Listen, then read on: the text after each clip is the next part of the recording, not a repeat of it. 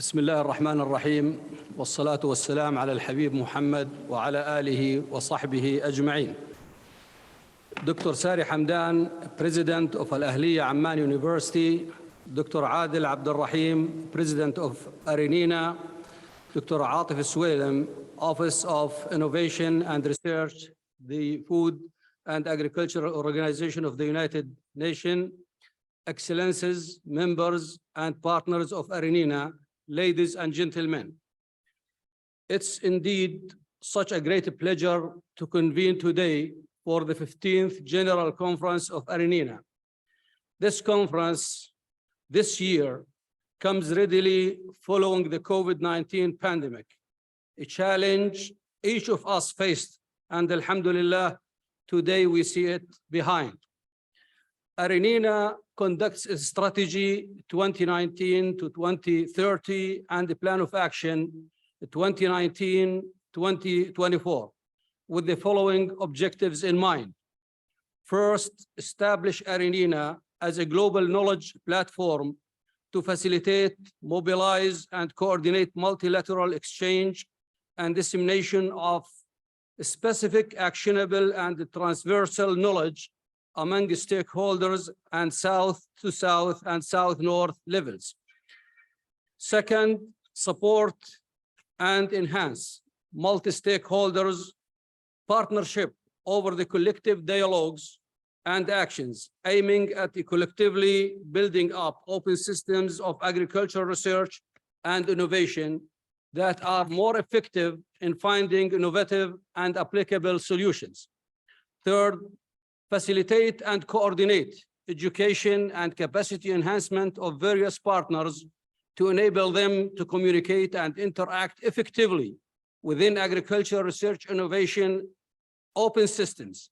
This includes promoting the transformation of higher education and research and reforming research and innovation organizations and their governance in alignment with the goal of developing efficient open system and in accordance with agreed upon AARINENA's mission and goals. Fourth, contribute to advancing the roles of women, youth, and smallholder farmers along the agricultural value chain by means of promoting collective actions among open agricultural research and innovation systems that prepare these targeted populations for employment and entrepreneurial opportunities in order to improve their income, enable them to impact relevant policies, and make rural areas attractive to them.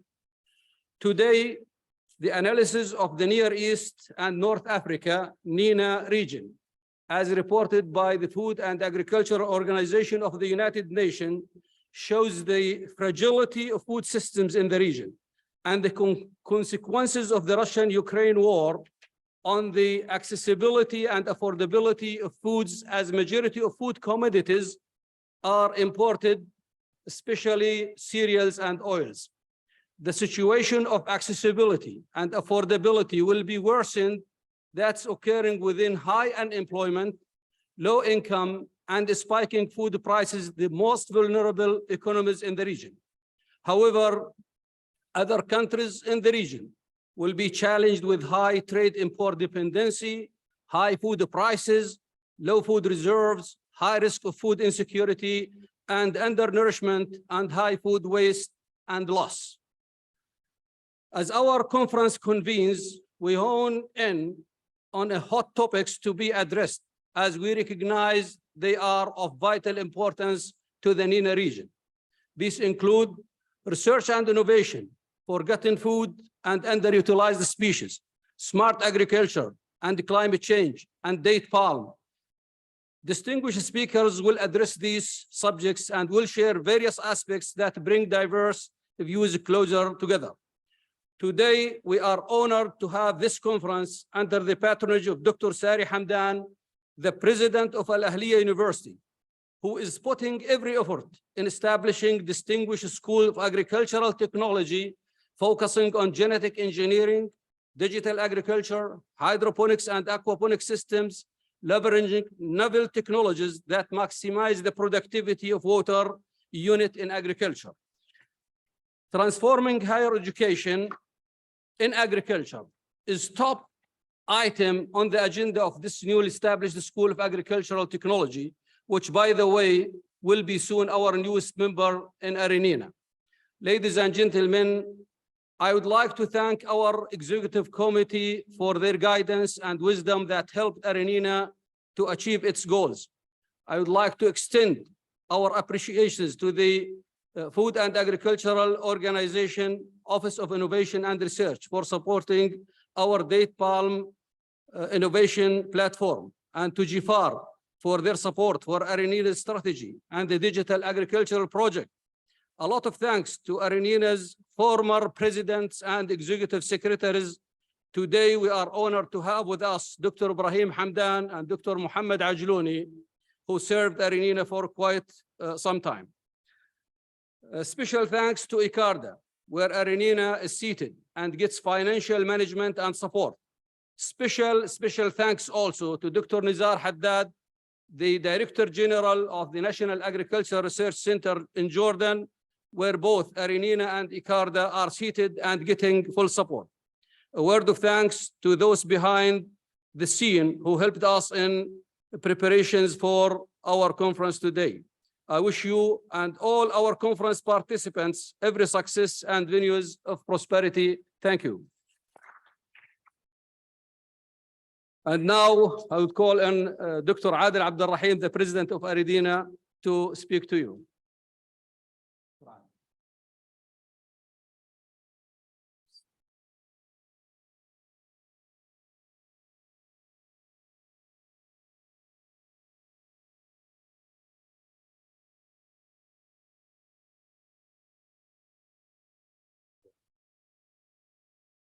بسم الله الرحمن الرحيم. الحمد لله والصلاة والسلام على رسول الله وعلى آله وصحبه ومن والاه. السلام عليكم ورحمة الله تعالى وبركاته. صباح الخير. Good morning, everybody. Guten Morgen. Günaydın. In Turkish, I guess صباح الخير. Honorable guests, distinguished partners, respected members. The patronage of this today's technical meeting, Dr. Sari Hamdan, the president of Ahliya Amman University, Dr. Atif Suelim, FAO Research Officer, Innovation, Office of Innovation, Dr. Hildegard, the Executive Secretary of GFAR, or GFAR now, Global Forum for Agricultural Research and Innovation, representative of the DGs of the international research institutions in the region. I see here Dr. Hassan and Dr. Hala. I couldn't see Igba. If they are here, they are welcome. The DGs of the national research institutions, the representative of the 5 sub-regions, the representative of the universities, representative of farmers, women, youth associations, if they are here, representative of the other civil organizations who are members of AARINENA. Dr. Ibrahim Hamdan, one of the pillars of AARINENA, is one of the establishers of AARINENA. Also, the case goes for Dr. Muhammad Ajlouni, one of the previous executive secretary of AARINENA. He served almost for two terms. Dr. Rida, the executive secretary of AARINENA, the secretariat. Ladies and gentlemen, I have the highest privilege and the greatest honor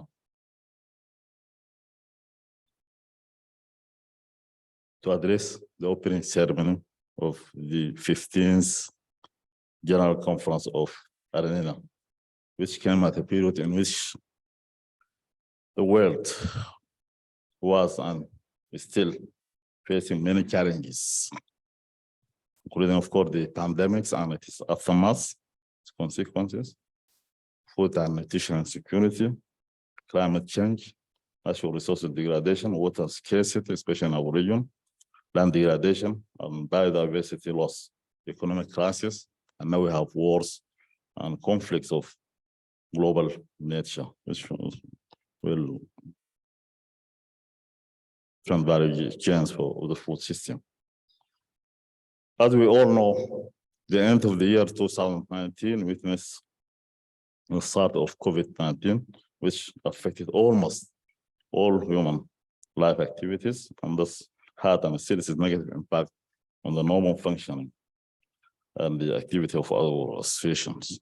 Despite these challenges, AARINENA succeeded to milestone many activities of its 2019-2024 plan of work.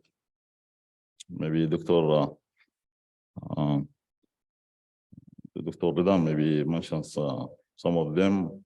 The most important is the restructuring and transforming the AARINENA websites to be, you see, as a global platform for interaction, by including, you see,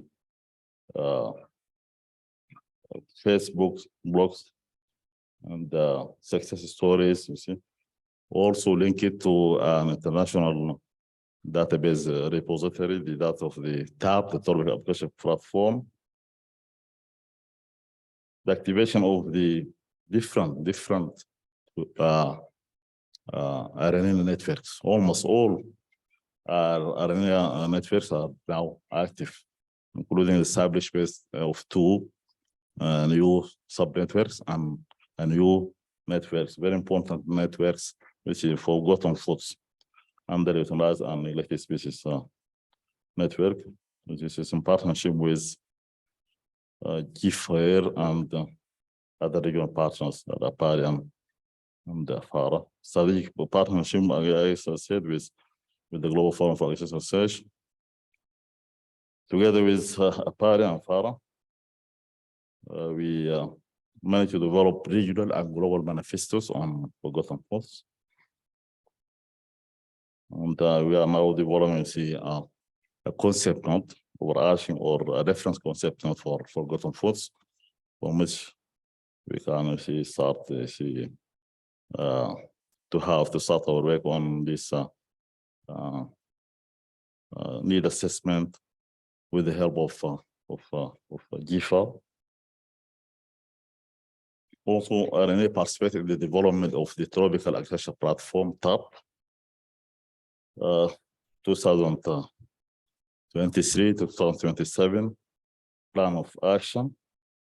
And AARINENA, in fact, participated in many regional and international meetings, webinars, side events, and currently AARINENA is a member of the high-level advisory panel, which was established by the CGR to help in formulating recommendations around better engagement and partnership with the Global South, because there's many complaints about the engagement of the Global South in this process of transition to one CGR. And in this way, as you know, many of you received surveys, and we did some one-on-one interviews with some of the key national research institutions in the region. Regarding also, AARINENA has new project, as Dr. Rida said. AARINENA, in collaboration with FAO, is now implementing a project on innovation platform on that palm. And we are at the process of launching a need assessment project on digital agriculture in collaboration with GFAIR. In addition, AARINENA also expressed interest of partnering with GFAIR, among others, to join new collective actions, including transformation learning or transformation of higher education. And this aspect, I would like to thank the Arab Organization Universities for participating in the development of concept note that was submitted sometime to give her. Also, we are expressed the interest to join the family farming, new collective action, as well as land tenure and climate collective actions. However, we still have many activities of the 2019-2024 plan of actions that need to be addressed, depending on the availability of resources, and of course, relying on the value contribution and strong commitment of members and partners of AARINENA. The first day of the 15th General Conference is convened under the title, as you can see, a paradigm shift in agricultural research and innovation for development, fostering forgotten foods and innovation platforms. With this title, we intended to underscore and highlight the importance of forgotten foods. As per there, we will hear also from Dr. Khaled, the nutritional, health, social, sustainability, indigenous, traditional knowledge, as well as economic aspects. This is why Dr. Hildegard, as a global partner, today with us. GFAR, by the way, is leading this initiative. As the owner of the region is very rich in neglected and underdeveloped species and forgotten foods, since the region includes many origins of diversity of, you see, important food crops.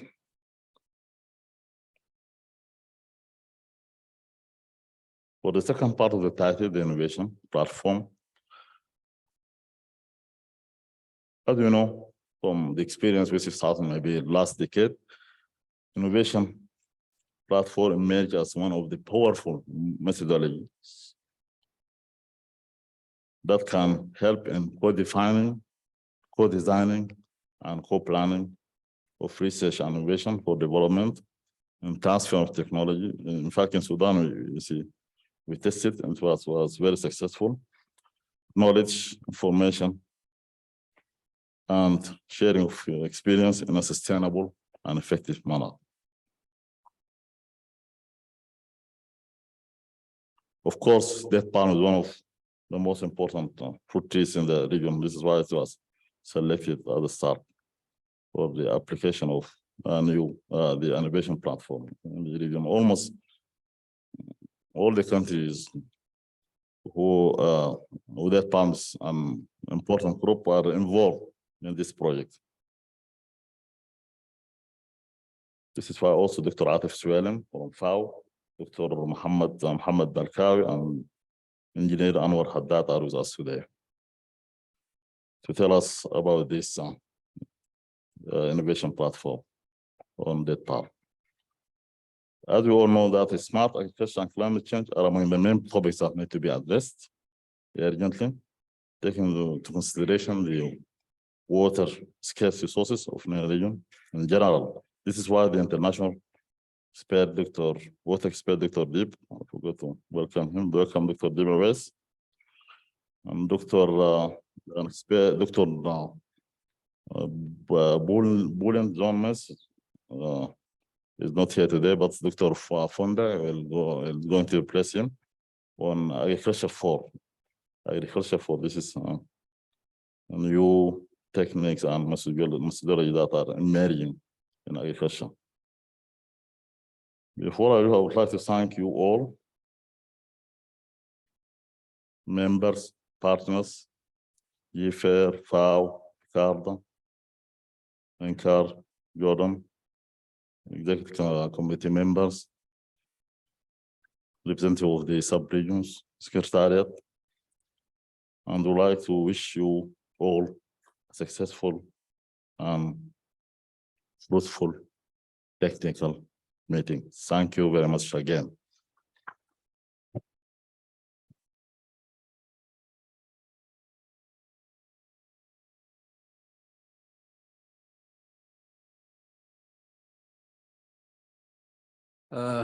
Thank you, Dr. Adel. And our keynote speaker in this morning will be Dr. Atif Suelem. Dr. Atif, actually, he's an eminent researcher in irrigation. He's an expert in irrigation who spent years, actually. He's a professor in this field, and he spent years with ICARDA working in this area. And then he joined the Food and Agricultural Organization of the United Nations in the Office of Innovation and Research. So today, Dr. Atif will talk to us about this field of research and innovation, which actually we at AARINENA highly interested in this area, and we try our best to get people involved in innovation now as one of our targets and one of our goals. Dr. Atif, the floor is yours, please.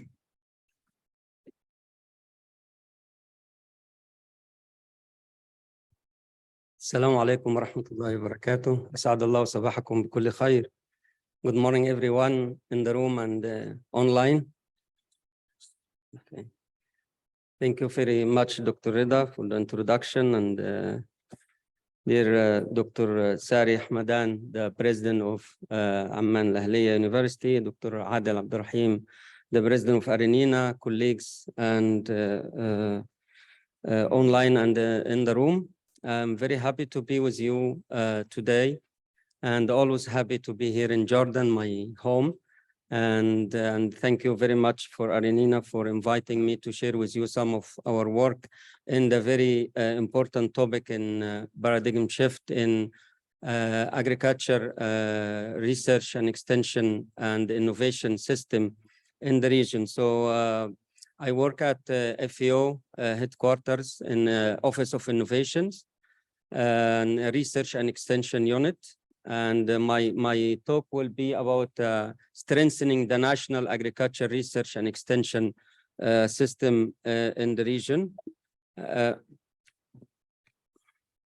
So the outlines of my presentation will be looking to the challenges where we face in the both systems, research and extension, and based on those challenges, how can we address the nexus between research and extension and farmers, as well as the recipient of the services that the research generate and transferred by extension, and what do we do at the Office of Innovation to support the function of the national system.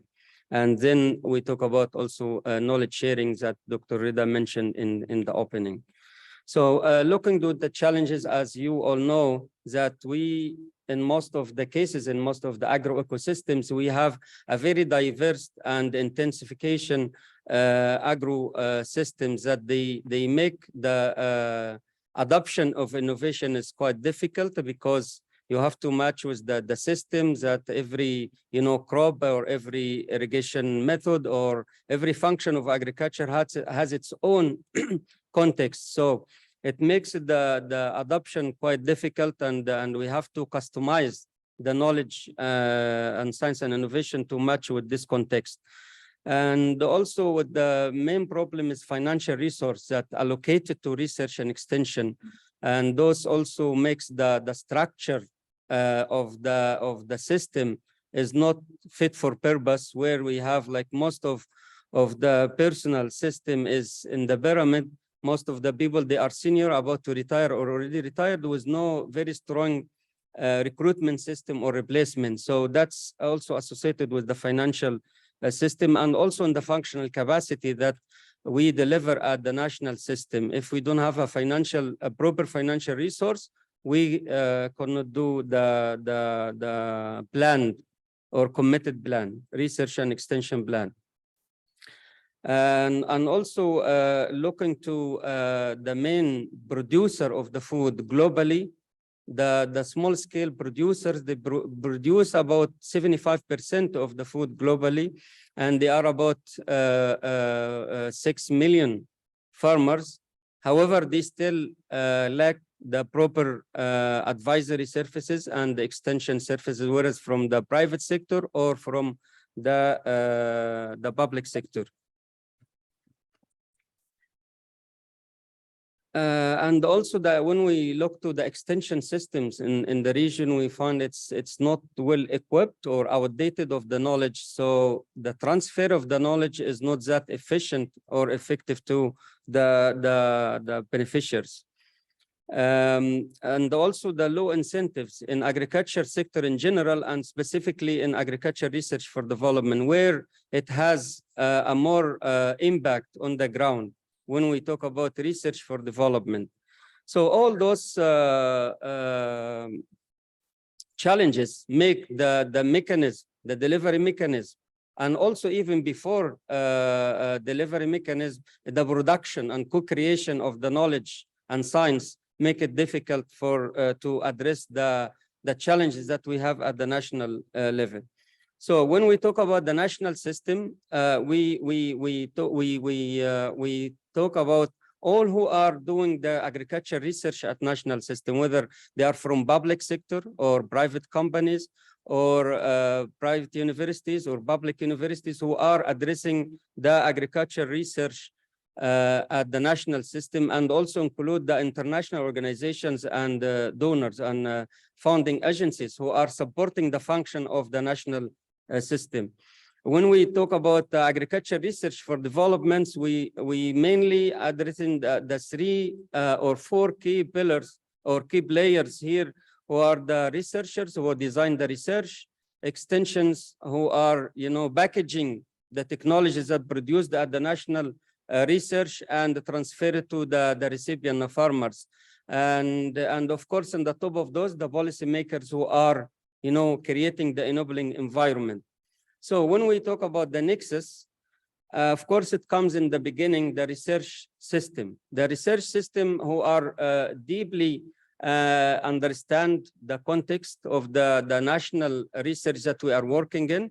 They are aware of the research gaps that they need to be addressed in terms of the ecosystem elements, and also they very much understand the ecosystem providers as well, who are the growers, farmers, irrigators, producers, who are the ecosystem providers. So having this in mind, so to produce the package of research that address those gaps.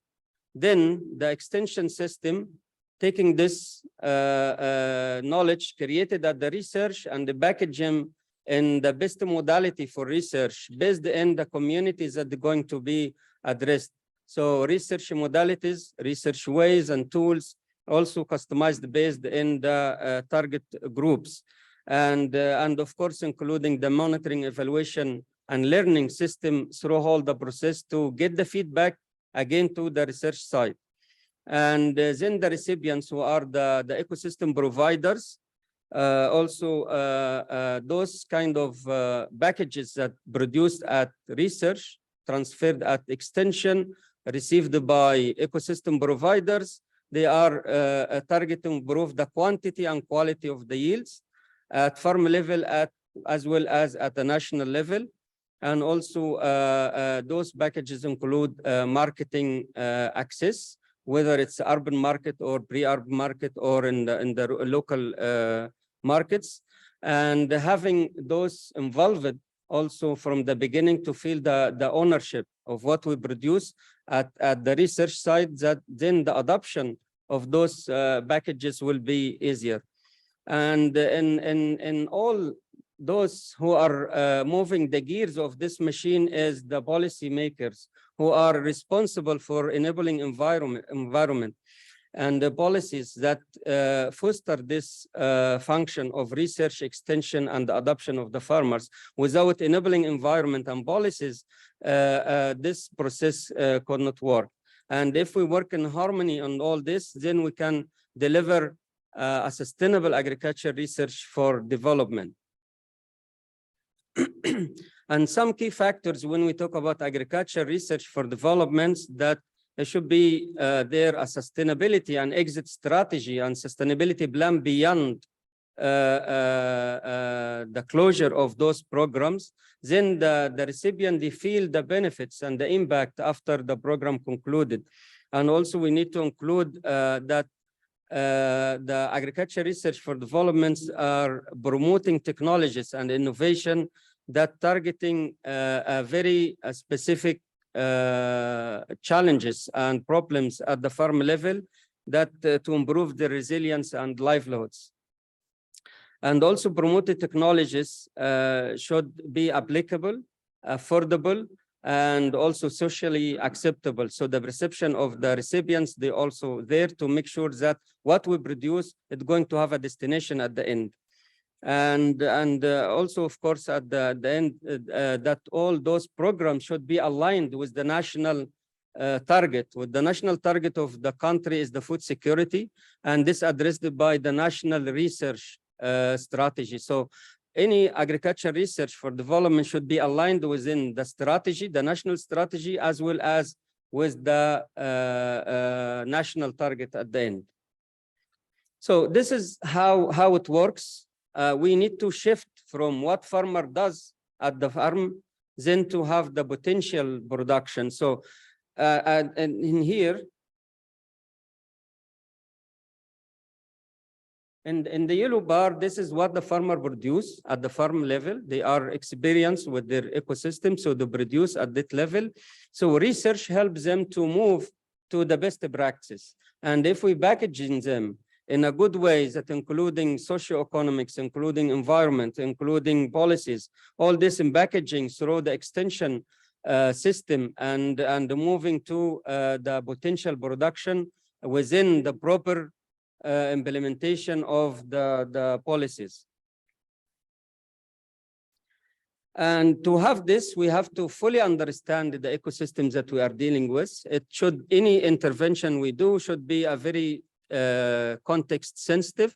So we make sure that we're addressing them properly, and nothing fits all, that we cannot import solutions from other ecosystems. It can be, but with fine tuning or customization, that to make sure that we do this. To have this in mind, we have to understand the function, the agricultural function of those beneficiaries. Is it survival function? So the farmers produce to feed the family and locally, or it's a business commercial scale. They produce to export, because every function has different package of technologies. And also farming practice, is it intensified, it's intercropping, it's diversified cropping or monocrop, or is it kind of grains, orchard, what kind of the commodities that those farmers produce. And also the quality of soil in terms of fertility, salinity, degradation, erosion, all this, and also quality of the water and the quantity of the water. Is it enough? Is it a combination between conjunctive use of groundwater and surface water and some of the rainfall? So we have to understand this. This is biophysical characterization, and also we have to understand the social characterization as well, the communities, the perception of farmers, the livelihood levels that we try to move it to another level. And package them in all dimensions that will lead us to the improvement in the livelihood. Because as a scientist, sometimes we focus only in technical aspects, but this technical aspects alone can lead even to worsen the problem if we don't include also environmental aspects as well as socio-economic aspects. Because I remember we worked here in, and of course, my former director, Debawis, is here. We promoted a very good technology, which is gray water treatment. And here in Jordan was worked fantastically, but we tried to, introduce it in Egypt in a very quite similar ecosystem, but the social characterization was very different. So the farmers did not adopt it, even they blocked our road. So technically it's sound, and environmentally it's fantastic and perfect, and but socially it is not accepted. So we have to consider all those elements when we introduce. So at FAO, we have the strategic framework considering the 4 betters: better production, better nutrition, better environment, and better life. And the 3 first betters, they are leading to the fourth one. So better production in a sustainable way through efficient and inclusive food agriculture supply chain at local level to ensure the sustainability of the production, and better nutrition to achieve the food security and nutrition security as well. And also considering the better environment, that to make sure the sustainability of the natural resource, because they are the main inputs in the agriculture production system. If we do this, then we address the better life for everyone, including the equalities in terms of different categories of the society.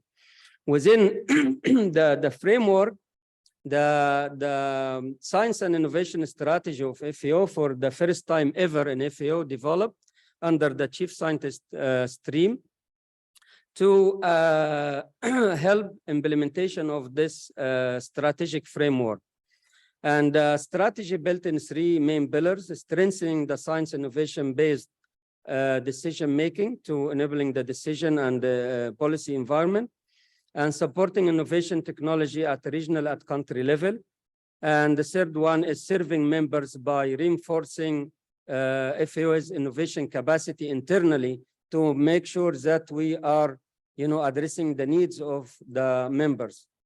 And this science innovation strategy can be developed in a way that it will be a living document that periodically it's updated and adjusted based on the needs of the members, and also includes an institutional arrangement within FAO and also with the partners. And also that include action plan. This action plan includes communication plan as well. To implement the science innovation strategy of FAO, we have Office of Innovation, where I work.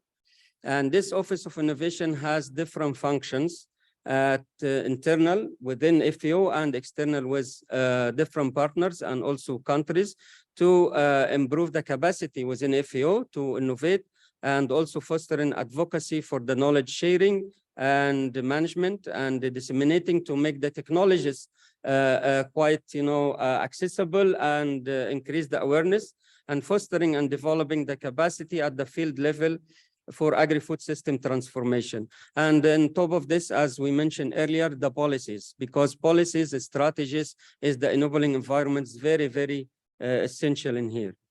Within the Office of Innovation, we have a research and extension unit where we address and trying to strengthening and support the national agriculture research and extension systems, where with the main objective is to improve the performance and the functional capacity and technical capacity of the NARS. With immediate objective is we try to explore what's the gaps that we need to be filled through interventions, and also assist the linkages between multi actors in this function.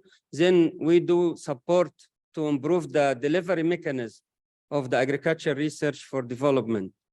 So this is the process, and as you know that the National Agriculture Research and Extension System, they are who really fully aware of the context of the systems that they are serving, and they have a deeper understanding for this and the needs and how to do it, but they still lack of the financial and technical support. And so it needs regularly have assessment to put those gaps in front. So within the capacity of research and extension support that we do at FAO, that we explore the gaps of those national systems and how to address it through trainings, through also helping them in technical aspects, as well as in the performance, how to improve, and also developing kind of policies, tools, regulation, methodology for assessment, policy briefs for policymakers to adopt those needs for the national system. So this is how we do it, through methodology. So we set the methodology in terms of 2 main elements, which is the functional capacity and also an institutional arrangement between different actors. And we implement this assessment through desk review, what's the available in the literature, and through consultation process, from focus group discussion, from key informant interviews who are experts in the system, to see the views and knowledge, and mix all this and blend and get the recommendation and lessons learning, how to take it to the actions. And then we do validation workshop from all stakeholders and do the training based on this assessment. So this is the kind of direct output from what we do in those assessment is clear understanding of organizational and management structure at country level of the national research and extension system, and develop the guidelines to effectively improve the delivery mechanism of agriculture research for development at national scale, and how this aligned with the national research strategy as well. And also, of course, the policy briefs and the tools that help the policymakers, and also at the end to build the capacity of the national system. Within this support, also we strengthen the agriculture innovation system at country level. We piloting several countries here in this project, call it agriculture innovation, a tropical agriculture platform. Within this capacity, we promoting the technology and also the capacity for innovation in 9 countries, using, as Dr. Reda mentioned in the beginning, the multi-stakeholder and the multi-actors innovation platforms, including different tools and approaches that to increase the adoption of the function to mainstreaming the innovation across the process that we do. And those some of examples of outputs that we developing multi-actors in agriculture innovation platforms, and those documents that provided and available online, and this is the website, so we can access and see where we do it and what's the different activities that we do. And currently also we are doing assessment of extension system in more than 80 countries to explore the gaps and opportunities where exactly need to be prioritized and addressed in terms of decision making. And the reports also are available, so you can access it. So to conclude, some of those supports that we do at the national level, we have more than 40 projects in 50 countries to strengthen the research and extension system. We have 16 countries already developed policy strategies and policies and the recommendation to improve the policy regulations. We also did a comprehensive assessment in more than 60 countries to identify the gaps and the prioritization in terms of decision making for those addressing those gaps. More than 10 countries piloted newly developed indicators, framework, tools, and guides to improve the innovation capacity. And we have more than 30 multi-stakeholders innovation platforms with different mandates. And one of them, of course, that Dr. Reda and his team are going to talk about is the commodity platform in date palm. So, and we also, through the process, we considering also capacity building is very essential elements for our support. So we did last year and a half, more than 50 training sessions for the national system. So in terms of knowledge sharing, as indicated earlier, that also to make the knowledge, information, technologies, innovation practices, all those are widely available and accessible to the national system. We established this tropical innovation platform, tropical agriculture platform, where it's published in 3 languages, English, French, and Spanish.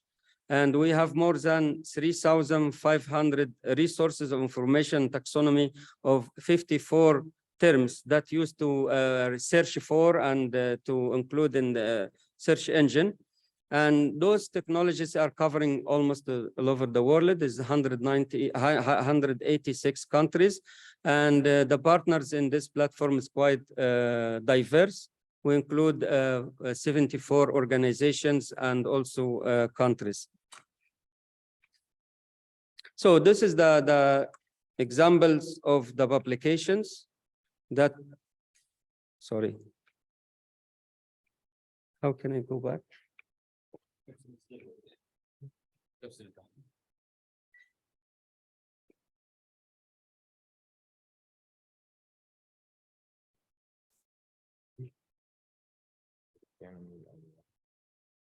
هاي بترجع لورا. Okay. وين السلايد اللي وصلت عليه؟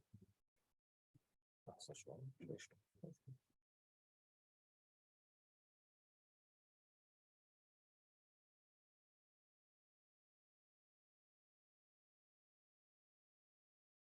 So this is the publications are periodically released. So and available also on the website. You can access and see more information about it. And also it's diverse of publications, fact sheets or rounds or overviews, documents or communication documents. And also we have another major platform, which is TICA, is the Technologies and Practices for Small Agriculture Producers. This was initiated and established in 2002, include 75 organizations and members as well. And it has 12 categories of mapping all technologies and practices under them. So you can search by category or by keywords.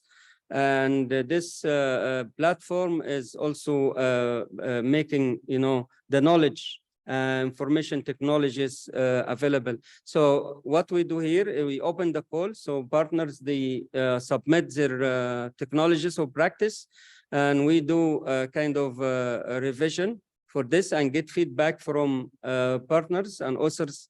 And then we finalize it and give the approval for publication, and then it's published at the end.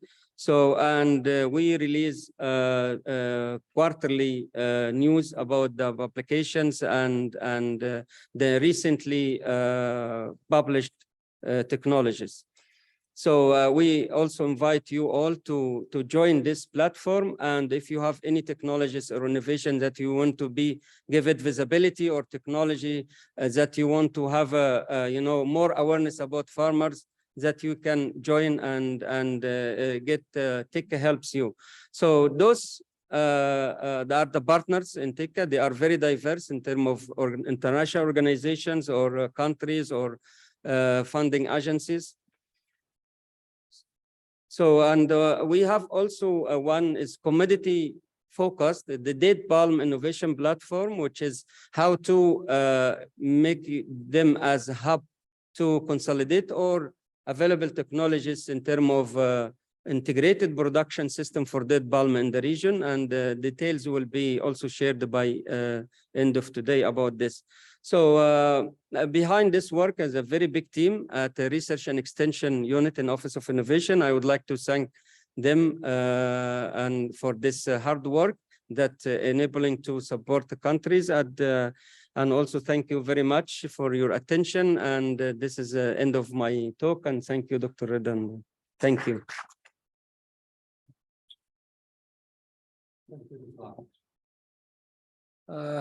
Thank you, Dr. Atif, for this actually thorough and comprehensive presentation.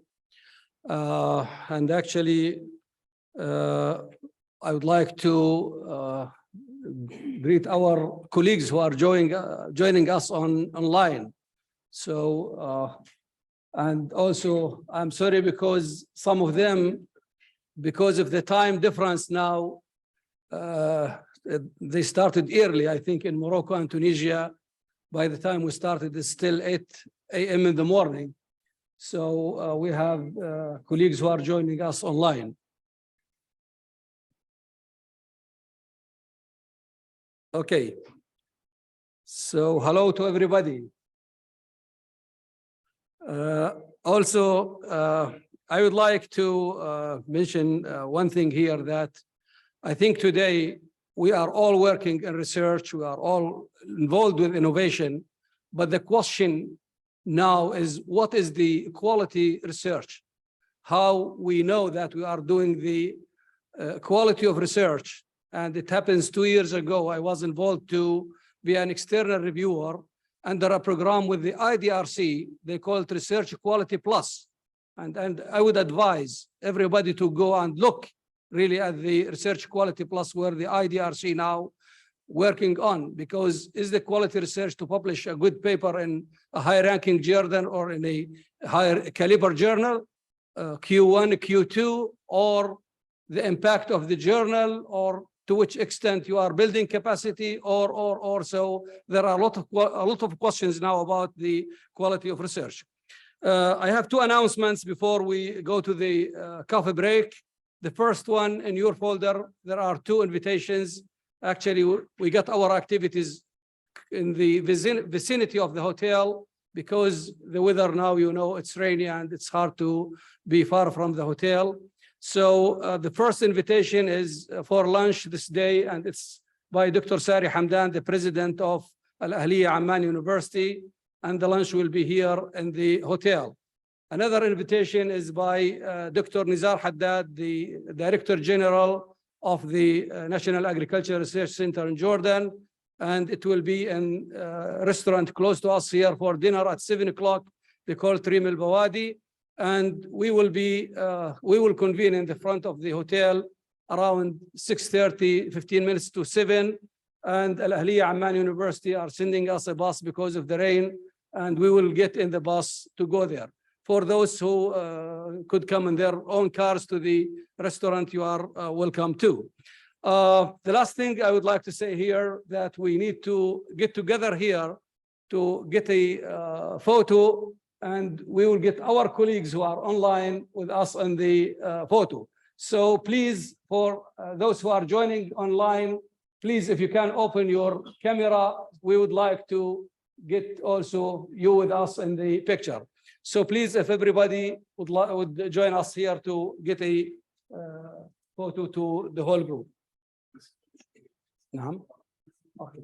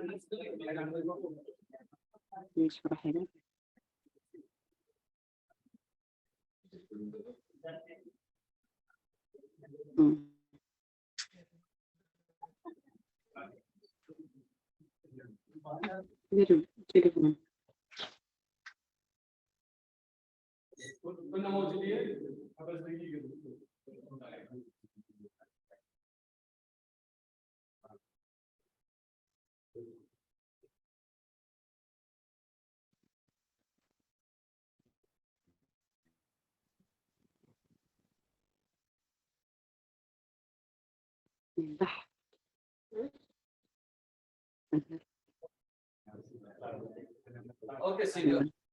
Okay, a lot of thanks to Dr. Sari Hamdan for patronizing this meeting today, and for our colleagues online.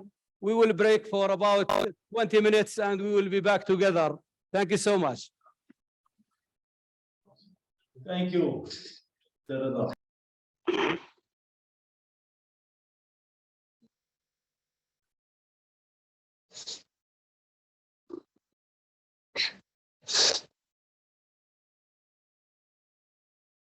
التليفون هذا مثل.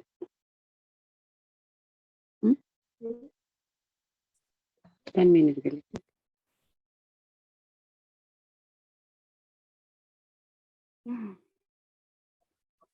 اللي تبين. صح.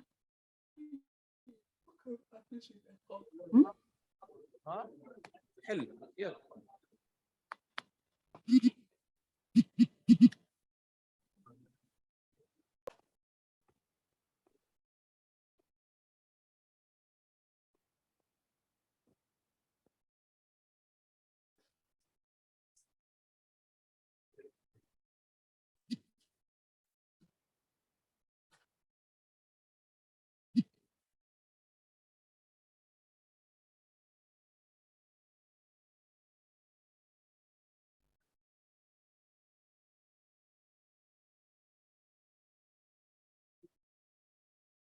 السلام عليكم يا عم تبعوني.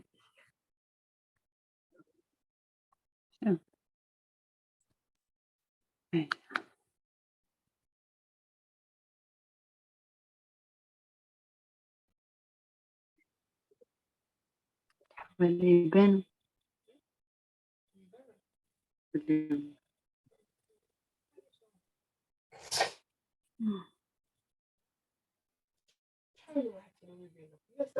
ما يبان.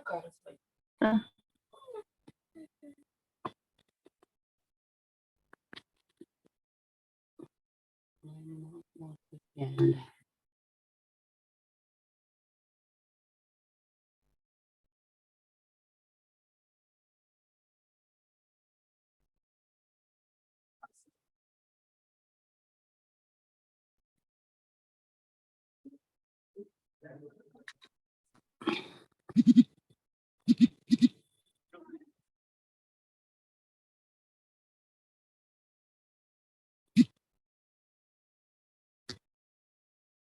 ايش نقول لي انا من الخير؟ ايش قلت لي؟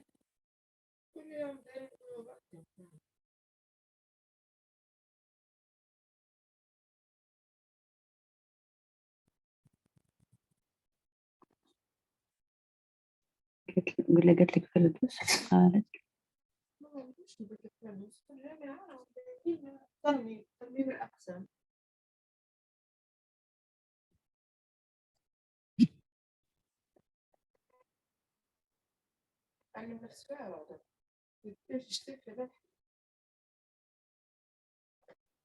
نكشف لها.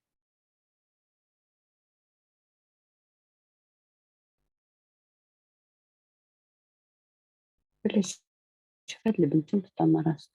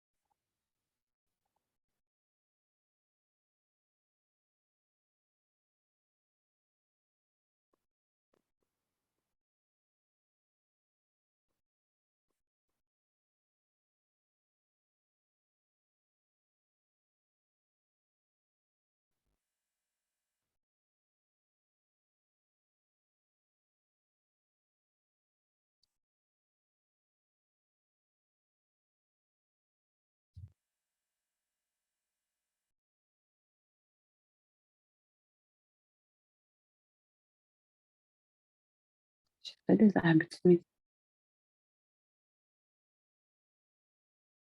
ما هي لا سحبت سميت رغبتنا.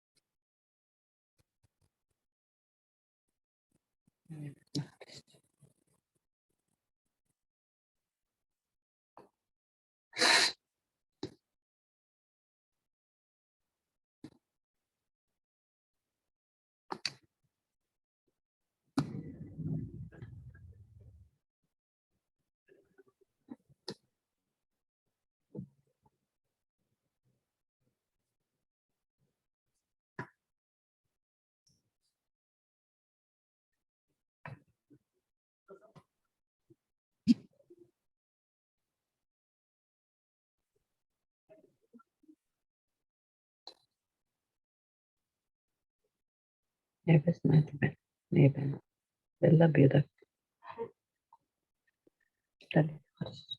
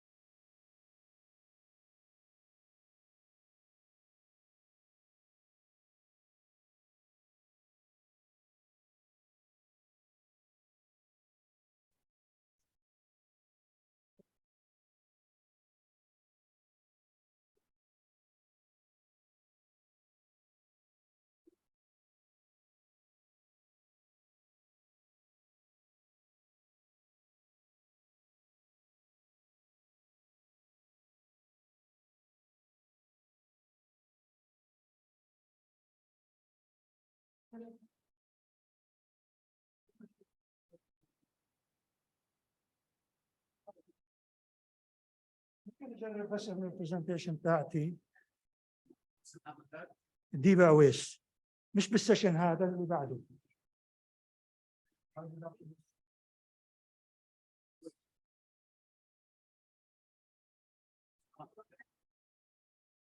بدي اشوفه على الشاشه.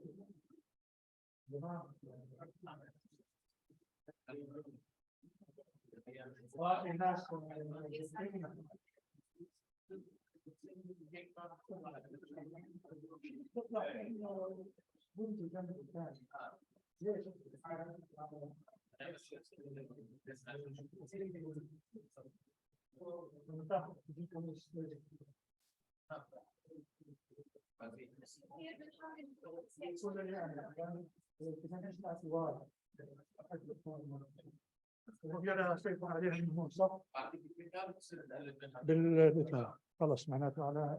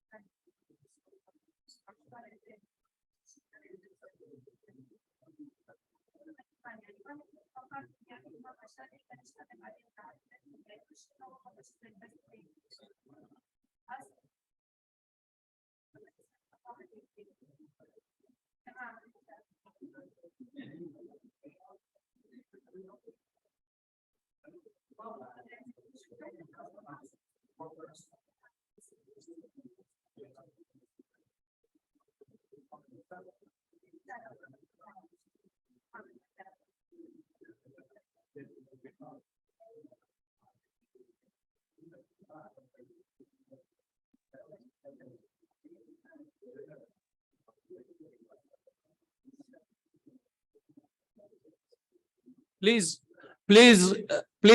bring your coffee down there. You can bring your coffee with you. We'll start the session, please. Dr. Adil, please, you can start.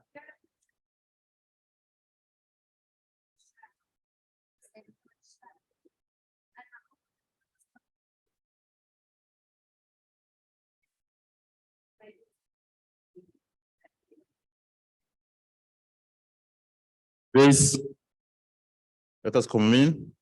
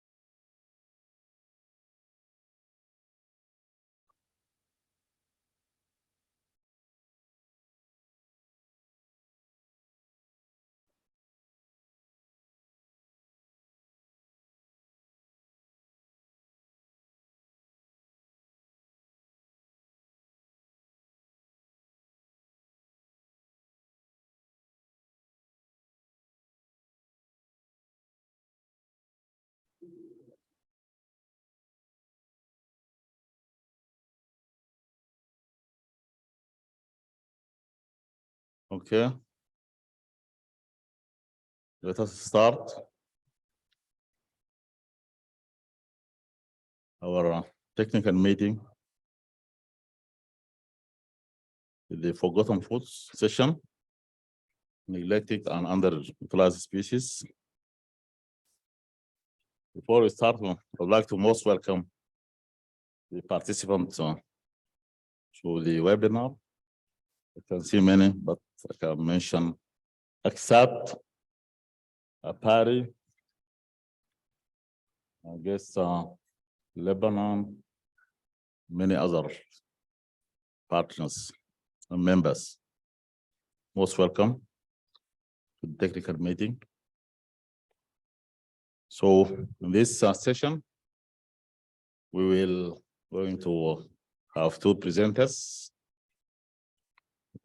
and one of them will talk about the global perspective of forgotten foods, and the other talk about the regional perspective. We'll start with the global perspective.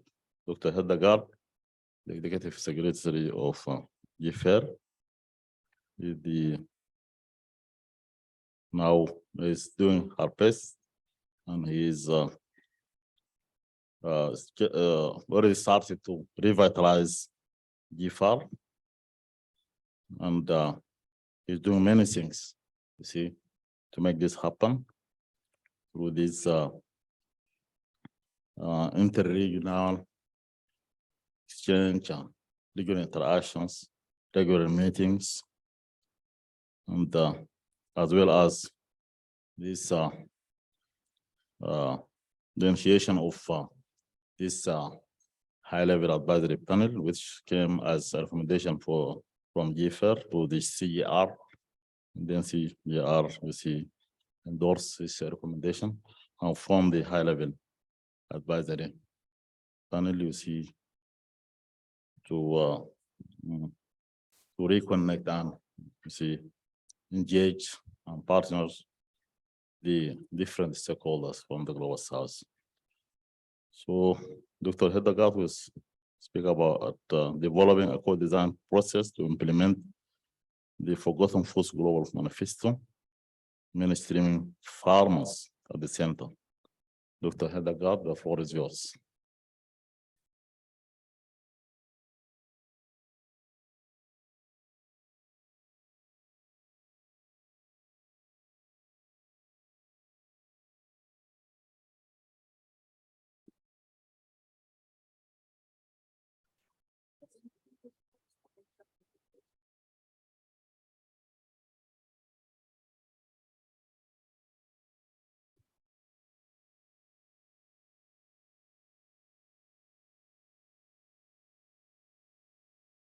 This one, yeah, it's not this one.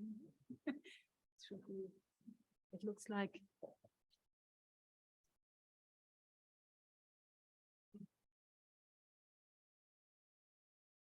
Yes. Fine. Good morning. Dear Dr. Reda, Executive Secretary of AARINENA, Dr. Adil, Chair of AARINENA, distinguished representatives of the University of Amman, distinguished representatives of the National Agricultural Research Center, dear colleagues, ladies and gentlemen, all protocols observed. Thank you so much for organizing this conference and for allowing us to come together in person again after a couple of years. I really enjoy meeting with you in person for the first time since I took office as Executive Secretary of the Global Forum on Agricultural Research and Innovation last time only. So it's my first opportunity to come to this conference. It's on a more personal level. I'm not coming for the first time to this region. I'm very happy to be back after having worked many years next door in Palestine. And we used to do our country retreats in Jordan in order to be able to bring all our Palestinian colleagues from, including Gaza, together. So we are very grateful for Jordan, and I have plenty of good memories. The presentation I'm going to give today is not just me, but I'm joined by a colleague, Alessandro Meschinelli, who is the colleague who is coordinating the collective action on forgotten foods that we are doing together. And I do hope I will set the stage and then hand over to him. And I saw him on the screen a minute ago when we did the photo, so hopefully we will be able to see him in a minute as well. Let me start by saying that I'm a development economist by training, and that is why I'm very interested in achieving or working with partners to achieve the Sustainable Development Goals, especially goal number 1, poverty reduction, 2, food security, and 17, working in partnership. And during my more than 30 years of professional work in countries around the world, I realized, of course, the importance of agricultural research and innovation. And that is why I'm very honored and pleased to serve as GFAR's Executive Secretary since last year, so that we can together work at the interface of research, reality, and results, if I may put it that way. For those of you who have not been or are not very familiar with GFAR, let me also say 2 words about GFAR. Before starting the presentation, you kindly invited me to give today. GFAR, Global Forum on Agricultural Research and Innovation, is a multi-stakeholder network that was founded 26 years ago. And is supposed to work with all actors interested in the transformation of the agri-food system. We did a validation of our members since I came on board last year, because we kind of lost connection with many of you, unfortunately, during a couple of years of hibernation, where we lost our chair, we lost the executive secretary, and things went down. And in that sense, don't worry if you haven't heard from us. There was little to be heard from us for a while, but we are trying now to get GFAR on its feet and up and running again. And sorry, did anybody? Okay, sorry, I thought somebody was having a comment. So we looked at our membership, and we realized not only that we still have all the members we used to have, but we also have many more who wanted to join, and we are happy to see them joining. So all in all, it looks as if we have 900 members now, not individual members, all organizations across the world, and all members of AARINENA and the other regional fora. So the way we work is very much with our steering committee, of course, and AARINENA is all the other regional fora is sitting on our steering committee, and we are grateful for that. And they represent that many actors, institutions in the regions. So it's a big honor to work for our members, for the regional fora, for and with AARINENA. Chair, you were also so kind to mention that we managed to achieve one big how to say, I see it as a big success that we have been invited to sit on this high-level advisory panel of the CGIAR, the Consultative Group on International Agricultural Research, that was nominated in August this year to advise the CG system. And you know, this is the big agricultural research system. You are part of it, ICARA colleagues are part of it. And we are now also discussing whether it could be a good home for GFAR. For now, we are hosted by FAO. We are co-facilitated by IFAD. So unfortunately, although unfortunately we lost them in this period of hibernation, we don't get any funding from them any longer, but we are trying to get them back. And we are currently funded by the European Commission. But we look into the best options for the best possible home for GFAR so that we can support you as much as possible. Currently, as I said, we are based in the FAO. We are colleague with, do I see Atef still with us? No, he's not. We are colleagues. We are sitting on the same corridor in Office of Innovation, but of course being different in the sense that he's working in a unit of FAO, while we are only hosted by FAO. We are a network, an independent network led by our members, so represented by Dr. Adil, Dr. Reda, and other steering committee members. So in substance, you are our bosses, while we try to be hosted, facilitated by FAO in Rome. So this is what I wanted to say before I go into the work we are currently doing, and very happy to do with in close cooperation with you and other regional fora. So can we move to the, sorry, you want, yeah, this is how it's worked. Let me see.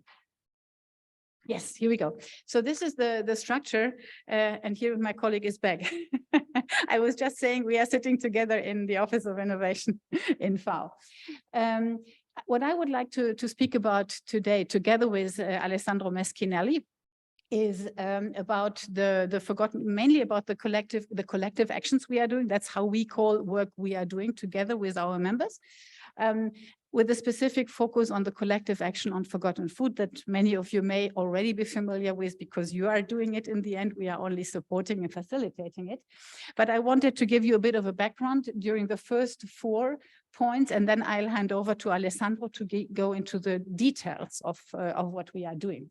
So the first, let me start with the background that we see forgotten foods as an untapped, largely untapped potential for sustainable food systems. So what we very much are aiming for, as agreed by the UN Food System Summit last year again, and that this is mainly mainly about the forgotten voices of farmers. And we want to bring them back. We want to see them at the very center of innovation and agricultural research. And in order to make forgotten foods and forgotten people, to have them at the center of research and innovation, which we see as an important element of the transformation of the agri-food system, can only be done if there are a couple of requirements met, and I'll go and speak about these. And then I'll share with you how we define collective actions, because this is just one example of many collective actions we are doing, and we hope to be able to do in the future, because there are many good ideas coming from the ground, and we just need to make sure that we get our access to our funding so that we can take more collective actions on board and work on them together with you. Alessandro will then speak about the details of this very collective action on forgotten foods, which is very much a role model of what we are doing. And that again is very much thanks to you. So the next slide is about the background. So the forgotten foods as an untapped potential for the transformation of the agri-food system. Until now, there are mainly 4 food crops, wheat, maize, rice, and soybean, who provide 2/3 of the world's food supply. While at the same time, sorry, I have to move this, forgotten crops or underutilized species, that is the acronym NUS, and all the foods that are derived from thousands of other crops have an immense untapped potential. And I'm sure that you in every single country you are representing, you are aware of this. Their cultivation is often based on ancestral knowledge, which has unfortunately not been placed at the center of research and innovation. And this is very well reflected also in the whole setup of the CG system, which is very much focusing on specific crops originally. And we are now in a major transformation into one CGIAR to make some changes happening in this regard. And I would be happily speaking and exchanging with you about some of them, because I'm just coming from the 17 System Council meeting where GFAR is happy to sit, so to see how to best join forces and make these changes happening. Forgotten foods provide not only often a very healthy and nutritious food for local communities and global communities as well, but they are also often much more resilient to climate change, to changing weather, pests, and diseases. They also represent the very much needed diversity of ecosystems and landscapes. And last but not least, they may help to protect the farmer's livelihood and cultural traditions. We have seen this at the main stage event that we did 2 weeks ago, and we were very happy to have Dr. Arida with us in Rome at the FAO Science and Innovation Week, where we did a joint event together with FAO's Indigenous Peoples Unit, which again showed that we are working on the main challenges. The people, so it's not about forgotten crops only. It's very much about forgotten voices of people that unfortunately have not been at the center of agricultural research and innovation, but should be. So for centuries, smallholder farmers have selected, conserved, exchanged, and improved a large variety. We are speaking of thousands of crops and species, supported by their own traditional knowledge and further improved by experimentation on the ground. Yet, most of these crops, there are some exceptions, some very encouraging and successful exceptions to this. Think of,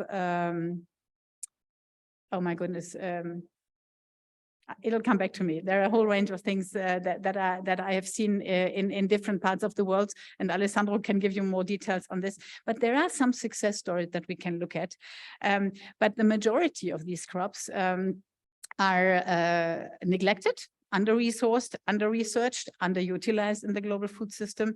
And that is what, with our collective action, we aim to to change by doing more research on these crops. This will only be able if we are able to attract more attention and more investments, so that we can take this further up at the global level. Partners in GFAR across the globe recognize that forgotten foods and crops can and should be part of the sustainable model for agricultural production. And it's very much based on their ideas and initiatives that we started the collective action on forgotten foods, but only if some key requirements are met. So farmers, sorry, I have to move this. Farmers not only need to be recognized as major agents of change, but they also need to be able to drive the transformation themselves. They do it anyhow. I've seen that. We see that. We know that. But they need to be recognized in doing that and supported accordingly. And so they have to be seen as custodians of knowledge and equal partners in developing innovative practices and agricultural research. This is why we have come up in GFAR with partnership principles that we want to see established as a global standard for all agricultural research that is done in partnership with the NARCIS, with farmers at the very center. And we are currently discussing this with the consultative group on international agricultural research. And also, these principles include not only that there should be co-innovation and co-research, but they should also, that local farmers should receive fair returns on what they do, so that we can guarantee long-term success and the sustainability of their livelihoods. So my last slide is about the way we work in GFAR, collective actions. That's how we call it. And it's a nice brand, I think, because it makes clearly understandable to everybody that it's not research as we used to do it traditionally, but it's really a multi-stakeholder approach or program of work at different levels. So national, local, national, regional, international levels, which is initiated, and you'll see that, and you are aware of that in the case of Forgotten Food, the collective actions on forgotten food that was co-initiated by AARINENA and other regional fora. We always require to have at least 3 different partners joining in a collective action, so we cannot serve individual interests as much as they may be important for a given context or country, but we want it to be, by the definition of being a global forum, to be bringing together different partners from different areas, always including producers, farmers, fisherfolk, others, with a particular focus, of course, on women and youth. And this is for good reasons, because women still represent the majority of the labor force in agriculture. Nutrition is very much driven by women, and youth representing the future, especially in the Middle East and North Africa. So the way we do it in detail, we have tried to clarify in what we call engagement principles. So how do our members, how can you join or even initiate a collective action? We try to put it in writing, and you'll find it on GFAR's website. Let's now move into more details about the collective action on forgotten food and how we develop this. And I said it's a role model for all the other collective actions we are doing in terms of co-designing a process. Alessandro, are you with us? And can you take Yes, I'm here. I'm here. Hello. Would it be possible to also see him on the screen, which might be while I move the slides?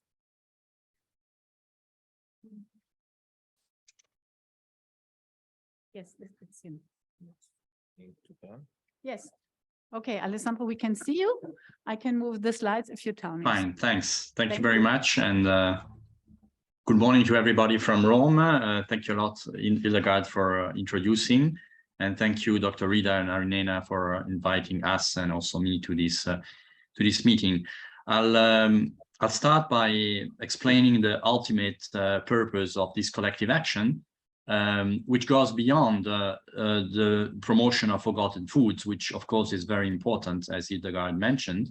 And the success stories Hildegard was hinting at regard quinoa, amaranth, some finger millets too.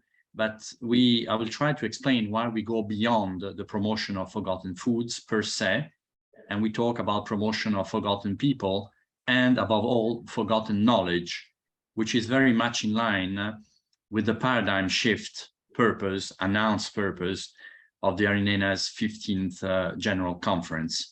So when we talk about forgotten people and forgotten knowledge, first, we want to distill, to capture the shared values, the operational principles, and the concrete strategies that help us empower smallholder farmers for them to demonstrate not only the vast potential of their crops, of their traditional crops, but also the vast potential of their knowledge.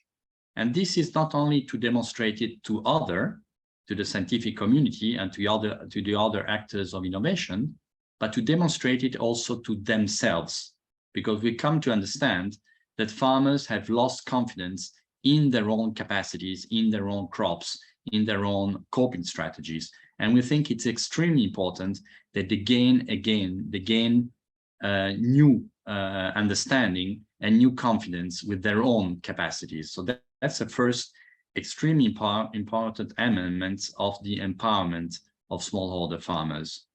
A second element that was already mentioned is to give farmers voice and agency concerning their particular challenges, needs, but also, again, concerning their capacities to contribute to research.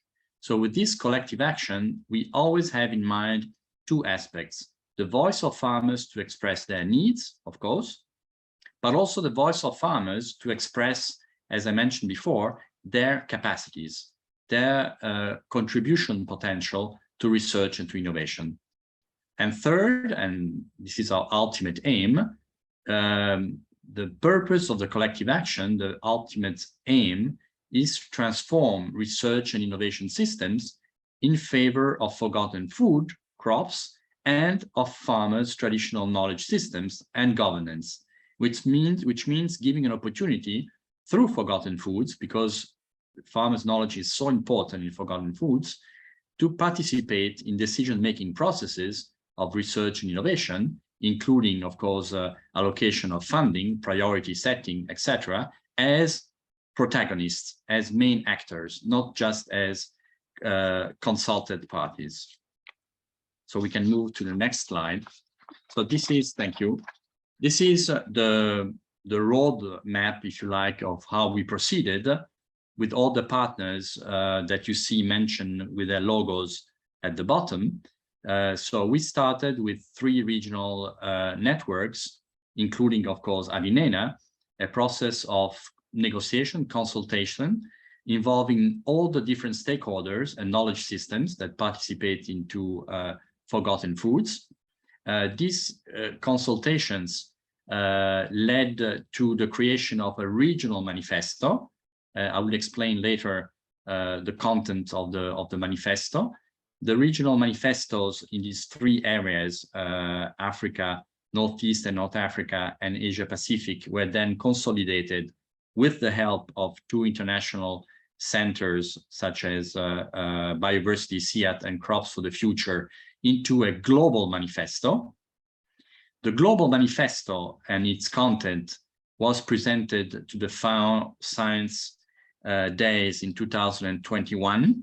We derived also a draft global plan of action from this. It was also discussed at the United Nations Food Systems Summit of 2021. And finally, as Hildegard mentioned, we had a meeting just last month in FAO with Dr. Rida representing AARINENA, and Farah, APARI, and other stakeholders, in particular farmers representative and indigenous peoples representative, to explain this initiative to a number of participants as part of the FAO Science and Innovation Forum. Next slide, please. Thank you. What are the concrete initiatives that stemmed out of this process, of this roadmap that I just outlined? We can see them region by region. Across the region, thanks to this initiative, we had the emergence of a community of practices, of a dedicated community of practice, which didn't exist before, and in which AARINENA has been very active, dedicated to forgotten foods. So a sort of forum where the topics are being constantly discussed, where presentations are being made, where initiatives are being developed. Within FARA, so in Africa, the first concrete activity was the development of a compendium on the nutritional value, content, availability, accessibility, and utilization of common indigenous foods, including their environmental and economic benefits. This was financed by FAO. Within AARINENA, there was also a sequence of meetings within the community of practices. Some very interesting seminars were held, broadening also the notion of forgotten foods to also animal species and other domains. AARINENA started preparing forms to collect all species and collect information on them, including relevant traditional knowledge from local inhabitants, and also developed national spreadsheets, always doing the inventories, which could guide the future work on forgotten foods. And AARINENA also designed a concept note on forgotten foods promotion and development. Finally, APARI in Asia Pacific held a number of meetings, again, within this nascent community of practice.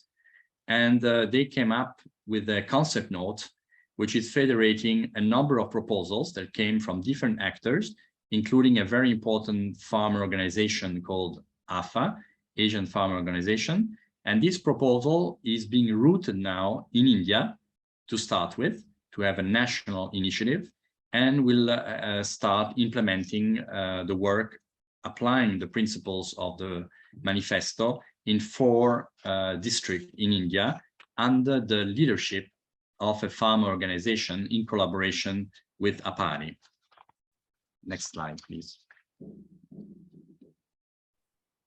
Thank you. Going more into details, what did we support as GFAR? So we supported the regional manifestos that I mentioned before, which were developed with SIAT and Crops for the Future, with the regional fora of APARI, AARINENA, FARA, and their partners, in particular NGOs and farm organizations. And these were developed through a number of consultations in 3 continents, including also some in-depth surveys that involved thousands of farmers, to provide, and this is the content of the manifesto, a declaration of intentions, but more than this, an articulated set of priorities, of strategies that didn't exist before, that are needed to rapidly accelerate the wider adoption of more diverse, biodiverse food systems in Asia Pacific, Sub-Saharan Africa, and Middle East and North Africa. So the manifesto is really a cohesive document, which has both, this element of common declaration of interest. So it is a sort of deal among different actors of innovation, but it's also a cohesive document of a number of priorities, about 10 of them, that are needed to promote forgotten foods, forgotten people, and forgotten knowledge. I was mentioning the workshops that were held. They were instrumental to develop this manifesto, and they gave life to the community of practices on forgotten foods. Next slide, please. So we presented, as I mentioned, the global plan of action.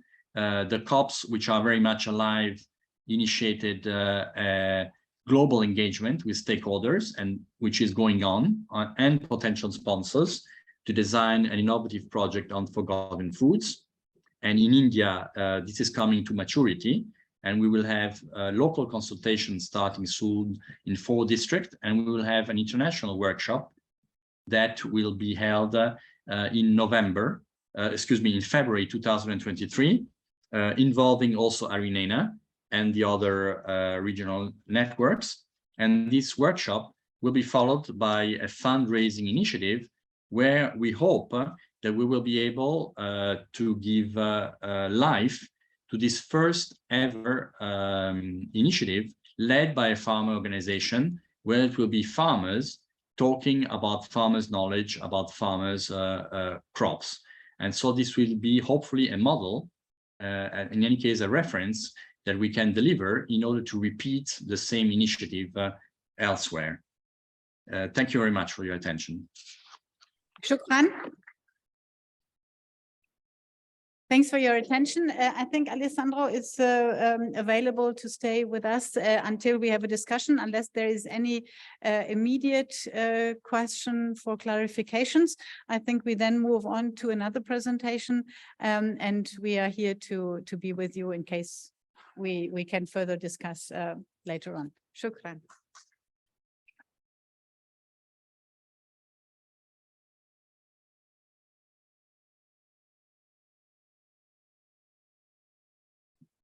Thank you so much, Dr. Hildegard. Thank you so much, Alessandro, consultant of IFR. Welcome, Alessandro, for this meeting. And thank you so much for your participation in this technical meeting. We'll be having some time for discussion, maybe after the second presentation, which will be presented by Dr. Khalid Abu Layla, the coordinator of Plant Genetic Resources Network of AARINENA. He is an active member of the technical committee of Forgotten Foods, as well as the community of practice of Forgotten Foods. In fact, he's one of the main drafters of the concept note of AARINENA on Forgotten Foods. So Dr. Khalid will tackle the regional perspective with the title Status and Prospective Contribution of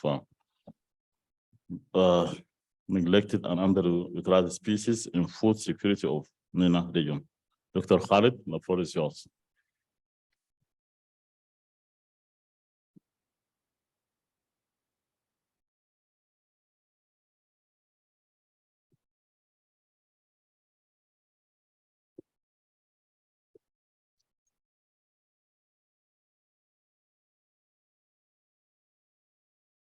Good morning, everybody. Good morning.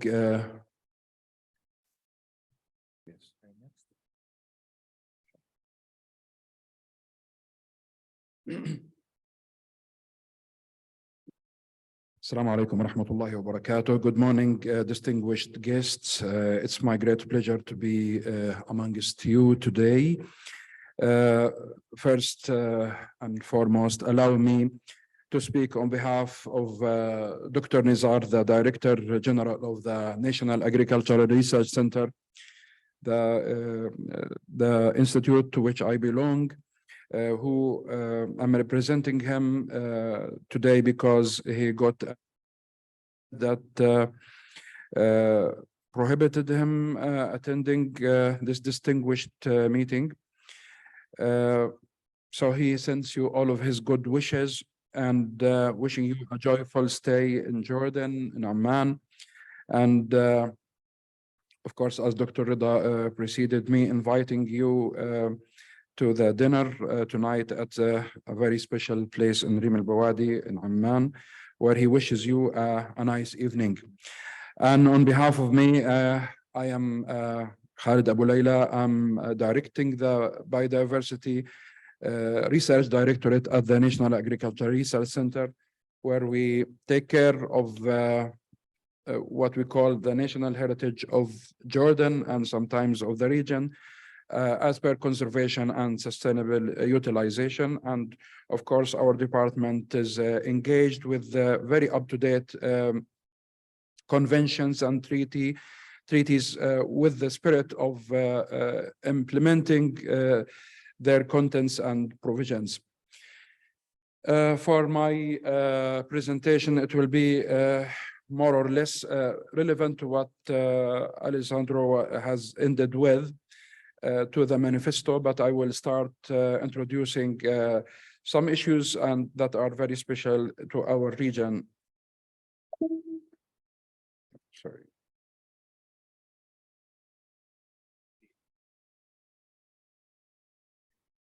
In my presentation, I hope to be able to cover those topics, the global complication of food security. I will be briefing you about how the image looks like and about how the speciality of our region, the Near East or the Eastern Mediterranean, or what you call it, an overview on the historical crops that used to be cultivated in this region, and the traditional utilization of such wild edible species that are part of what is known as forgotten foods, and status of such genetic resources as per conservation status in situ and ex situ, and initiatives that talking about the manifesto briefly, and how it goes in line with the international conventions and goals, and the challenging we are facing as per the plant genetic resources in general, and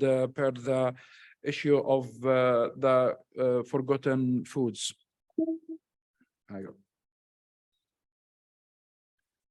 As per the how complicated it is, as you see here in the figure, the issue of food security is been established in the literature that by 2050, the agriculture will have to feed about 9 billion people, a tremendous amount of people using environmentally sustainable production. Why sustainable production? In order to be able to keep providing the food for people. And this is confronted by lots of challenges, amongst which climate change, increasing in competition on resources, scarcity of water, especially in our region, and the loss of productive land because of many things like the encroachment of the producing land, also the over utilization of the resources like overgrazing, direct collection from the wild, and you can name it.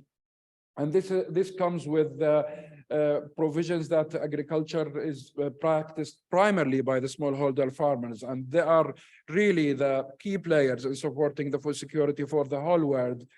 And with the emerging economy and the upcoming more and more contribution in the climate change consequences, we need to shift our mindsets toward different ways of dealing with cultivation and intensive agriculture, toward crop diversification, and use the very highly underutilized or undervalued species, those that we call the treasure of our future, that is potentially preserved in our land so far, and if we don't do an urgent action, we will be losing this treasure.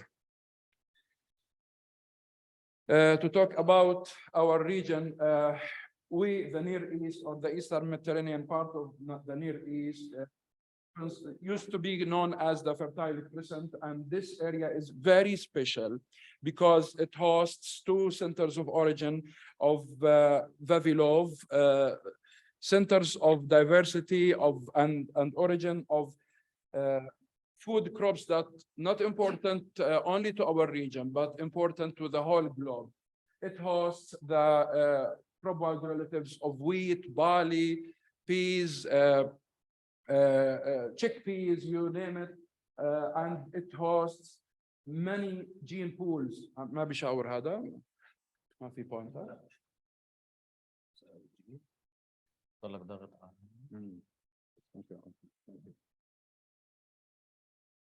So this region hosts the various gene pools. I don't say only one gene pool, it's the various gene pools that are very important for supporting and transferring the stress tolerance genes to the crop varieties and the cultivated varieties. And this is very important if we are talking about the sustainability, because sustainability means less insecticides, less fertilizers, and this doesn't come unless you have the self-tolerance in your crop species. And this is easily, or sometimes to an extent easily, managed from the crop wild relatives that are evolving in the wild, and they will keep evolving if we keep them.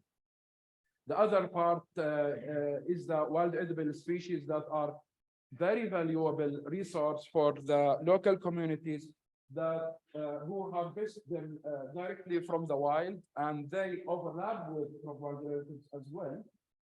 However, those are readily available as food source, and they are massively harvested from the wild. And if we don't also take care of them and find other solutions for their cultivation and to domesticate some of them and add value to them, we'll be losing them. And most of those species, they are enlisted in the red list of Jordan, as well as the national red list of the neighboring countries. The land races are one of the core components of the forgotten species. Those are the cultivated varieties that have been developed and by the local farmers without using the complicated technology. Because of that, they still have the variation, and the variation is the trigger from which you can select the genes you need to develop and to reach to what you want as per the quality and the adaptability.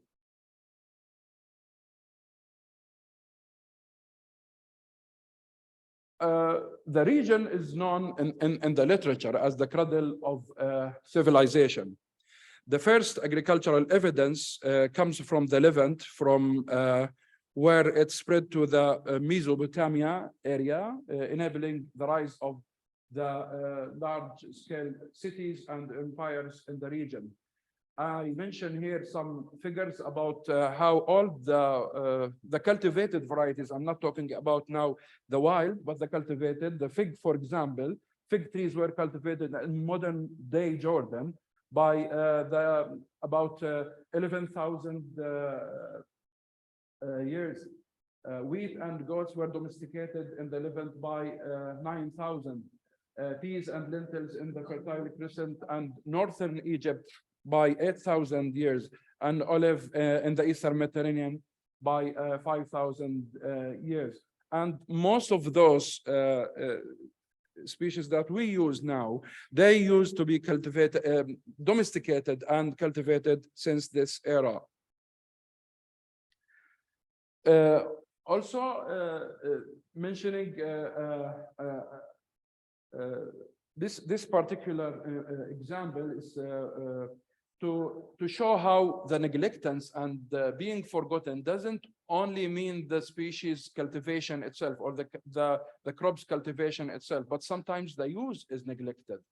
For example, in our area, the barley used to be planted and cultivated for human consumption. Nowadays, this almost vanished, and this disappeared almost.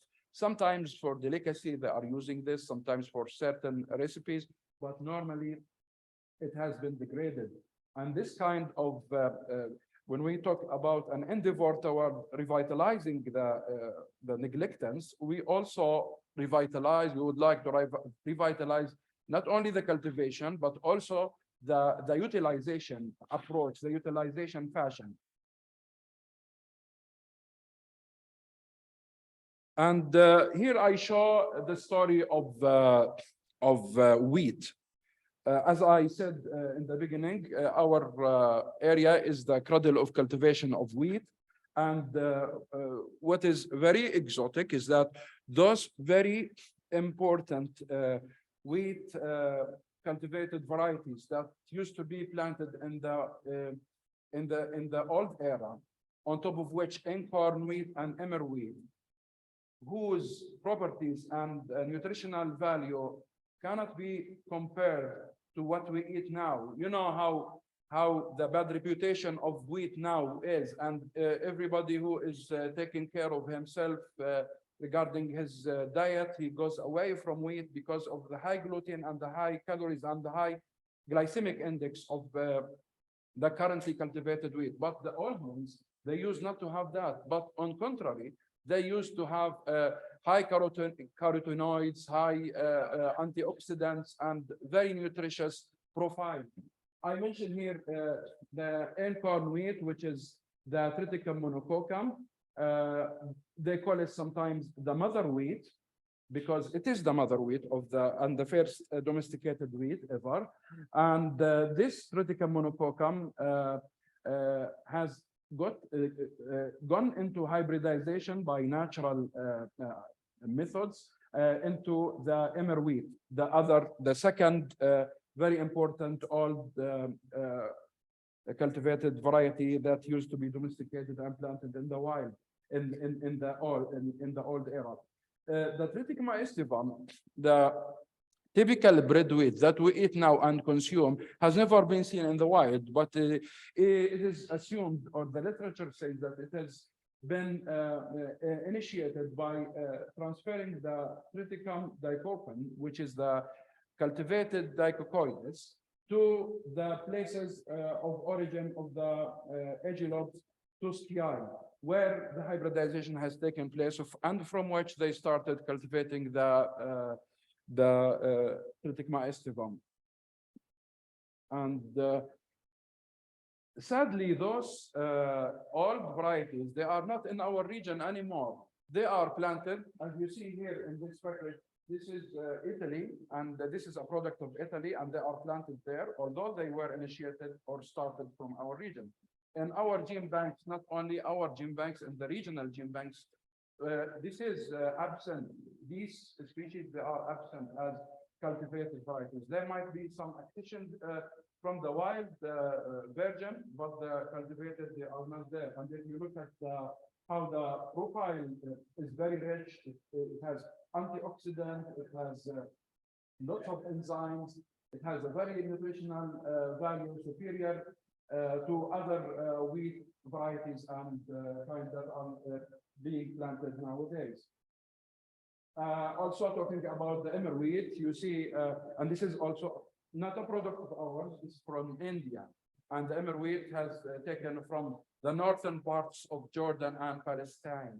And now they are planted elsewhere, and they are promoted as organic component that is very good for health and for the well-being of people. And you see how the nutritional profile of this species is.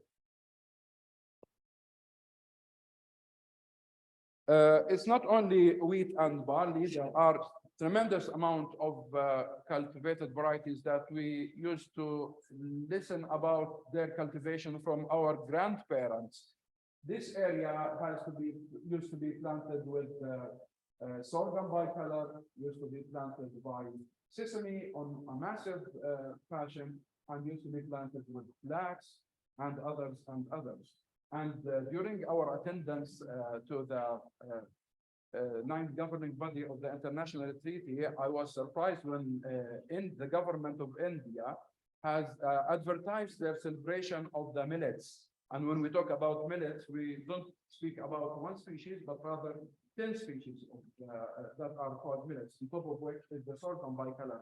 And many of these have been taken basically from our area. Now, jumping from the cultivated varieties to the wild part, this era as a famous era, this area as a famous area as per cultivated varieties is also famous from the point of view of prediction of the wild edible species. And those wild edible species, as I explained in the beginning, they are harvested in a very unsustainable manner and fashion. And those are they have very big potential to be domesticated and to be a source of food for the upcoming time and era. And these they are very nutritive, and I will show shortly how some experiments that shows how nutritive these species are. And this that you have just seen, oh, I'm sorry. What's happening? Oh.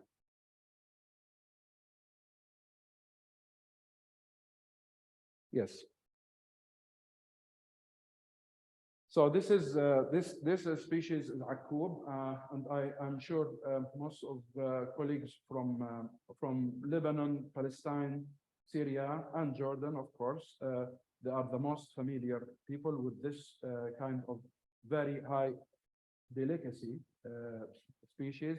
And as you can see, there are many ways of preparing this kind of plant. And when you look at it, it looks like a very prickly thistle. And actually, this is harvested at very early stages of development. And this doesn't allow any revegetation of this particular species, because once you harvest it, when it was tender, there is no seed shedding and there is no enrichment of for the soil seed bank for these for such species. Also, this is Cyclamen persicum. Cyclamen persicum is a member of the Primulaceae family, and this you could see in Spain or in Europe as a pot plant species, but we eat it here. We use the leaves, stuffing them with different kind of stuffs, and make such wonderful dishes that are very nutritive and very free from pesticides, and at the same time they are in our tradition.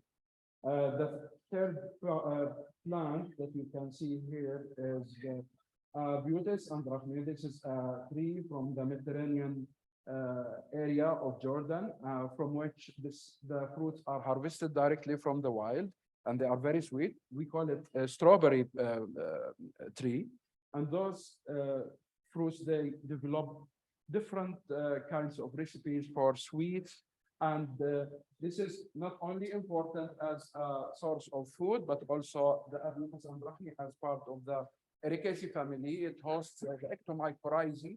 The ectomycorrhizae is very important for the stability of the ecosystem, because it connects the different players in the forest ecosystem and makes the whole ecosystem sustainable and functioning. Yes. The microphone. Okay, thank you very much. Sorry for that. And what we do, as per conservation of such species, we in Jordan collect the genetic resources from the what we call the national heritage of Jordan, the national plant heritage of Jordan, since 1993. And we conserve these as priority species. When we collect the seeds and we assign the specimens to be collected, we take into consideration what we call 3 E's. 3 E's are endemic, endangered, and economic. And all of those that I have just shown go under the economic species, because they might not be economic now, but they might be potentially economic in the future for their utilization. And these they are conserved as per the standardized methodologies and approaches recommended for conservation of seeds. And we are on the process of building a national gene bank center that will be in the vicinity of the National Agriculture Research Center. And inshallah, by the end of the next year, it will be finished, and this is to be centered not only for Jordan, but it will be also for the whole region. And it has been initiated and supported by a local donation, generous donation from the Hashemite University in Jordan.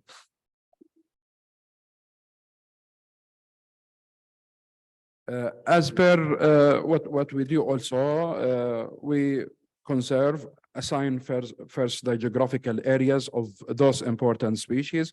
We do explorative field missions and collections of herbarium specimens, seed collections according to the international standards. Seeds are conserved in Jordan and duplicated elsewhere, sometimes in the Royal Botanic Garden, Kew, and in Icarda, of course, in the past and still. And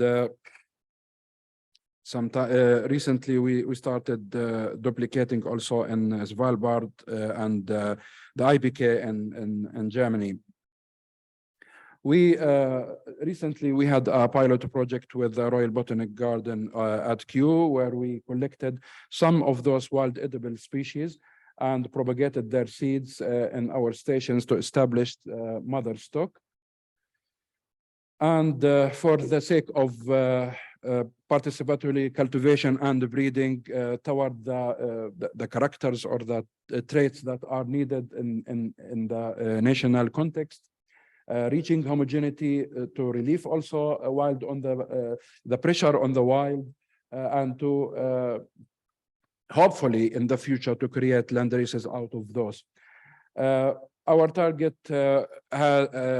was done in collaboration with the Royal Society for Conservation of Nature, the national institute that takes care of the protected areas, where we did these experiments in order to rejuvenate or restore the abandoned orchards for the local communities surrounding those protected areas, and to strengthen the resilience of those landscapes, and to introduce to them some alternatives to the monocultures that they use nowadays.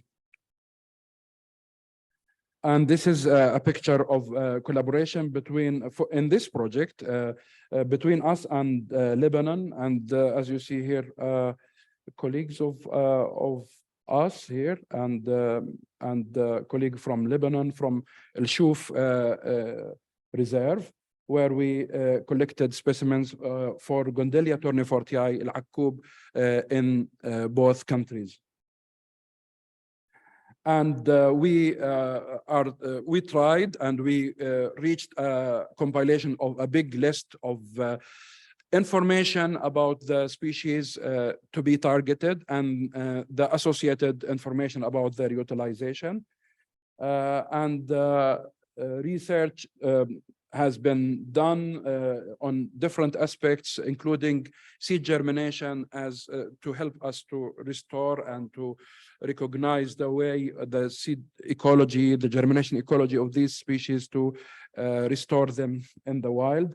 And we did many publications here, and promoting this research, hopefully results and findings to the local communities and to all different stakeholders that are related.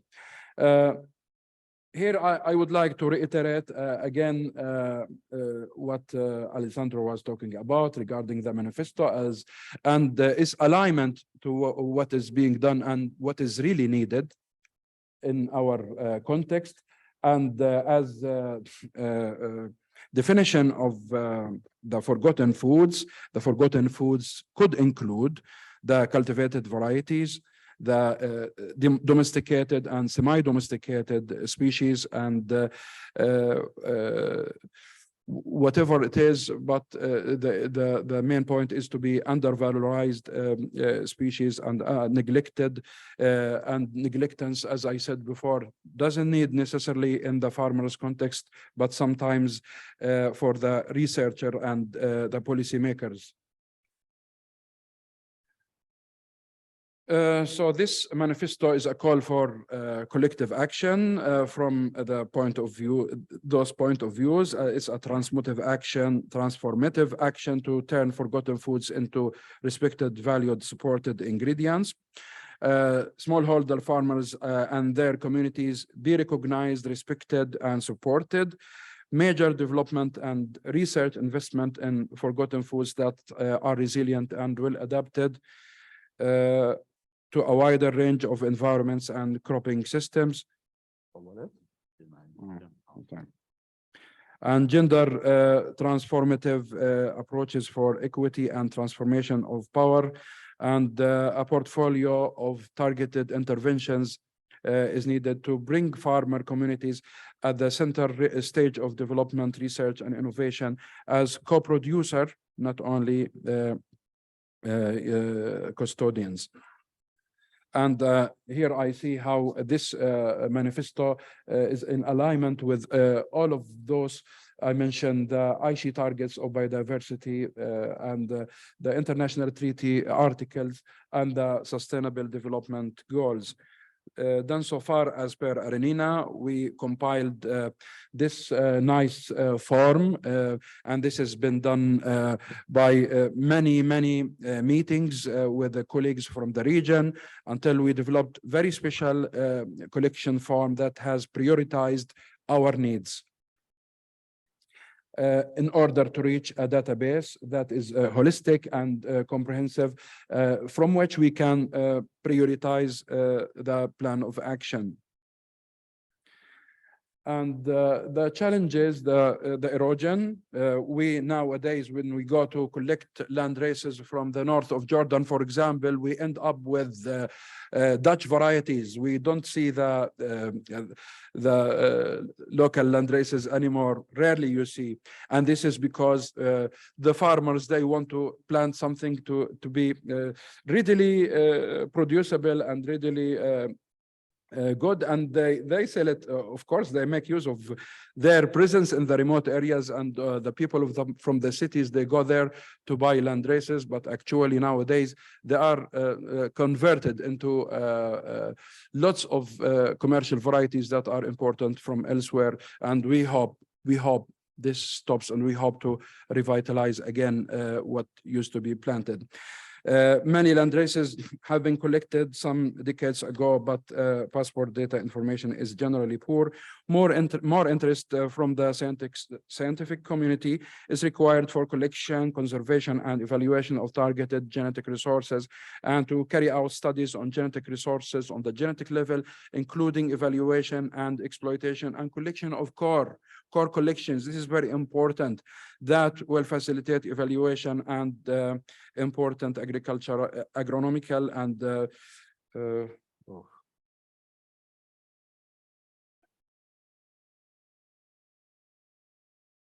agronomical and nutritional traits. And those are conclusions.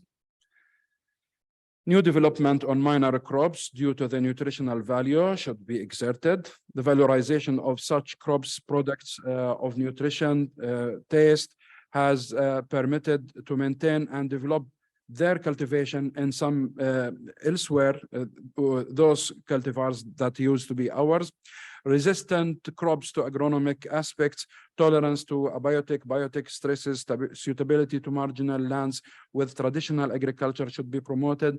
Adoption of such cultivation would require a well-organized, transparent, and monitored production chain, require contacts with farmers to cultivate land races and traditional cultivation and following adapted cultivation systems, promote marketing of local production and safeguard the local markets against the global market, research for better information about qualities, breeding, including selection and biotechnology, and approaches evaluation, legal protection of geographical identity, and establish the local register. And here I put in brackets, the awareness is very important in this regard for all, on all levels, on stakeholders level, on farmers level, and on local communities level.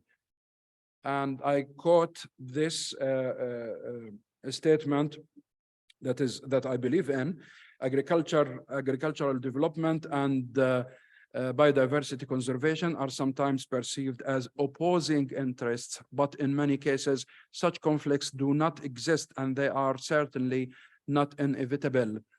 In fact, evidence shows that integrating biodiversity and agriculture is beneficial for food production, ecosystem health, and for economically and ecologically sustainable growth. Thank you very much.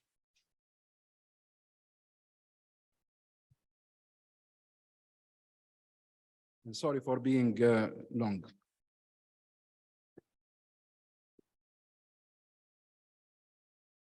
Thank you so much, Dr. Khalid, for this comprehensive and interesting presentation.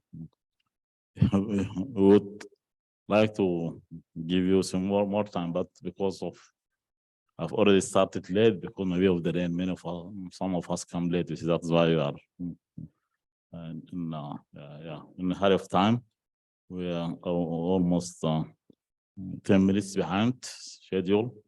So we'll give maybe the chance for 1, 2, 3 questions. This is for all those who are physically with us or those who are virtually with us. If somebody raise hands from the virtually participating partners and members. Okay, Dr. Reda.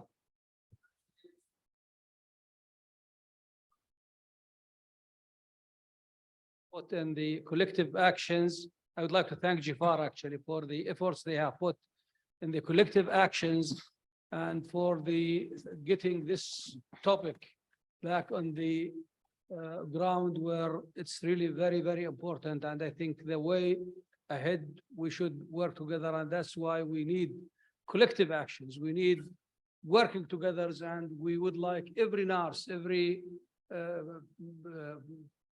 area of work to really join these collective actions to really get back together, because collecting the data is also not simple, but I think with our collaboration and cooperation, we can do it. Thank you. Dr. Abdulmanan. Thank you very much, and thanks for a very interesting presentation of topic. I have seen GFAR and I've seen FARA, so it's my comments, question or comment. Would it add value or be better if we can include, for example, other SRO like AARINENA, for example, because it is close to this region, and there may be some kind of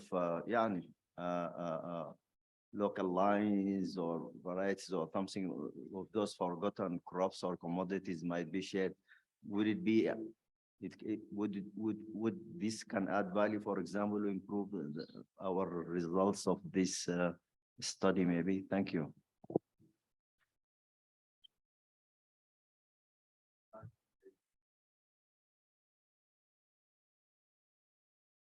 Any other comments, question? Yes, Dr.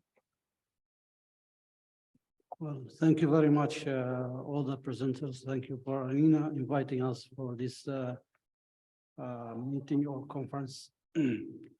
Only one point, maybe we have to give the chance for the online people to ask more, because we are here and we can meet more than them and ask questions. But only one comment from my side. It's about the forgotten or negligible foods or crops. The words forgotten is just very floating word, because forgetting by whom? Is it by farmers, or is it by researchers, or is it by policymakers or other, stakeholders? So here, I think it should be, justified, which about this word forgotten. Other things like information about the wheat and crops stated by, I think, Dr. Khalid. Maybe we can share some information about our experiments on wheat and other forage crops in other, meeting. Thank you very much. Thank you. Dr. Deep, or Dr. Ajloni, yeah. Okay. Okay.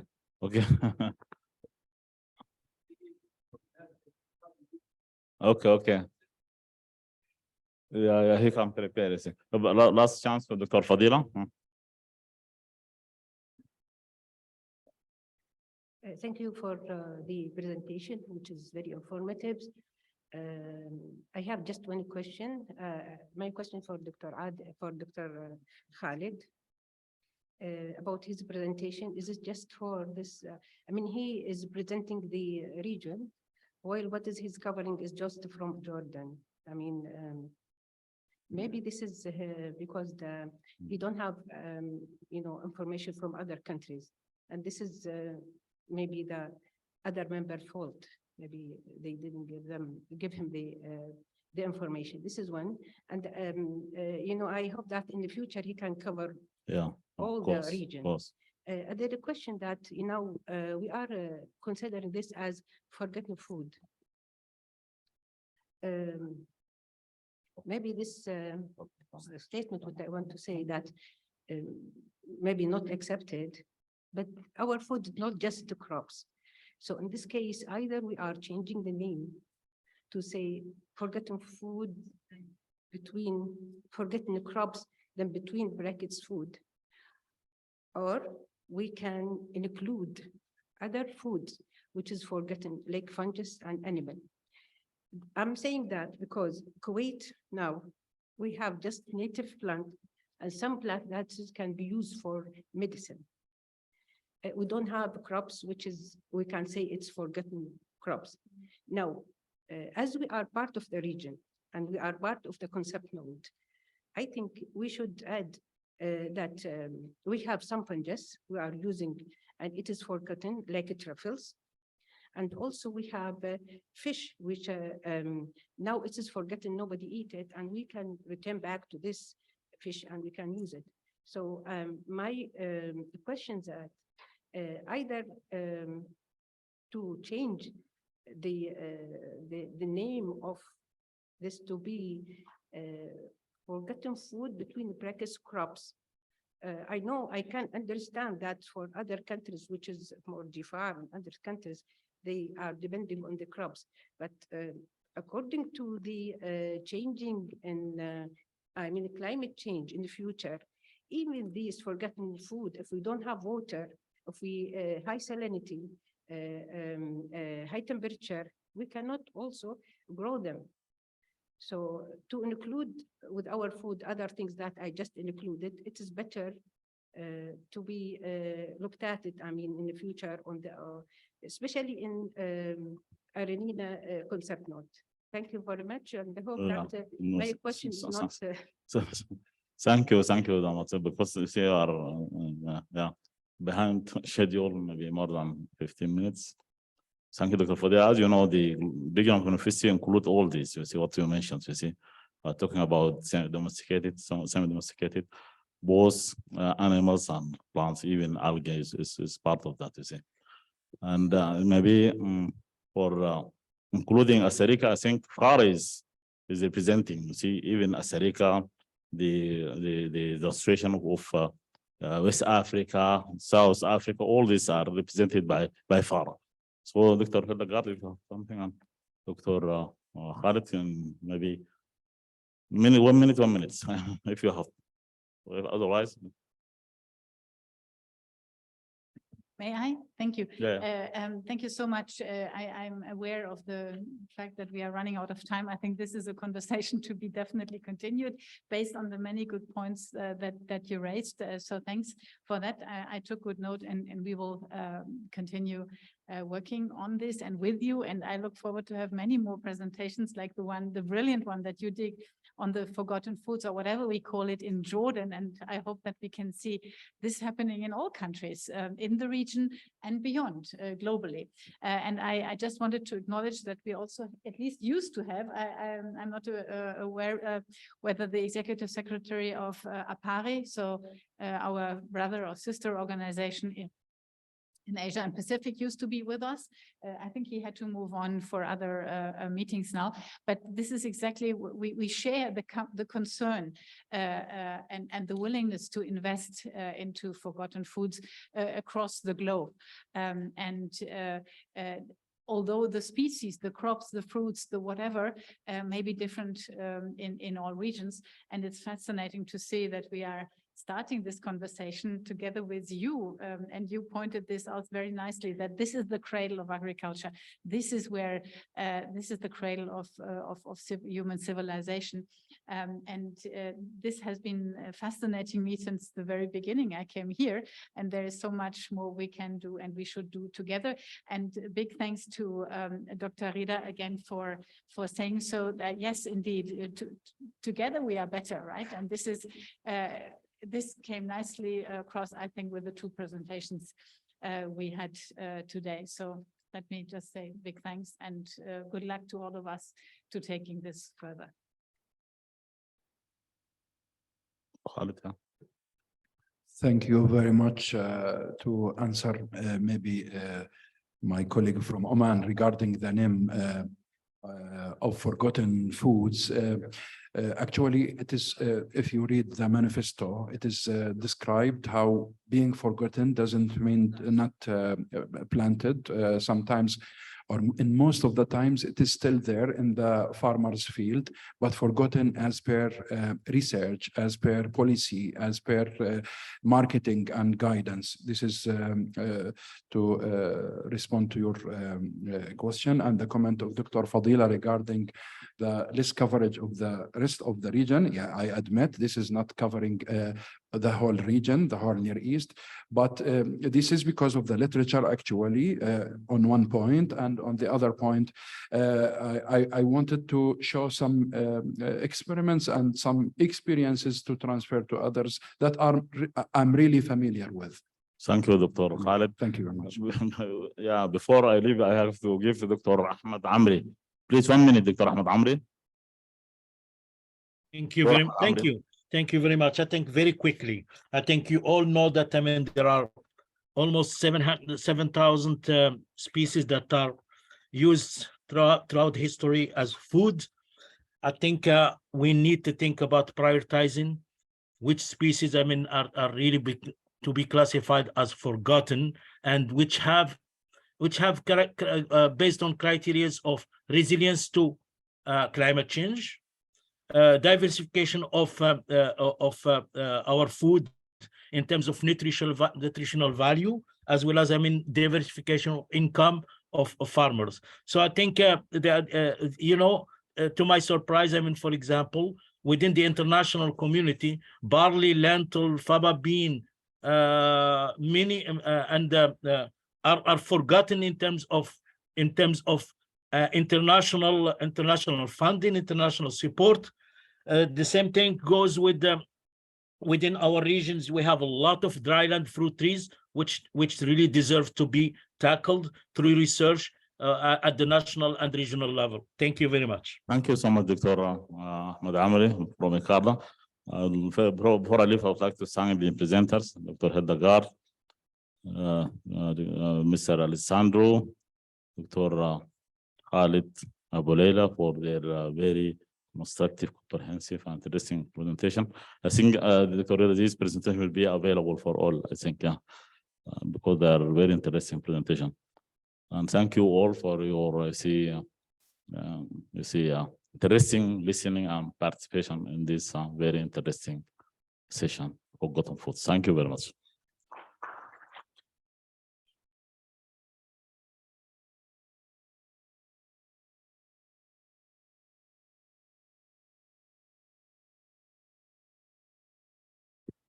Since Dr. Deep doesn't have enough time, I will start right away with the second session. So we are now moving from the smart crops to the smart agriculture that has been developed by human beings. So I'd like to call for Dr. Deep Awais, who will talk about toward climate smart agriculture in the water scarce NENA region. Dr. Deep, please.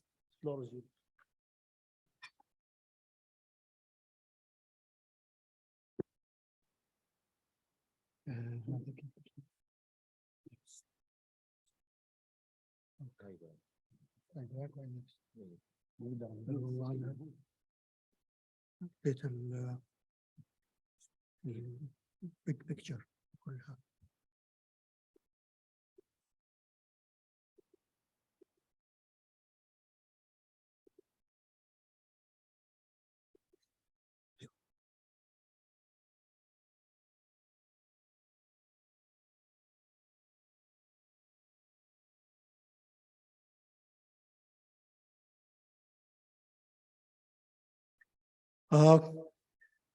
It's good morning. Still, we haven't reached the noon, and I'm sorry for rushing you through the discussion. I'm just having another presentation in half an hour, and I'm very happy to be with you. And being with AARINENA conference is special for me, as it is an opportunity to connect with the grassroots of agriculture in the NENA region in general, and having a great meeting and good friends around make me really feel pleased and happy to be with you. This morning, I would like to talk about something for the future. And I used the word climate smart, as we are not yet there. We are still doing conventional agriculture. And with the climate change is hitting hard, these days, the COP27 in Sharm el-Sheikh in Egypt, we are all in front of, as the Secretary General of the UN said yesterday, either getting together and changing, or we're gonna be all losing our planet and our agriculture. This the picture that you see shows the temperatures or the heat stress in our region, in the NENA region, from just last 20, 30 years up to the end of the century. And you could see the top one is the average and the bottom one is the absolute temperatures. And you could see how is the impact going to be in our region. In fact, much of the models show that our region will be the hardest hit by climate change. The other picture down shows Jordan. And since you are in Jordan, and I'm trying to show some data from Jordan, and you could see here the moisture, not the heat, the moisture, the rain from 1910 up to 2020, 2010. And you could see the blue represent wetter and the red represent drier. And you could see how the rainfall and water in Jordan over the last century been changing into red. And the future is also more of the dry than of the wet.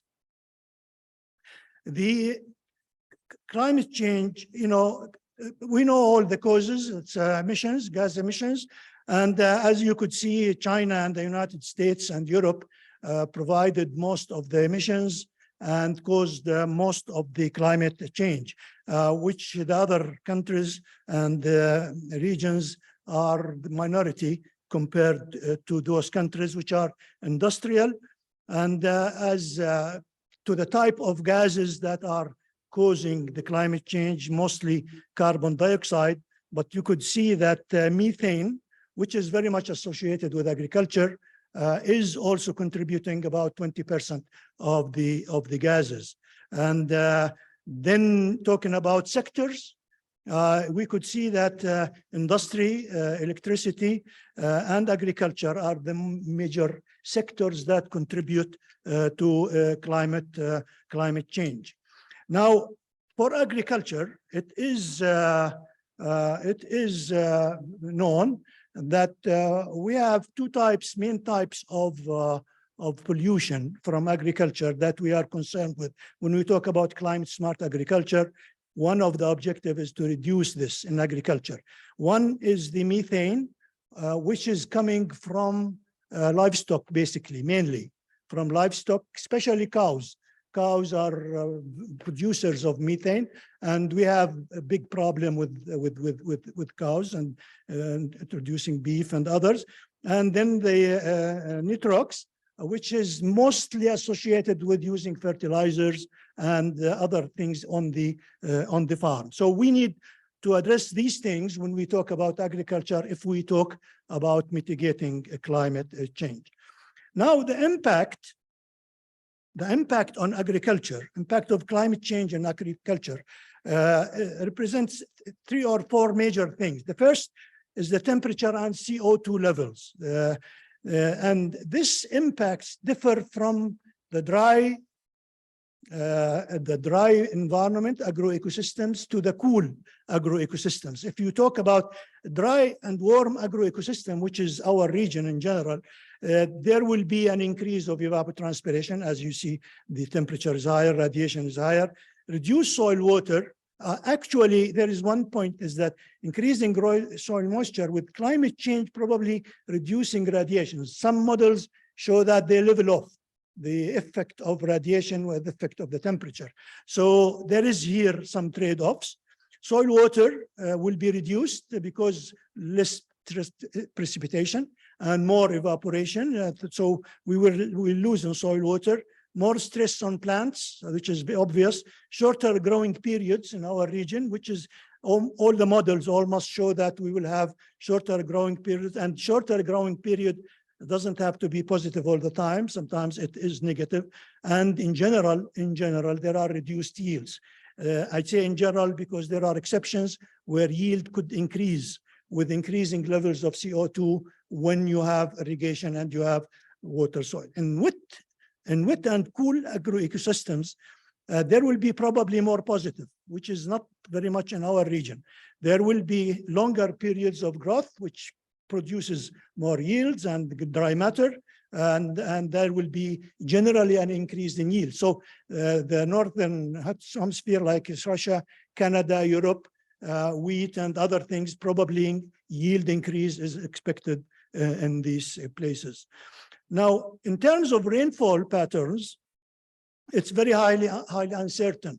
There are lots of models showing some pluses and minuses, but in general, there will be decreased rainfall in our region. And there are localities which are exceptions to that, but there will be less green water and more soil water stress. The green water, the water used directly by plants from rainfall, and there will be stress. Also because less rainfall, so you expect less blue water in the lakes and in the rivers, and that would probably reduce the resources for irrigation. Increased intensity will result in more runoff and higher soil erosion. And this is very much associated with our degraded land in our region. Lower soil infiltration would be the problem. Moisture stress on plants and less groundwater recharge as is associated with infiltration of water. However, increased intensity will increase probably runoff, and the availability of surface water will be more, as probably practices like rainwater harvesting will benefit from that. So it's not all devil. There are some things that you could use. By increasing runoff, then you can increase the presentation of water harvesting. But at the same time, in many areas where you don't utilize rainwater harvesting, there will be floods and problems. And longer drought spells will expose crops to moisture stress and reduce rainfall yield and quality in rain-fed areas. The impact on biotic factors, such as diseases and pests, there is a lot of that. Already we can see signs of it, but that require a lot of research to identify these kinds of changes and impacts on diseases in the localities of the region. And finally, crop suitability, which is very much associated with plant physiology. Suitability of many crops will be reduced and changed. That's because the suitability is associated with physiological responses to heat and to other factors, and so the suitability will be reduced to many crops, where it might be increased for some other crops. The projections for the future. This is Jordan, looking at the historical data since 1960. There will be an increase in annual temperature, about 0.4 to 2.8 until now. That's happening, but this will be more and more in the coming year. And you see the decline in annual precipitation, about 20% by the end of the century. So this is, average models shows that in Jordan and areas where we used to enjoy some wet and cool we will lose by the end of this century. And the trends that in precipitation and in temperature are increasing probably by 2070. The models show that we will have more than 4 degrees centigrade in Jordan, and by 2050 we will have about 3.3 degrees centigrade increase.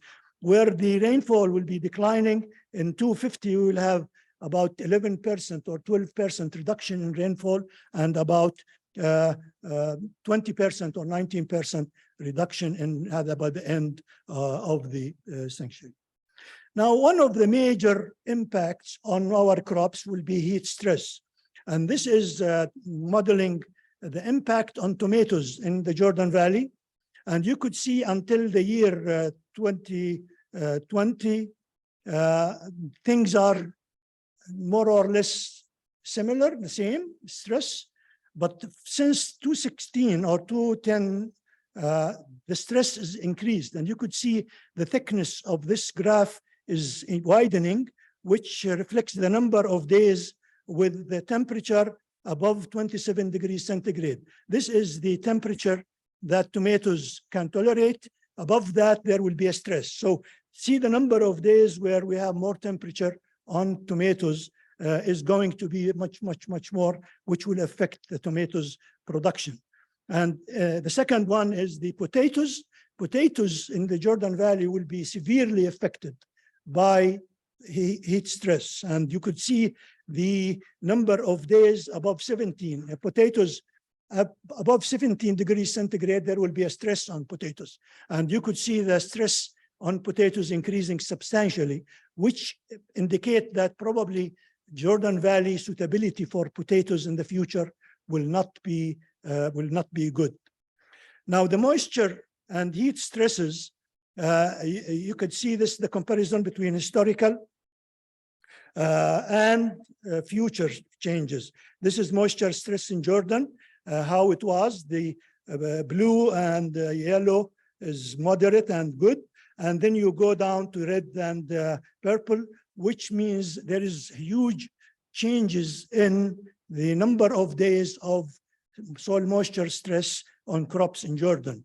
Now the heat stress was similar, and you could see the changes, the great changes of heat stress in Jordan between now and the 2030, which is next door. I mean, we still have 8 years only to 2030, where you will see this picture is coming. This is the rainfed areas, and you could see the rainfed areas of Jordan, how it will be affected by reducing moisture and the change in changing the soil moisture in the rainfed area, which is critical for rainfed agriculture. Now, what is climate smart agriculture? No talk about climate smart agriculture.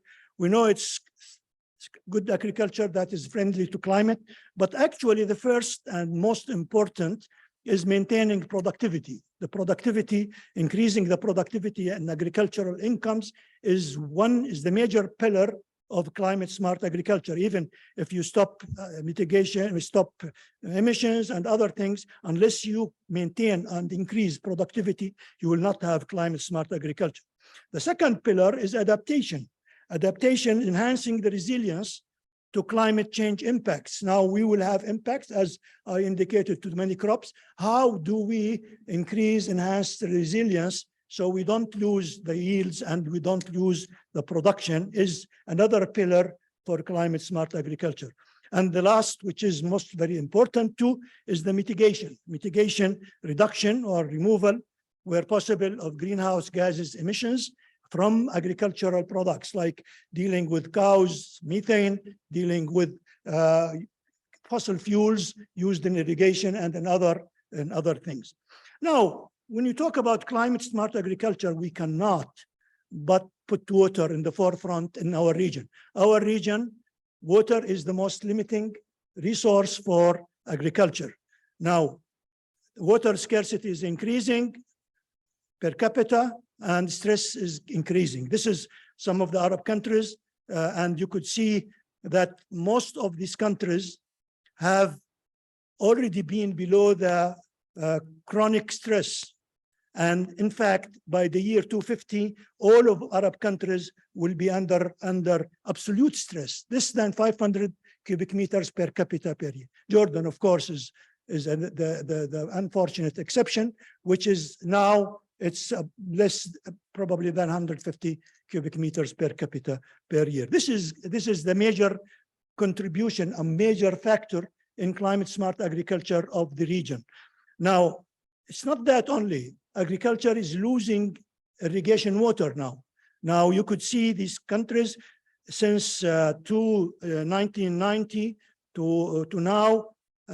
Jordan, for example, lost agricultural water from 75% to 50%.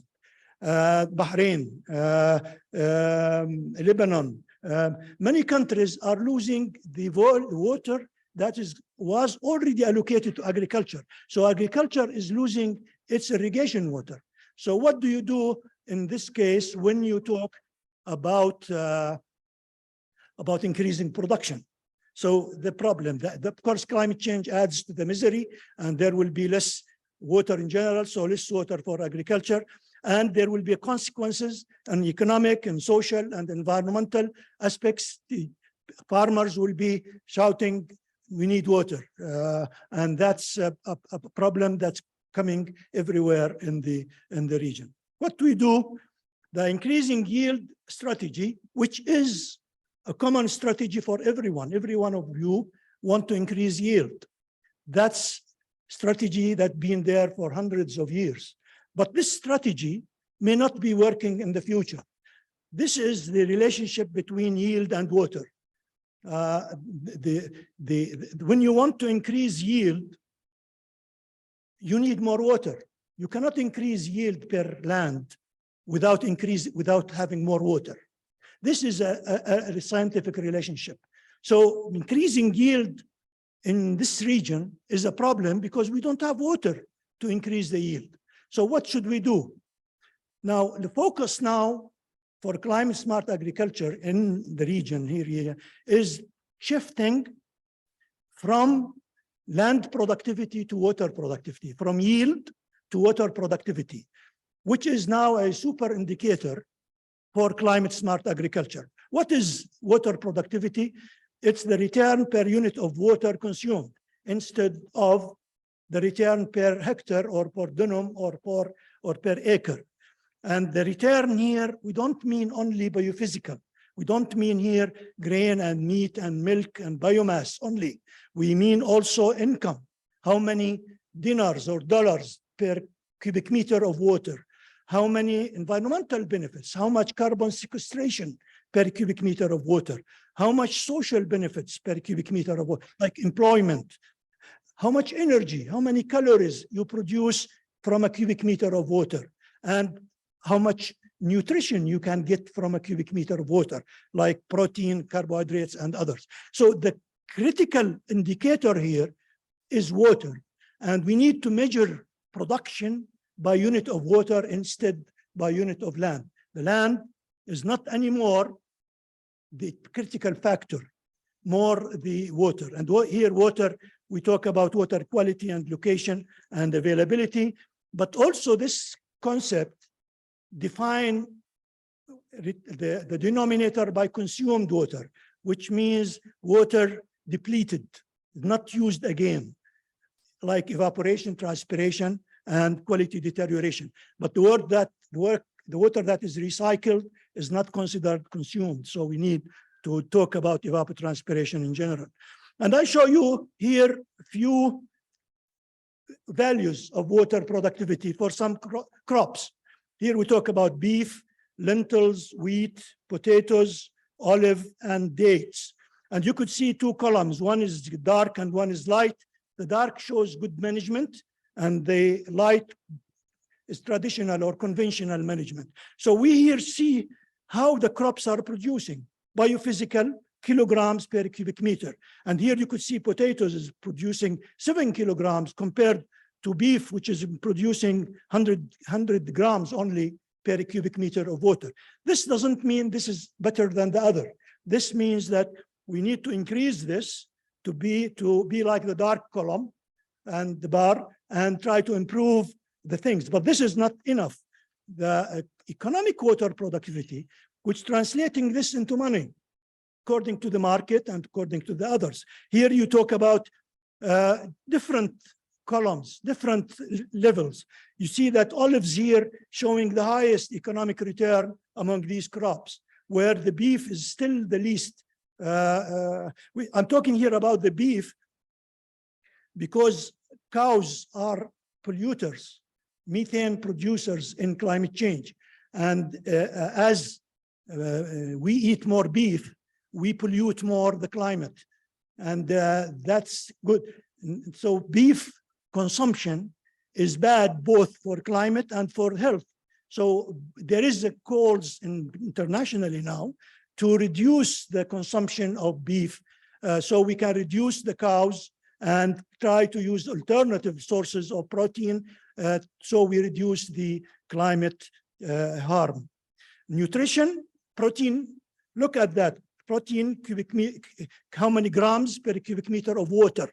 And you could see here that wheat give you more protein per cubic meter of water than meat, which is beef. So actually, producing beef is not very water friendly in general. So we look at that. So we need to look at these things. And finally, we talk about energy.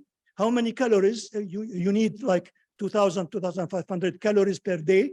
And you see how much cubic meters of water you need to produce your calories. And you could see here that like product like potatoes, like grains are giving you more energy than other things. So when we want to do climate smart agriculture, we need to know how to manage our water. And when we want to manage our water smartly, we need to see what the cubic meter gives us, and that then decide which crops and which management and which other things that you need to do. So by looking at the water and the land, you could maximize the return for the land and you get maximum yield.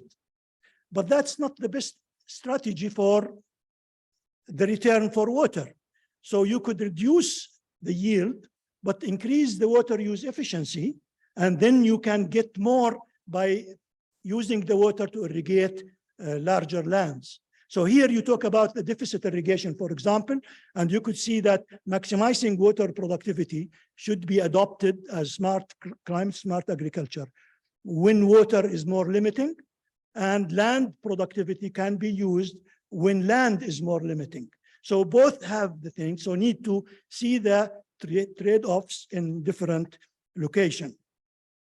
Now, some practices for climate smart agriculture I gathered as priority probably to the region that is not being used.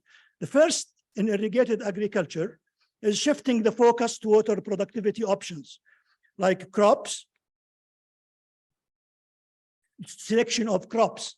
Jordan selected date palms, medjool, some years ago, and it's paying off.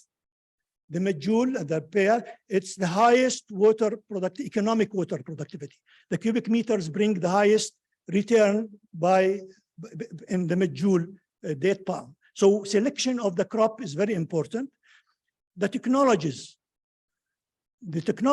Now, vegetables in Jordan Valley, a box of tomatoes needs a cubic meter of water in open fields. If you put it in greenhouses, it takes quarter of the cubic meter, the same box of tomatoes. If you put it in hydroponic, it takes only 50 to 100 liters. So imagine you save like 2,000% of water by converting the agriculture from open field into hydroponics. Of course, we talk about hydroponics, you talk about investment and technology and others. But in countries like Jordan and other countries with extreme water scarcity, you need to start thinking of these options as more smart, climate smart. And then water management, you need to manage your water better, like deficit irrigation and other aspects. And finally, green energy. You need to use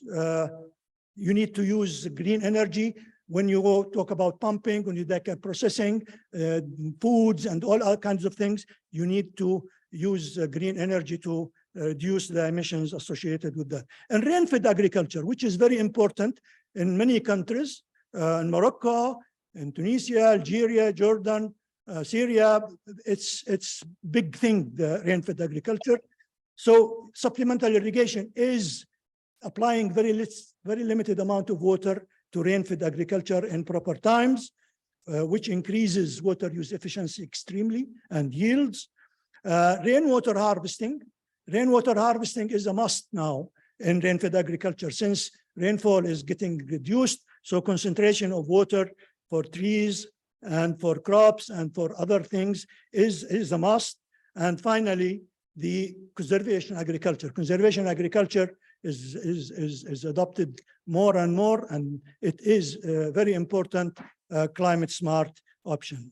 In agro-pastoral areas like the Badia, which is actually occupying over 75% of the region, restoration of the degraded land, crops production, and animal production is important. In-situ water harvesting is critical to make any restoration of the Badia. Without water harvesting, you cannot see. And you could see here a package that was developed between ICARDA and the National Center here and other Jordanian Institute, where we have mechanized microcatchments and provided laser guiding, so it become very cheap to do and produce these kinds of pits, which stops water and stops erosion. And more important is to provide the rangeland trees with lots of water so they can grow. And finally, the grazing management is very important. And we know that most of our degradation is associated with overgrazing, so we need to provide grazing management to this with this restoration of the thing. And we know in the past the region has the HEMA system, which is organizing the grazing by the tribes, which is gone now. But unfortunately, good things go, but we don't produce a replacement for it. Now we don't have a replacement for the HEMA system, and we hope that this institutional setup is needed. So most efficient feeding systems. Now the feeding system is mostly grazing, so we need to do some efficient feeding systems to meet climate smart agriculture. And the value chain, of course, is very important. This table shows the indicators for climate smart agriculture of two packages: the traditional package, which is shown here in conventional practices, and in the other column there is improved practices, packages that we designed for that. And you could see with the areas that listed in the third column, here is the mitigation in tons CO2 per equivalent. And you could see hundreds of thousands of tons of CO2 can be, carbon can be fixed or prevented from being gone by doing the smart agriculture. The productivity is increased, and you could see the indicator of the internal rate of return can be increased up to 100% with these practices. And you could see the adaptation, which is water saving here in this case, and you could see how much we save water with technologies like hydroponic, 1,900% saving in vegetable production. We need, of course, research to downscale climate parameters at local level. We need also simulation of the impacts for changing parameters on the production system. We lack this in our regions. You see one or two research in each country. That is not enough to do that on the local level. And finally, we need to evaluate the responses and the coping potential of different practices and different options on combating climate change and producing climate smart agriculture. And thank you very much for your patience. Thank you very much, Dr. Deep. Because of Dr. Deep time is very limited, we can allow for one question, one important questions. One question, if there is any question from here or from our colleagues online.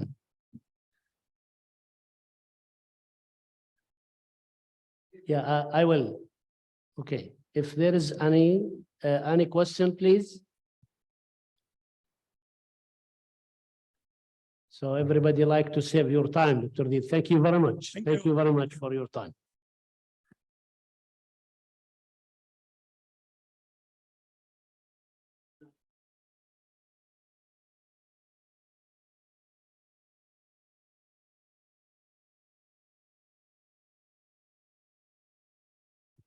Concerning the discussion, I think we will allow more time after this presentation.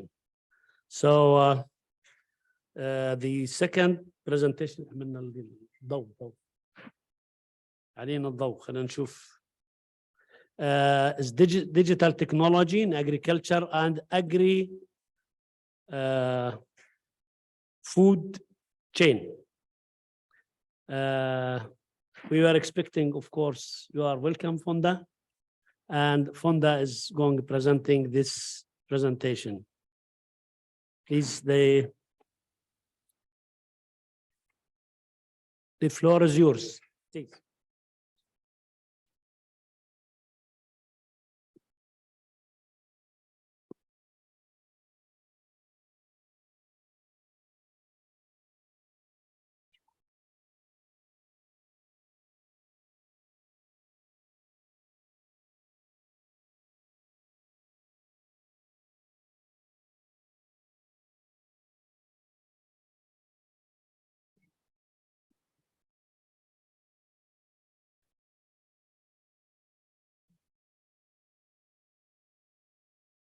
Distinguished participants here in this room and online.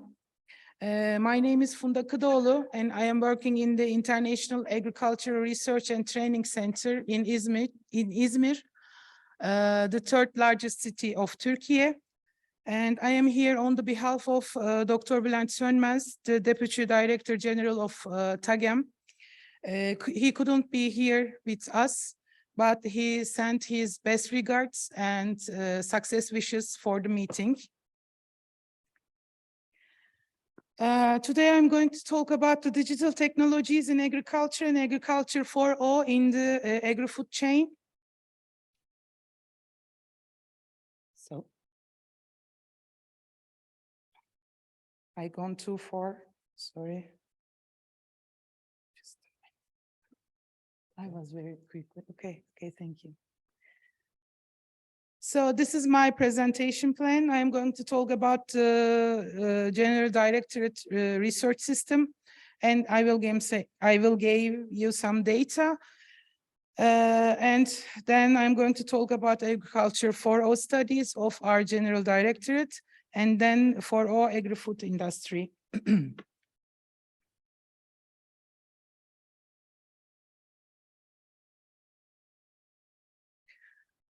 TAGEM means General Directorate of Agriculture Research and Policies, with 130 years of R&D culture and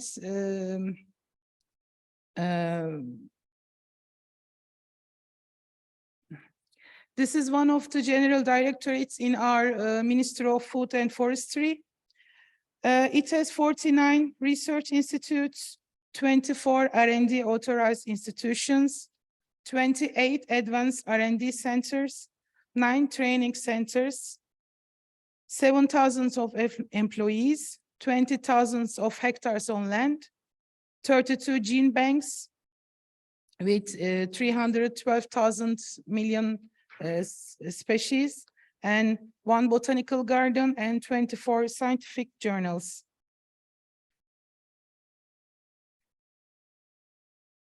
So in this slide, we see the increase of the world population, because the most instinctive need of man is food.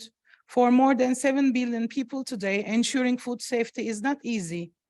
According to United Nations estimates, the world population will exceed 9 billion in 2050, and will be about 11 billion in the 2100.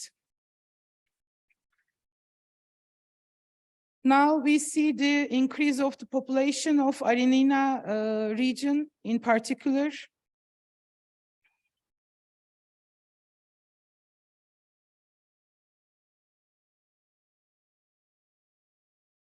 So I'm going to talk about the agricultural for all studies in our general directorates.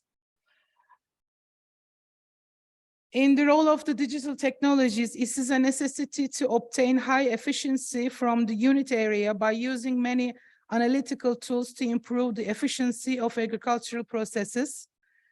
International and local market demands using digital technologies can contribute significantly to GDP by getting global competitive production. In this picture, in the middle, you may see the variable rate of fertilization is applied with the smart machines.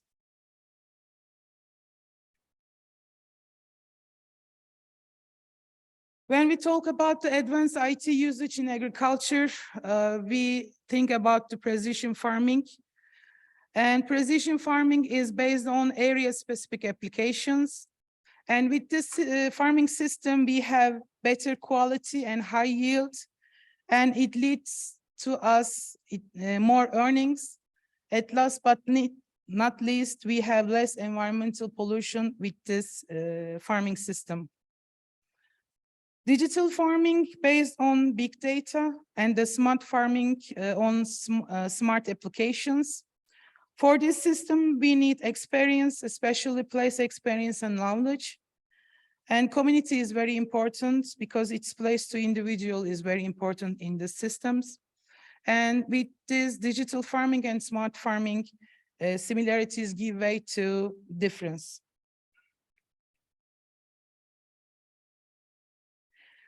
When we talk about smart farming, it comes big data to mind. We should talk about the big data, mention the big data. It describes large, hard to manage volume of data, can be both structured and unstructured. It is not just the type of amount of data that's important, it's what organizations do with the data that matters. Big data can be analyzed for insights that improve decisions and give confidence for making strategic business moves. And there are 3 V's of big data, which are volume, velocity, and variety. Organizations collect data from a variety of sources, including transactions, smart devices, industrial equipment, videos, images, audio, social media, and more. Cheaper storage tools have eased to deal with this enormous data. With the growth of the Internet of the Things, data streams into businesses at an unprecedented speed and must be handled in a timely manner. RFID tags, sensors, and smart meters are driving the need in near real time. And data comes in all types of formats, from structured numeric data in traditional databases to unstructured text documents, emails, videos, audios, stock ticker data, and financial transactions.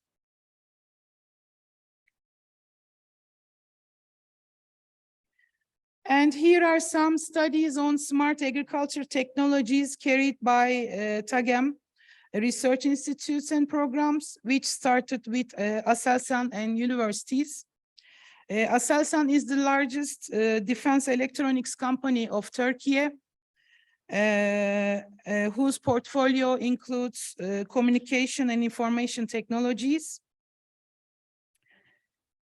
I am going to talk about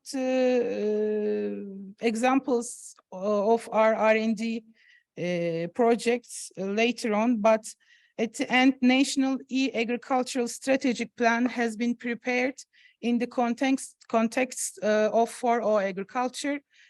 And in this plan, it is aimed to increase the awareness and capacities of the Ministry of Agriculture and Forestry on e-agriculture. So our first R&D project is image processing-based precision agricultural applications with unmanned aerial vehicle. Rotary wing unmanned flying system establish infrastructure for the creation of a library for soil, drought, fertilizer status, harvest forecasting, yield calculation, and different products.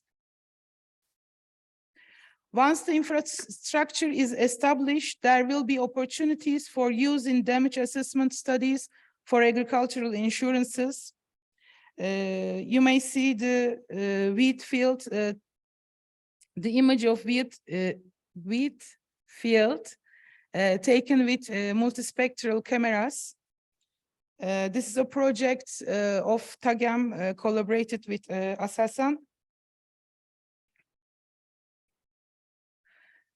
Another project is yield prediction and damage detection in grapes and olives.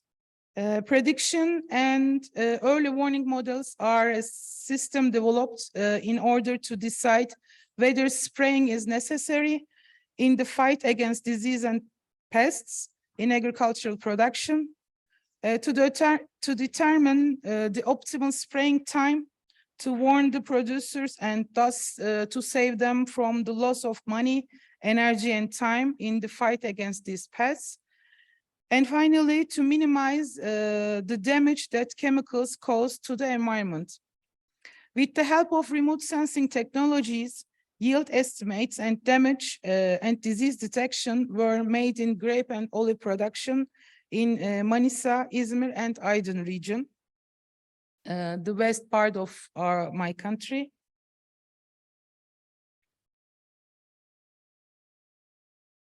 Another ongoing project of TAGAM is digital irrigation with the short name DISU System Research Project.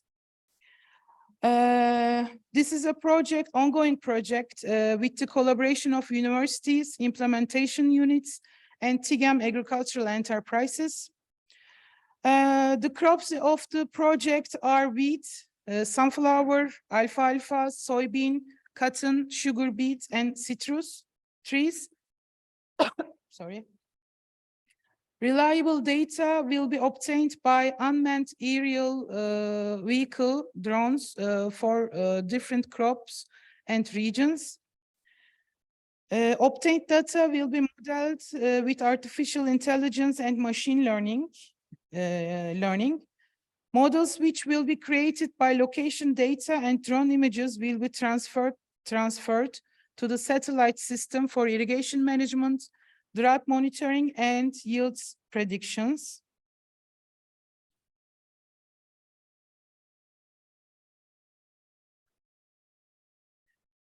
In the project, what we call development of system for monitoring and tracking grain losses in wheat harvest, it is aimed to develop a system for instant monitoring and tracking of grain losses from a single center. With sensors and GPS system mounted on the combine harvester, data transfer was made to the remote monitoring center over a GSM or GPRS system connected to the main module. The system has been prepared in such a way that data communication and database application can be served from a center as an internet-based integrated system. And it is designed in a way to inform the authorities about the loss instantly by giving alarms.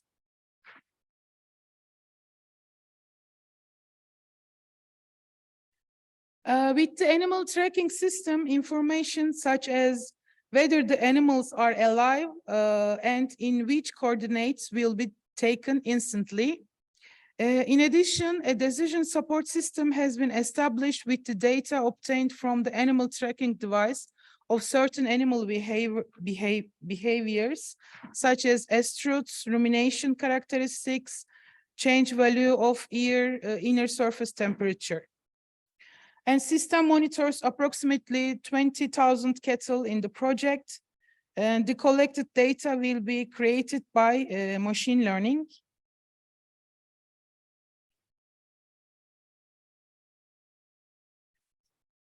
Another project in livestock is calf feeding automation milk and roll robot. High calf mortality rates are of concern for animal welfare and contribute to decreased sustainability in dairy production. Management producers related to milk feeding may also be associated with calf mortality. Recent advances in research on calf milk feeding management show a positive association between increased milk allowances and calf growth, health, welfare, and productivity.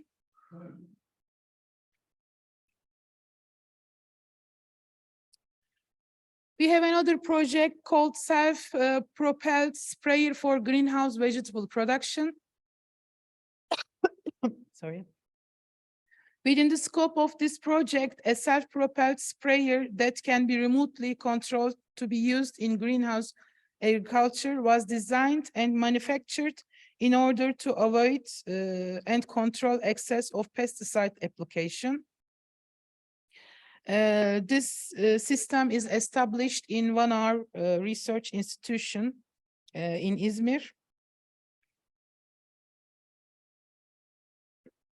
In the farm management system project, an integrated system with components on agricultural machinery and farm center was developed.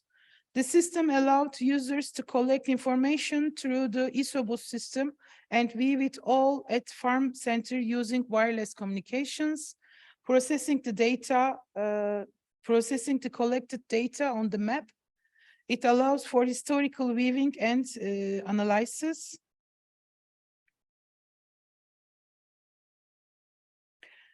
And this is our electrical tractor prototype.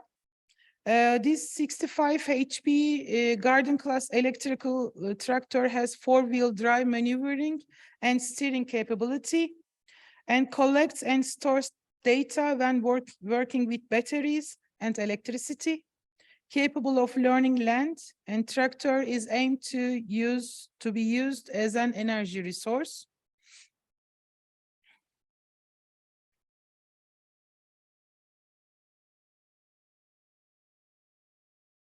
Now we come to the agri-food industry. Turkey is the first in the world in 20 products. In addition to hazelnut, cherry, fig, apricot, which ranks first in the world in Turkey's production.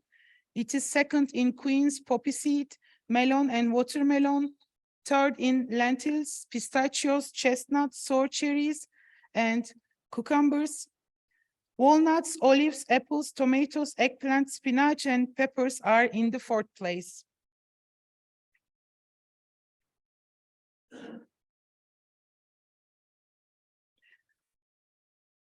For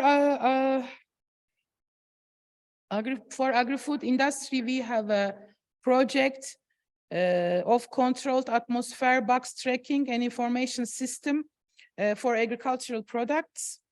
In this project, it is aimed to manage the product storage process by automatically displaying and recording the level information of temperature, humidity, oxygen, carbon dioxide gases in controlled atmosphere storage boxes, and transmitting them to the land support unit with wireless network technologies. And it is also aimed to reduce post-harvest product losses and to extend the storage period of the products.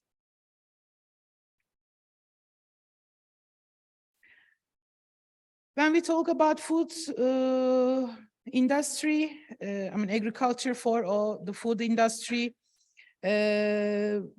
we cannot skip to talk about the Industry 4.0. Industry 4.0 refers to the transformation of industry through the intelligent networking of machines and processes with the help of information and communication technology. Industry 4.0 includes Internet of Things and cloud computing, additive production and 3D printing, big data, visual technologies, automation and intelligent robotics, and cybersecurity. Smart sensors are excellent alternative to traditional methods. Biosensor as devices for converting biological quantity into electrical signal are widely used in the food industry due to their specifics. which are short response time, high sensitivity, fast detection, automation capability, relatively low production cost, simple real-time management and monitoring, simple installation in integrated systems, easy integration into various methods to ensure food quality and safety, extensive field of application, and also they can be importable, which allows monitoring of the product during the production, distribution, and selling. Effective risk management in the food industry is greatly facilitated using biosensors. Internet of Things in food production is also another topic. And the creation of virtual networks to support the smart factory and the entire value chain that can control each other autonomously. Communication of machines and more human-free manufacturing environments. Autonomous systems with sensors and cyber physical systems, and blending computing power with machine and sensor technologies.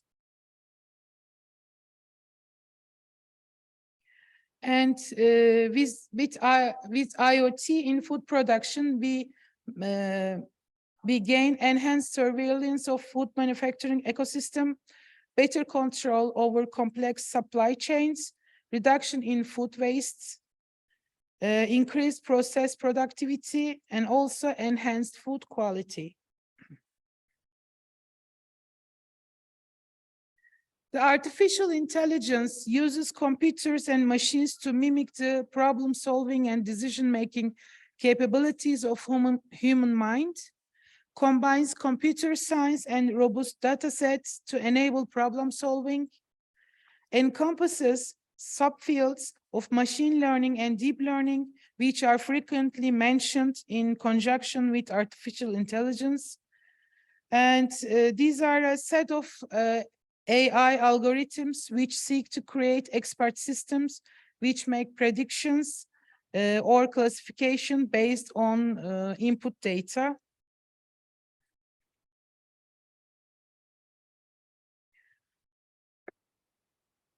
For the food industry, smart packaging is a good alternative for a good example of agriculture 4.0, because integrated QR codes isn't enough,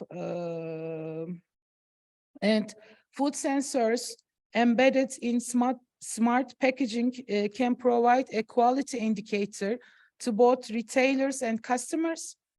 Labels that show the accumulated time temperature history of the product, and online data collection and analytics in real time. So you can follow your food history by checking the smart package of it. And there is one thing in the food industry, which is the product authenticity labels.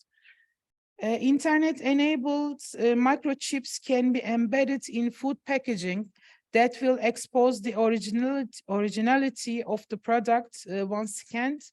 It is such as the QR codes. And the QR codes can be used to detect the authenticity of the product. With this system, we can know where the product is grown, by whom, and where it is manufactured and packaged. So we can follow all the data about the food. So traceability is very important in the food industry. Because we need to track where the materials came from, which of the businesses' products they are used in, and where those finished goods are heated. We need to record additional details about all the steps along the supply chain that your ingredients make, as well as all the pertinent data associated with them. Traceability has some features such as automated data capture, granular quality-related information collection, multi-level tracking, allergen management, recipe and formula management, recall facilitation and automation.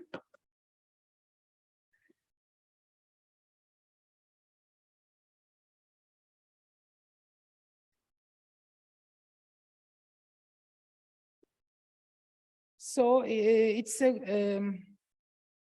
an important issue of the food industry for all. Blockchain traceability systems.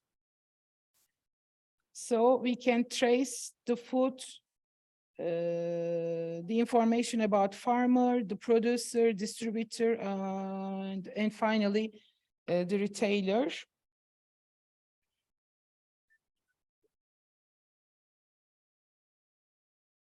And this is so far I can talk about. Thank you for your attention.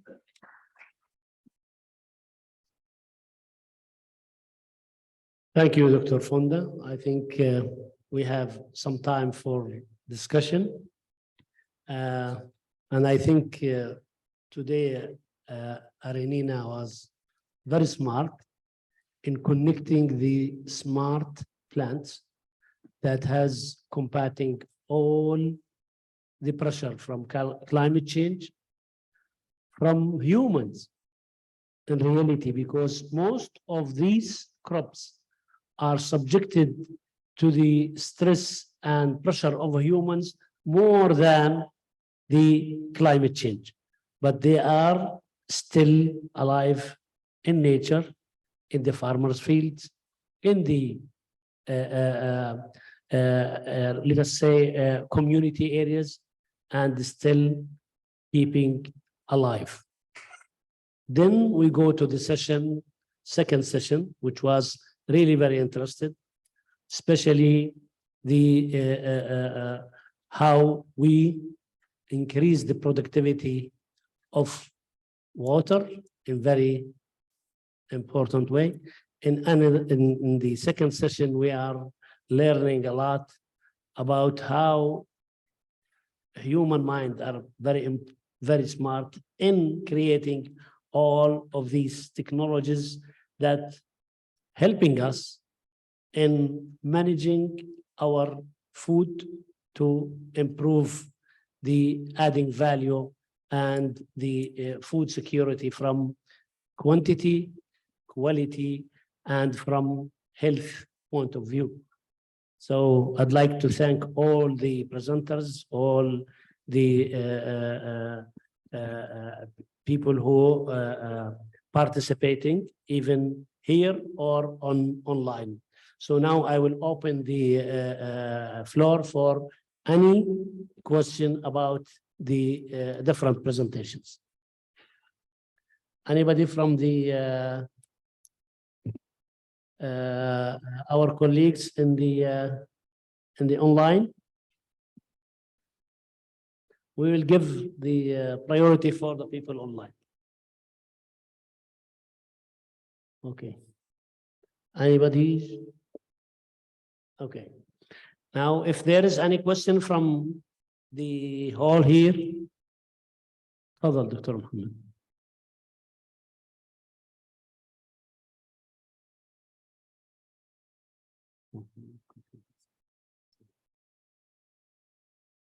Yes.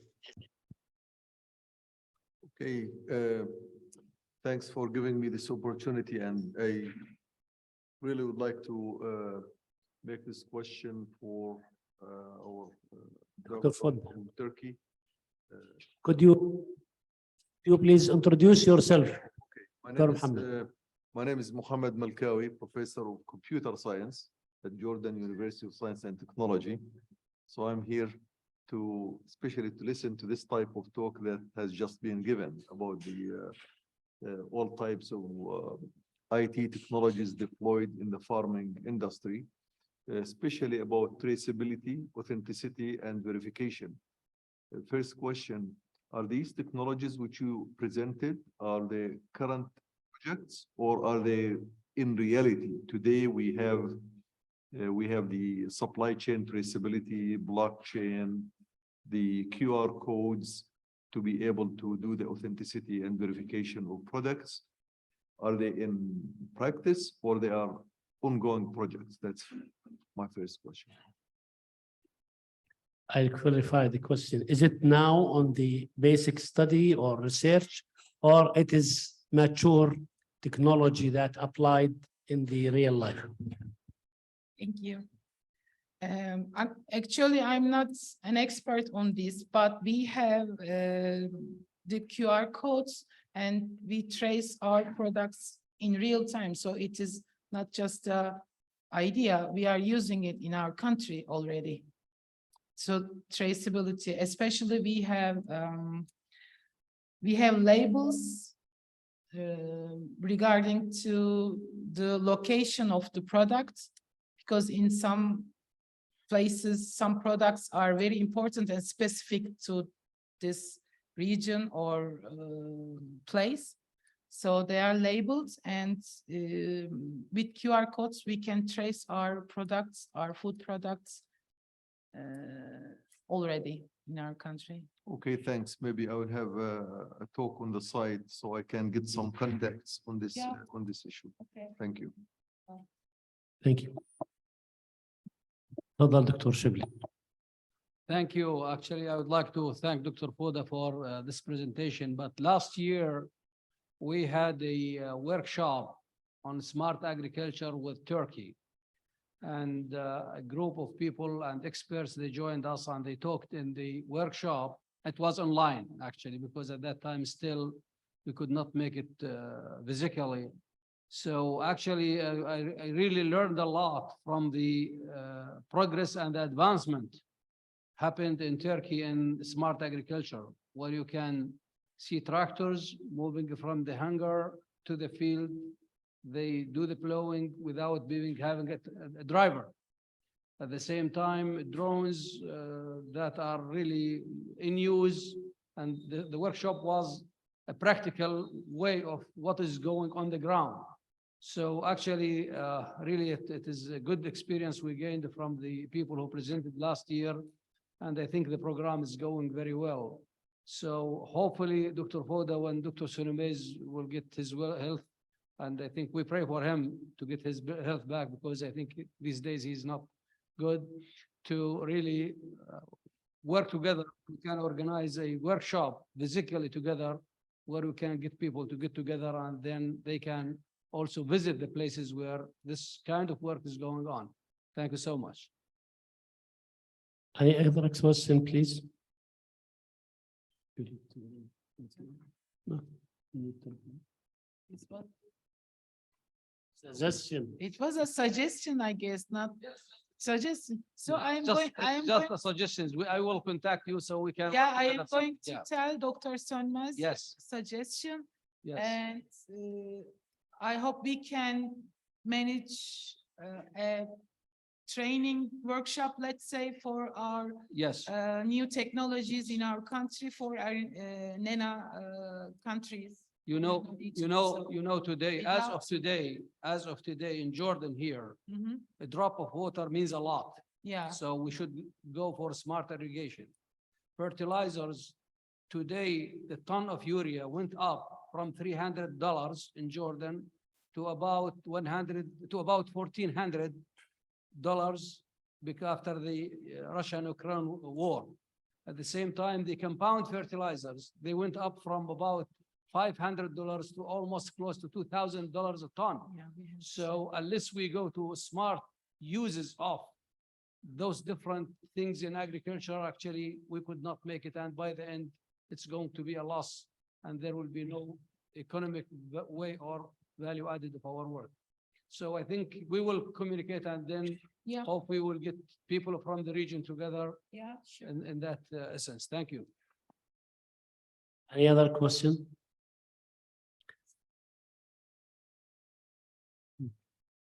Somebody on the line? Who? Alessandro? The floor is yours. Thank you very much.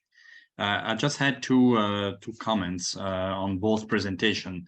On smart agriculture, I think we should take into consideration more in the future the fact that millions and millions of farmers, as we are talking of smart agriculture, climate smart agriculture, are actually doing what I prefer to define low external input agriculture, LEIA. That's a word that has been around for about 20 years. So they basically rely on their own capacities, both in terms of inputs and in terms of knowledge. So I think one of the big challenges we have in the future is to relate to those systems where, especially in soil and water conservation, for instance, and I know quite well the area of the Sahel, which I think is confronted to similar challenges than your area, farmers have been innovating in their own way to capture scarce water resources. But still today, as I'm speaking, we do not consider, we not study enough those practices. We have some instances of studies that have been carried on. They are less efficient, of course, than practices supported by German cooperation, GIZ, or by Oxfam, or by IFAD, by other, less efficient, but they are sustainable because they are done on their own. This is only to speak about soil and water conservation, not to speak about genetic resources, management, etc. So that's one point I wanted to make to complement what has been said in the very interesting presentation on climate smart agriculture. And the second, I just wanted to remind you that in GIFA, we've been supporting a collective action on farmers' role in digitalization of agriculture. So how can we see farmers' position with regards to those technologies and how they can be involved in the design of those technologies and in the benefit sharing of those technologies. So if you wish, we could make these connections available with the partners that GIFA has been involving in this area of digital agriculture and how it can work with the farmers and for the farmers. Thank you. Thank you very much. Since you are with us, you know, I am a plant breeder. So I want to have a small comment. Are we have to ask ourselves to be ready for this technology? Because, you know, before we couldn't measure the growth per hour. Now, if we can measure the growth per hour, this means that we have now good technology that we can use in selecting our genotypes that can grow very well and produce high. Do you think we as breeders and genetic resource people, we have to be ready to select the good genes for this fast growth, or we need to think of something else? No, I mean, my first answer to you would be that this is one criteria for selecting, but there are many other criteria that farmers use, and we need to complement those criteria. So let us see how these, you know, new ways of seeing things, new ways of measuring things can be combined with farmers' way of measuring things, which at the end are fundamental because they are the decision makers, whether they adopt or they don't adopt varieties. So you are saying that we have to go to new packages of cropping systems, which will help us, which will be aided by these machines. This is exactly what you mean. We need to combine modern technologies with local practices.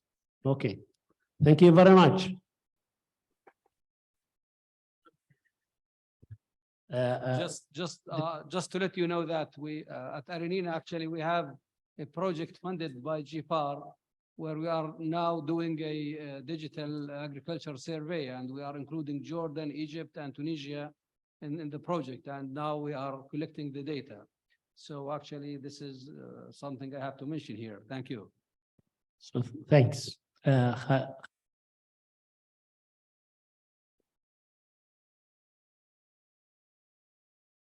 Thank you very much for giving me the floor. I would like only to comment on what has been talking about or presented, whether from Dr. Diba Uwais about the smart approaches for irrigation, and from our colleague from Turkey about the smart agriculture. I wish to know, or maybe to comment here, that in order to be sustainable, in order to be environmentally friendly, and as per our assumption now toward the manifesto and addressing the issue of forgotten food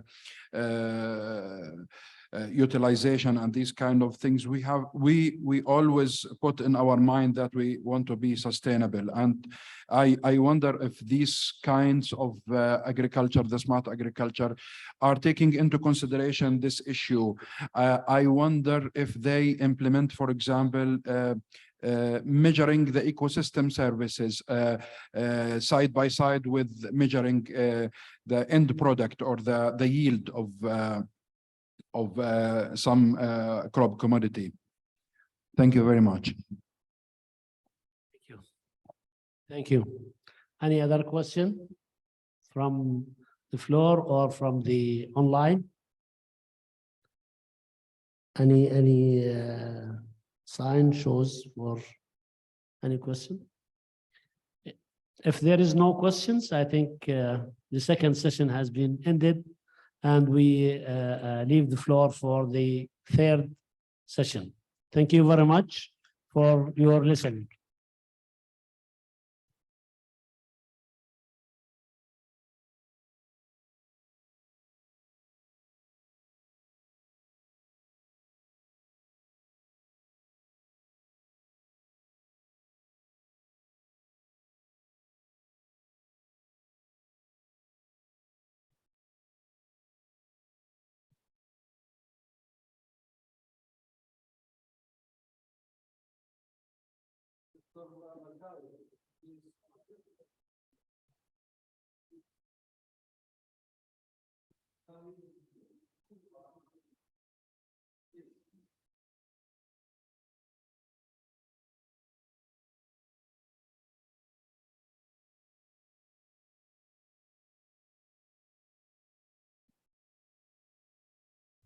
Okay, I think one of the major crops that's really getting a lot of interest in the region now is date palm. And I would like to thank all the different research institutions, the organizations who are really putting a lot of effort in date palm, which is really becoming a big business in the NENA region now, and it's expanding pretty fast. The curve is exponential in the increase of the area, the production, the quality of the product, the industry, and now we are getting to more in marketing and more in value added in date palm.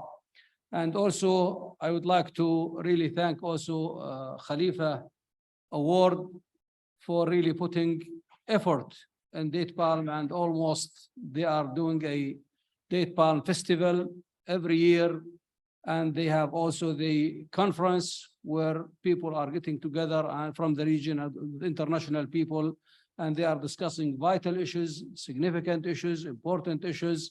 And today, my visits in the region, I would say that there are really high-tech farms of date palm in the region, which is something I'm proud of it in our region. So today, we will start with the first presentation, and Engineer Nabil Anbar will talk instead of Anwar Haddad, because Anwar Haddad, I think he got to travel. So the first subject will be the most important features of Jordan experience in the production and marketing of Jordan dates. And this is a presentation from Jordan Dates Association. And Jordan Dates Association is actually, it has great experts and experiences on date palms where they are getting together and they are really doing an excellent job. So Engineer Nabil, the floor is yours, please.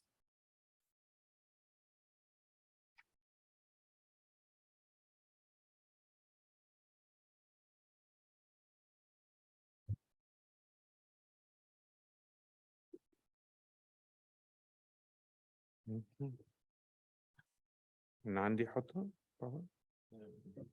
next تمام هذا البرزنتيشن اوكي طب كيف اشغلها؟ هذا بس منه تلاقي لك اكثر. طب كيف اشغلها؟ شغال بس على هذا ايوه كيف سوى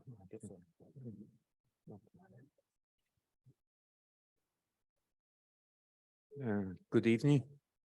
My name is Nabil Arar. I'm treasurer in the Jordan Dates Association. I'm owner after my father, Dr. Abdullah Arar, who was one of the pioneers in Jordan dates production in Jordan. And he was the establisher of Judah also. Now we talk about dates in Jordan. The main features of the Jordanian experience in date production, and that Jordan dates were new in Jordan. It is less than 30 years in history. We'll talk about the area, production, annual growth in both cultivation production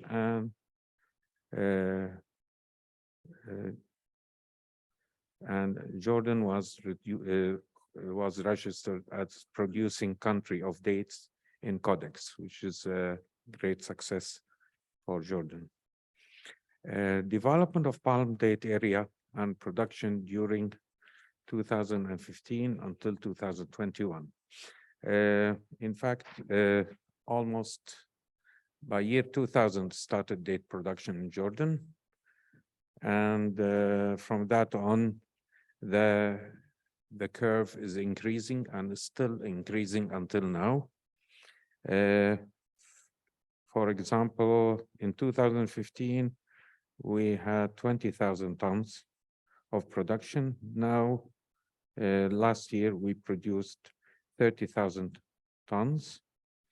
The expected area, which is around 70,000 dunams, which is around 750,000 palms. Now,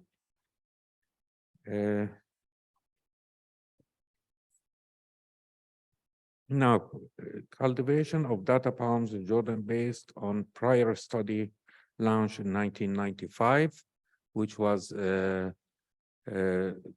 the Ministry of Agriculture and the Agriculture Bank made a feasibility study on the producing of date palms in Jordan. And the study showed that it is very suitable for Jordan to grow two types of date palms, which are Berhi and Majhul. And for each one of them, it has special areas for it. So now, for example, Majhul will be in the Jordan Valley, and Berhi will be on the north and eastern areas of Jordan, which have which make production of Berhi late on the season, so it will be in very high priced.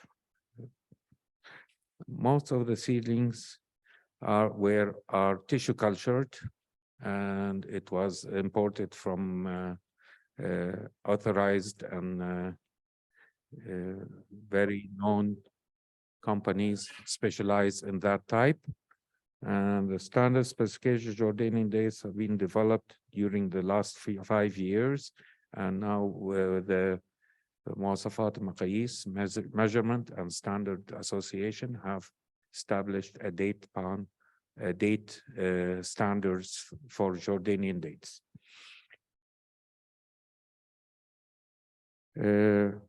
We made many studies about the positioning of Jordanian dates in global market. We are doing in cooperation with local and international companies. Also, Joda was making workshops and developing techniques for Majdul date palms production and treatment.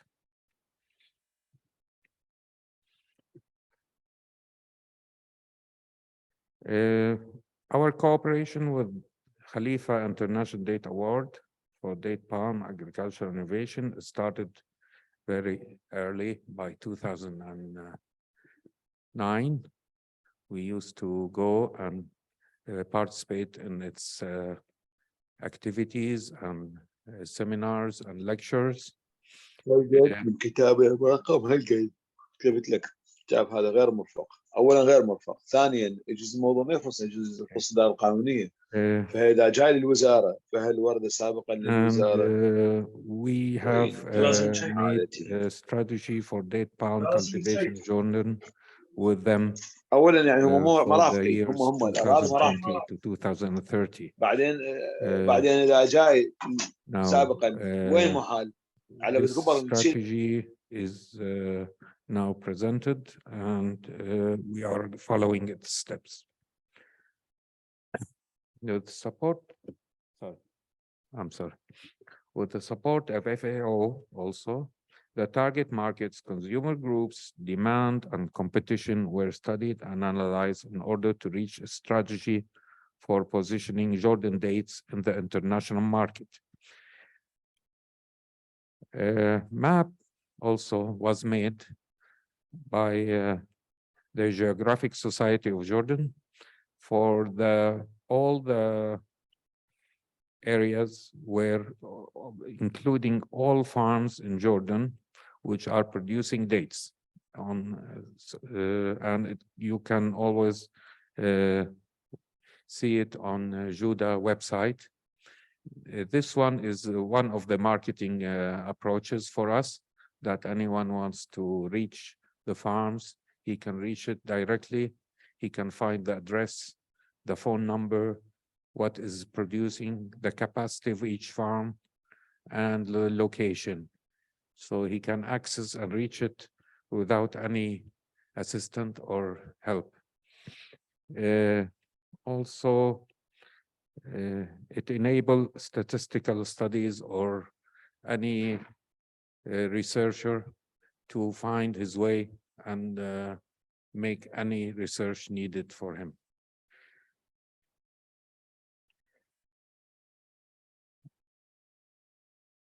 Now, practices and techniques, knowledge used in production, marketing of dates. Most of the farms are from investors and agri-businessmen. So their approach to the farming process is always reliable, based on prior study and preparation and planning. So modern irrigation networks and well-studied irrigation programs in the system were used. Jordan is the second or third poorest country in the world in terms of water. As our colleague here said, the revenue from dates according to 1 meter cube is one of the highest in Jordan, crops in Jordan. So it gave also a good plus for any investor that he can produce more money. It is more suitable for the country to adopt this crop, which means it will gain more income to the country in case for the available water. Deliberate fertilization programs. Many programs were used based on the requirements and based on special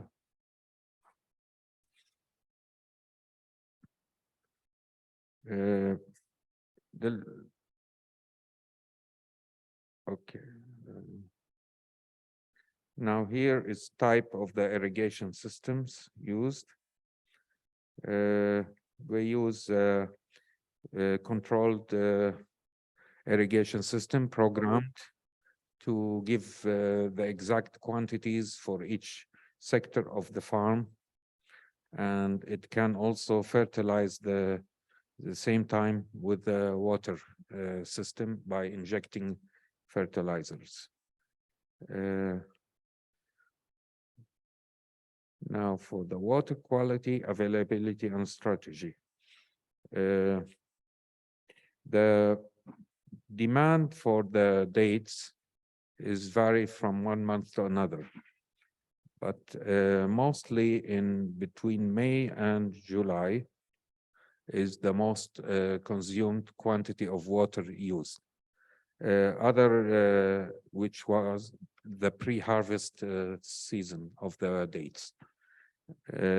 Other months, the demand for water is reduced. So we have around a curve that goes in summer. It will have much more water, and we organized with the Jordan Valley Authority to reserve for us the water in summer, and we reduce our consumption while other crops are using more water during the other times of the season. Around 50 meter cube per tree is consumed, which is around also 800 cubic meters per dunam. That if you calculate around 15 trees in a dunam. So per year, there is a demand of 800 meter cubes for each tree. Now, new techniques in controlling management of pests and diseases. One of our biggest challenge in date palms in Jordan is the red weevil. And we are using different types like injection to treat, traps, even remote sensing, sometimes micro injection for treatment. And any method is being introduced, is being tested, and it made Jordan as the pioneer in testing and experimenting the new products of red weevil detection and termination.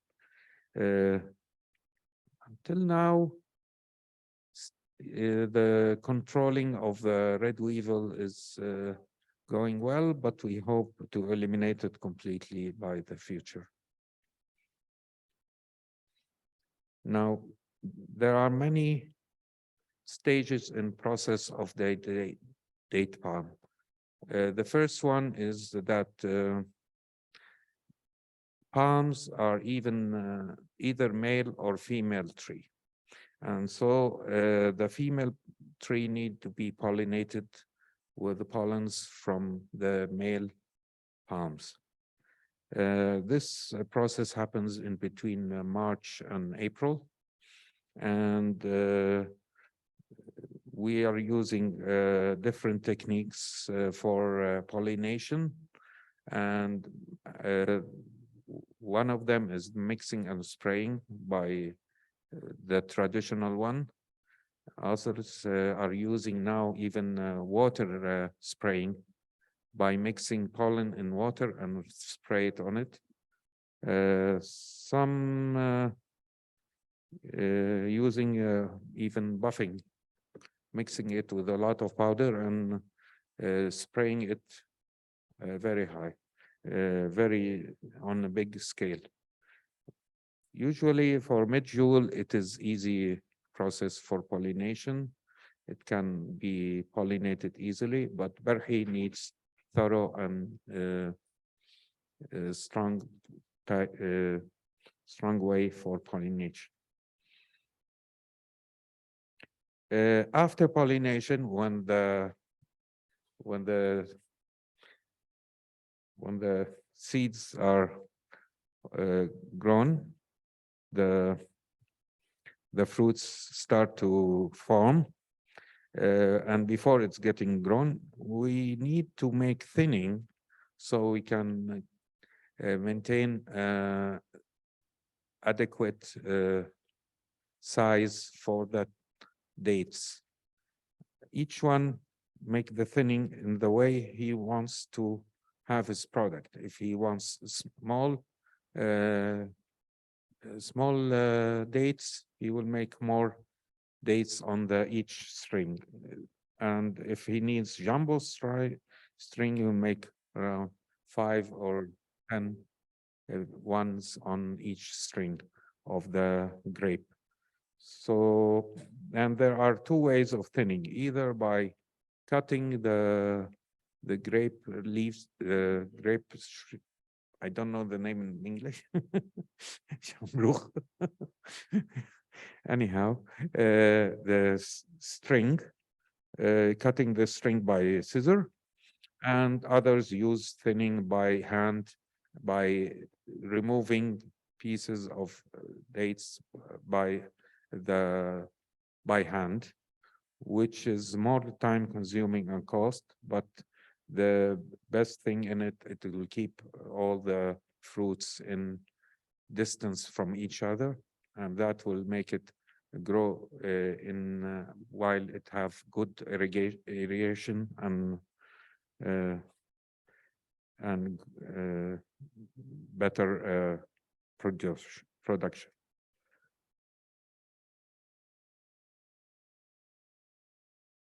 There are comparison.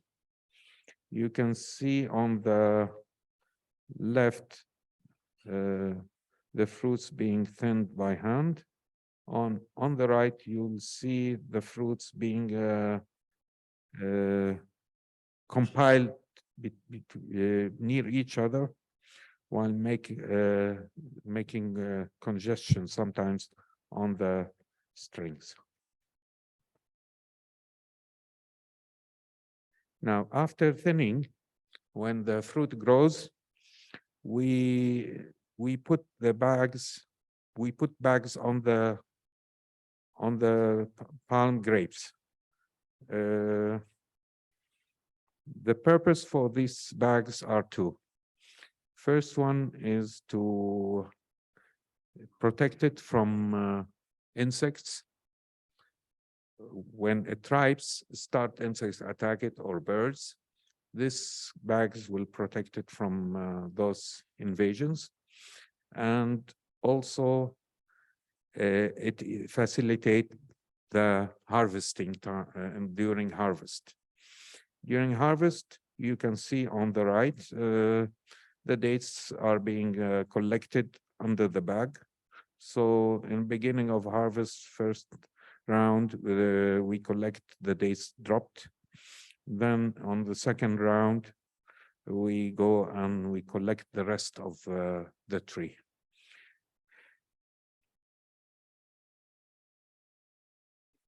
Now, we need for those processes and jobs trained people.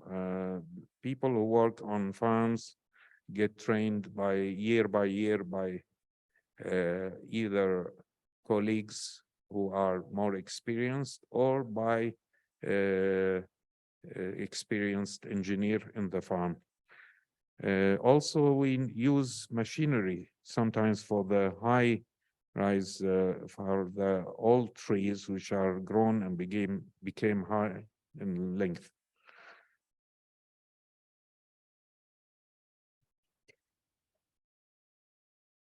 After harvest, the post-harvest, we use machines now, either use manual sorting and fumigation, or we use machinery to sort the dates and compile it into different categories according to the standards and packing it. Machinery make the process faster and more efficient,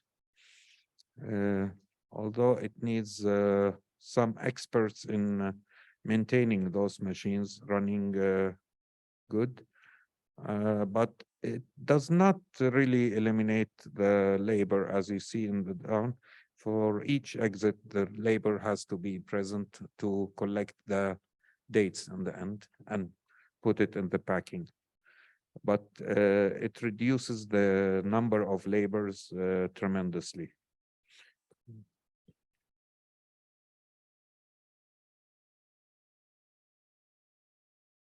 The two main varieties produced in Jordan, you can see them here. The yellow one is fresh berhi. Usually berhi is sold as fresh product, and medjool is sold as dry dates. It's called semi-dry, which has some moisture in it to keep it soft, but it's considered dry dates. Berhi can reach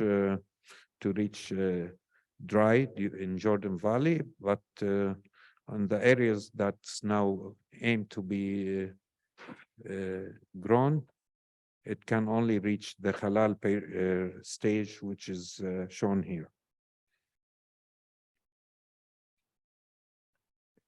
Location, climate conditions for medjool dates in Jordan. Medjool is very special dates. It was originated in Morocco and then was going to be grown in California. Then it came back to us. It doesn't need very high temperature. High temperature really, in fact, affect it in negative way. But it needs a long period of high but not very high temperature, and humidity should not reduce below 40%, around 50%, and it maintain on the tree for the very long period, which needs to be collected in September or in October in Jordan, for example, so it will ripe easily. So the conditions for the best medjool is only found in very certain special areas. Luckily, Jordan Valley is one of them, Coachina Valley in California, and people try to grow it in different areas, but still the best quality is in those two areas. Sometimes there are areas like Jordan Valley and Coachina Valley, which has a microclimate that is suitable also for medjool, and they are growing it in Namibia in special areas near the rivers, and it is really a special date.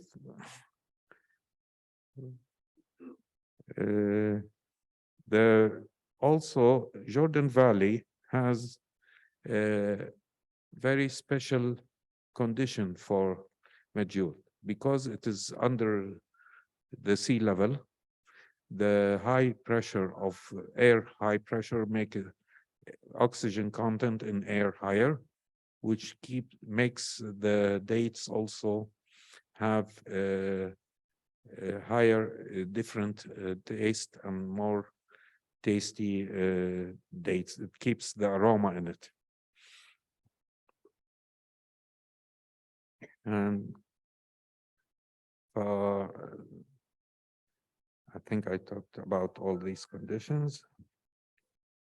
Where do we grow date palms? Do date palms usually grown in Jordan Valley? Between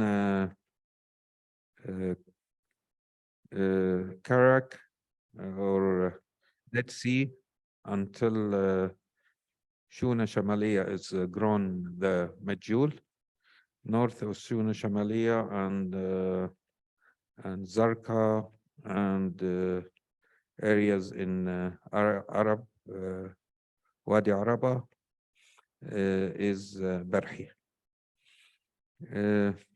Some are growing also Medjool in those areas, except Zarqa, Azraq is only, it's written here Zarqa, but it's Azraq. Okay, so mostly Azraq is Barhi only. Also in near Aqaba, in Guera, also there is Barhi area.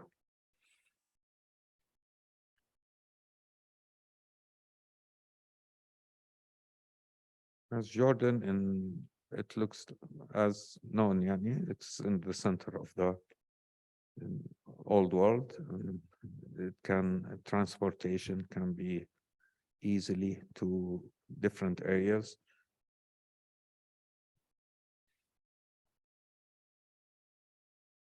Now we categorize the date growers in very as investors, mainly as investors.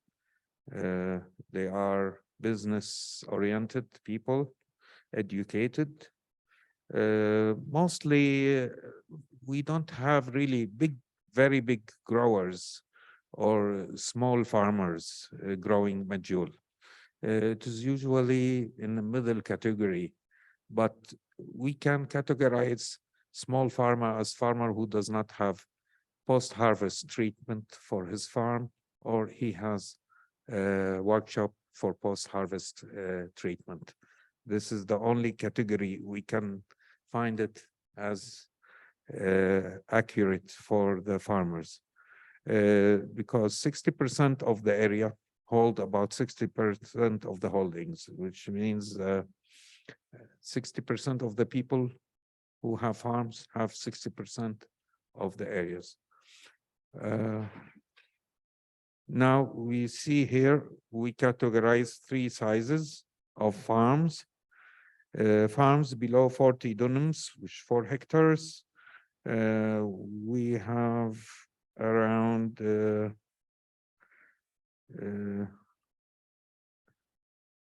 40% of the date palms, and it is owned by 47% of the farmers.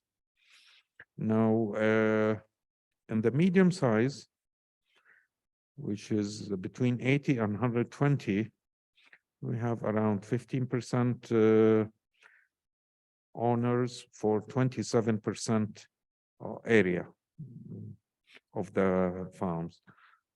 And the numbers really very low number of percentage of farmers which are around 5% will own only 28% of the areas.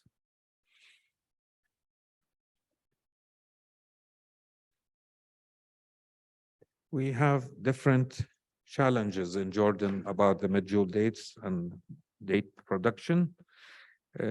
Mostly lack of research, which is number one. We have, there are some researches done on our production, our dates, but still it's a new, and experts in the education area are really still in a scarce. There are no sections specialized in date production or date growing. in the university still. It's a lecture course sometimes, or 2 courses for the agriculture engineer that he takes about dates. Pests and diseases, we have many specialized pests, pests for Jordan. One of them is the red weevil, but there's also Dubas, Humaira, and Hafaranuk, but usually the farmer, he uses 3 times spraying for the palms during the year. Shortage of labor. Around 50% of our labor are imported because of mainly because it's a new tree in our farm, in our farms. We don't have local experiences in it, and we bring people from long history of date production to work on our farms. But mostly in the post-harvest now are Jordanian labor. Instability of related policies, I don't want to talk about it's political. It's enough to mention it.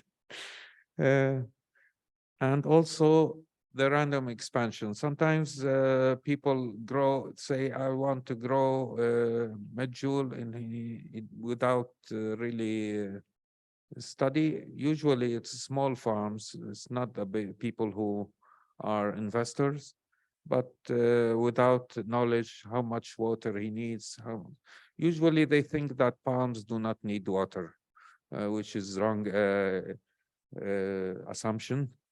And they think that putting a palm, he will get 70 kilograms of medjool, jumbo size in it. And it's so easy. And they grow it in the back of the yards, or they make it in the small farms, and he doesn't know how to treat it. And this goes back to the diseases. He will create farm that is not really well cared of, and it will cause expansion. Time? Okay. Okay.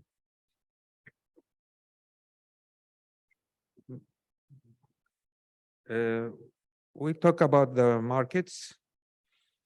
We have main markets are Europe, Far East, and Gulf states. Gulf states, although they have dates, but they want the medjool also as a variety required by some. And also, it's also Gulf states is usually as a hub for exporting dates to other areas in the world.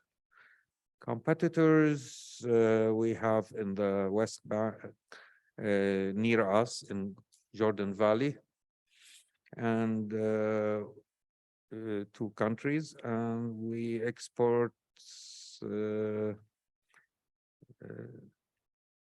all around the world. Even last year it reached the United States. In the United States, they produce medjool dates, but still the demand for medjool dates in the United States is higher than their production. Also, we made a marketing campaign in Jordan, and the people in Jordan started aware of the dates, and it helped us also the international awareness of dates as healthy product, healthy food, that the consumption of dates raised in Jordan from 1.5 kilogram to 3.3 kilogram per year, and we are expecting increase also more about this port, which make us suitable for selling more dates in Jordan. Usually around 50% of Jordan dates production is being exported. Also, with the expansion and increase in production, we always search for higher, more markets in the international world, also the local consumption to be increased. Exported varieties is only Barhi and Majul, but mainly they look for the prime type, class A, to be exported. Here is a list of how much the exports increased from 2019, which was around 8,000 in dollars, and now 8 million. This is in $1,000 value to 29 million in year 2020. Jordan is the number 11 in the exports of dates in the world, and to its production, which is you see here. Okay, I think here is the amount of being exported, and here the value is higher value Majul, which makes us number 9. Mainly is Majul is being exported as 80%, and Barhi is 20%. It's also the same, almost the same production values. Networking.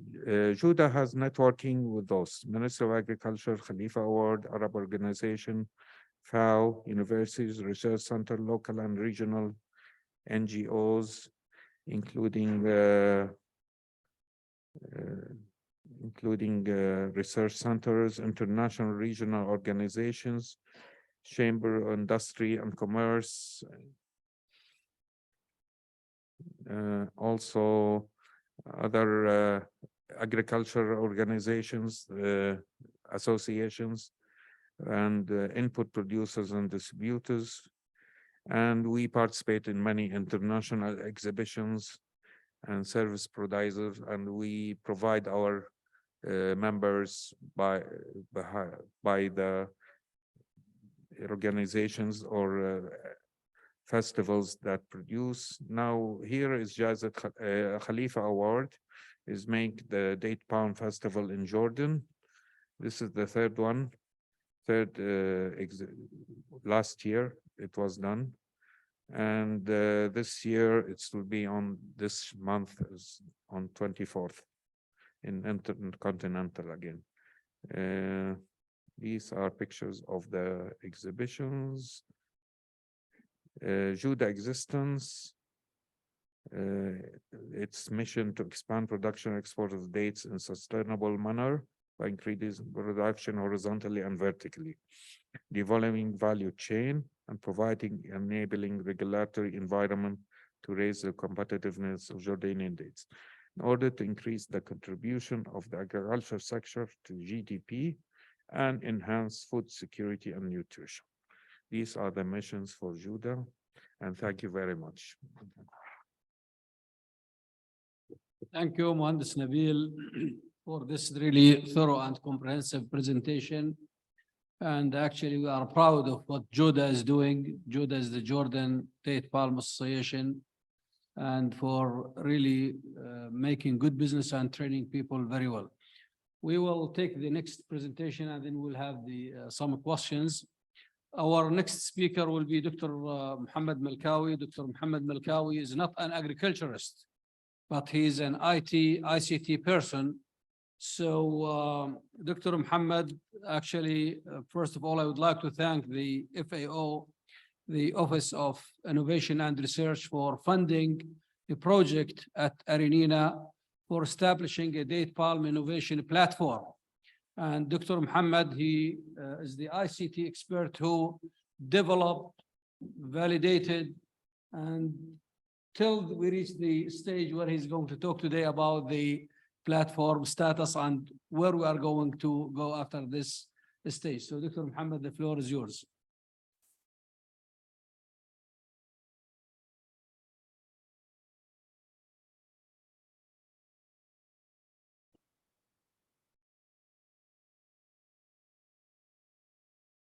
من عندك؟ إذا نتحكم فيه. احنا اوكي. انت جيت بعد ما شكرناك يا دكتور عاطف. الله يسعدك. من هون بقدر اتحكم انا؟ هذا النكست وهذا هي النكست. هذا النكست وهذا. اوكي. بسم الله الرحمن الرحيم. السلام عليكم ورحمة الله. Good afternoon, everybody.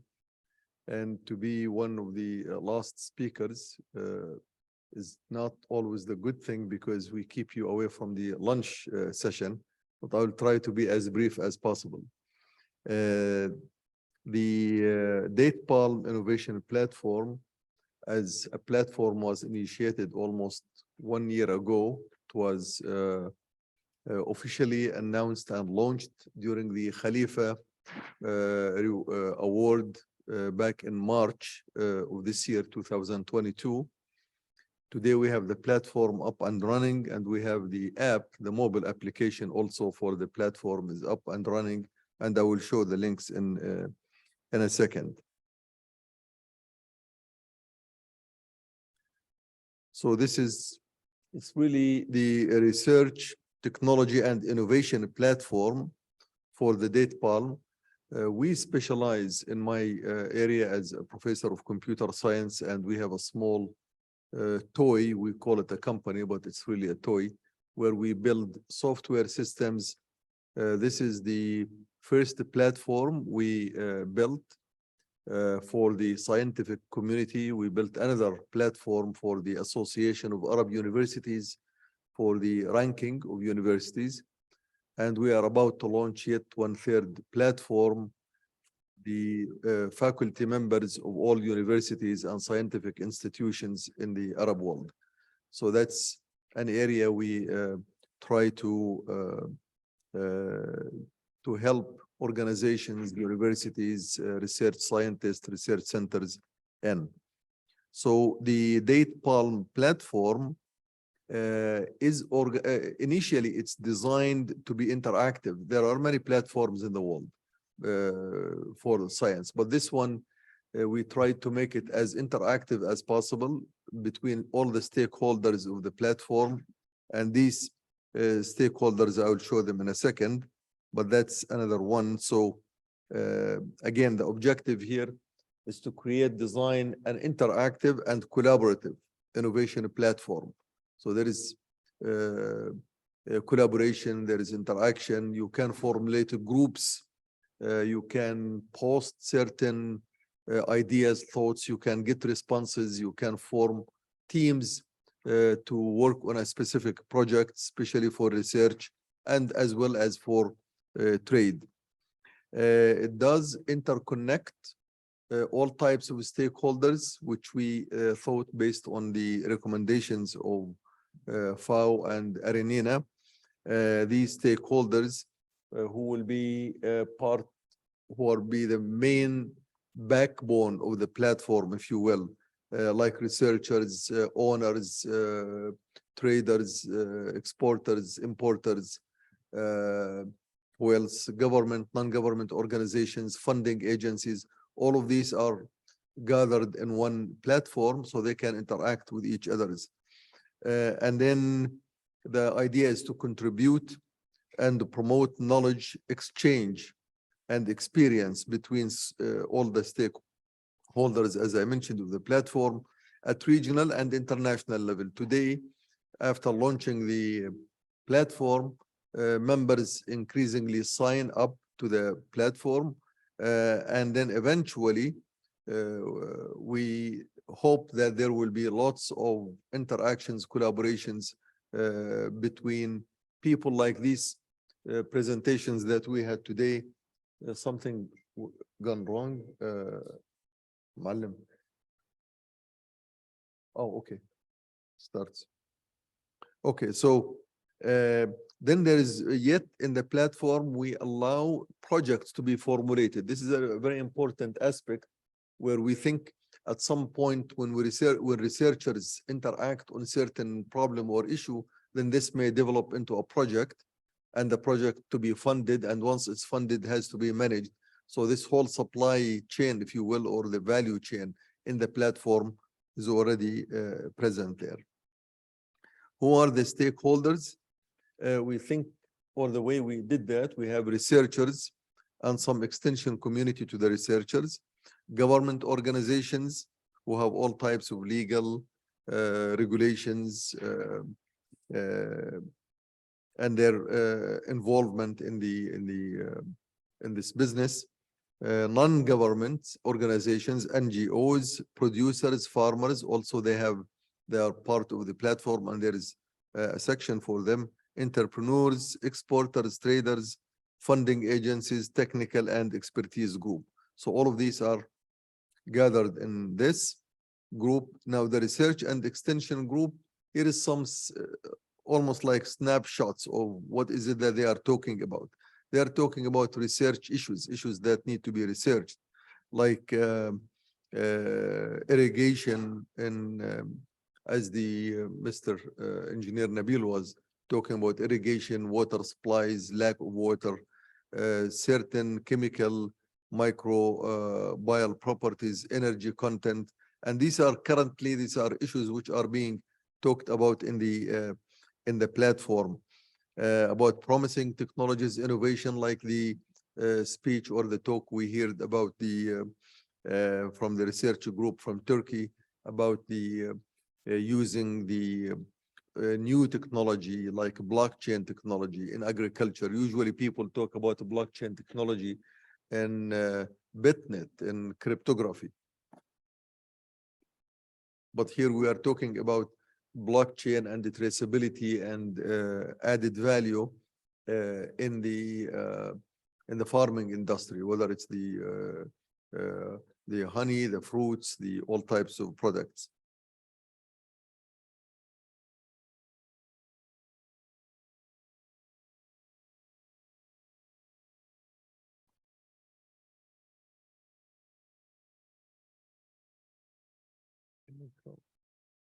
Okay, the government organizations that we have, like ministers, agencies of agriculture, national agriculture research centers, legislation, regulations, bodies, something that has to do with gender and policy issues that have to do with the farming. All of these stakeholders are present. The non-government organizations like farmers associations, cooperatives, UN agencies.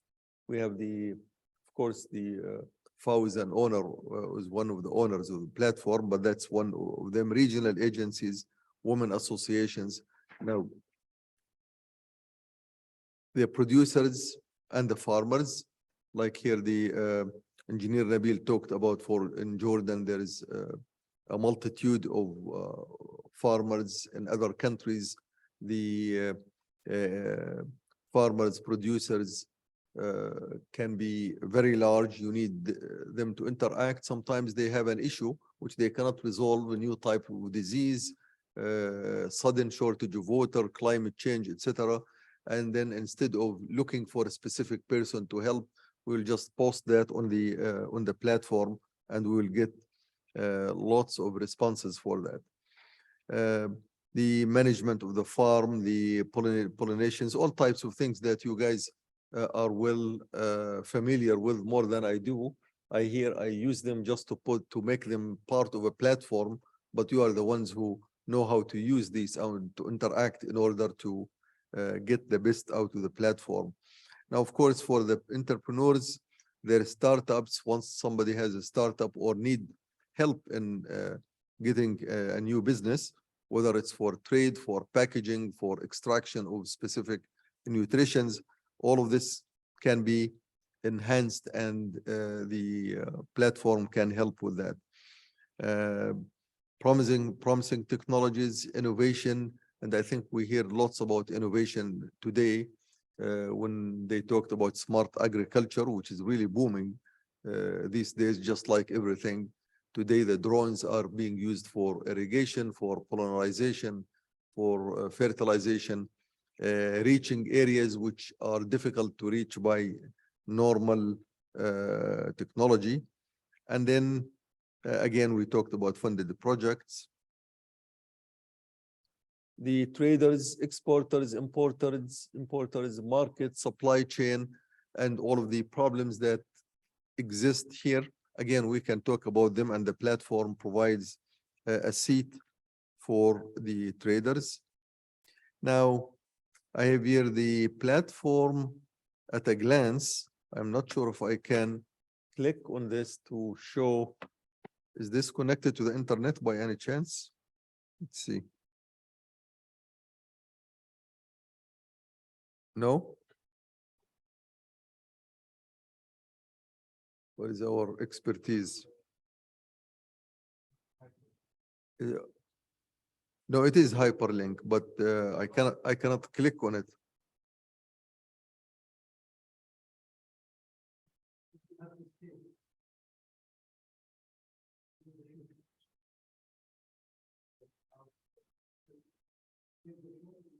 Skip?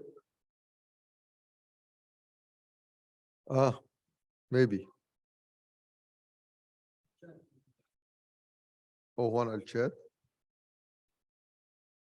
But how do I get to the chat? This is the laptop. Okay.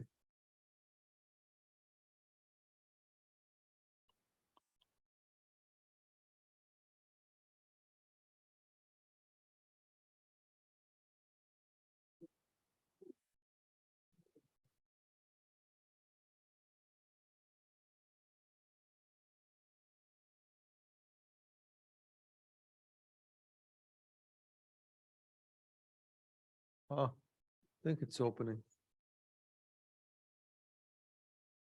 Okay, good.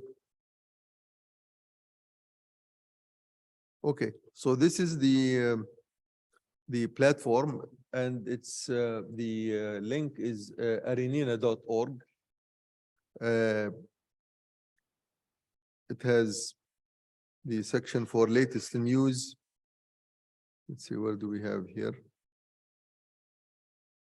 Oh, I need to log in, correct?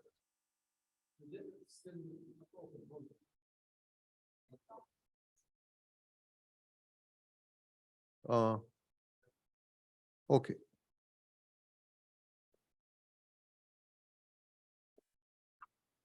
All right, I think you're right. It's really the net speed. So this is the main items which I talked about. We have discussion forums, and the discussion forum, these are, I would say, the most active and useful part of the platform, where we can create forums for discussions for here.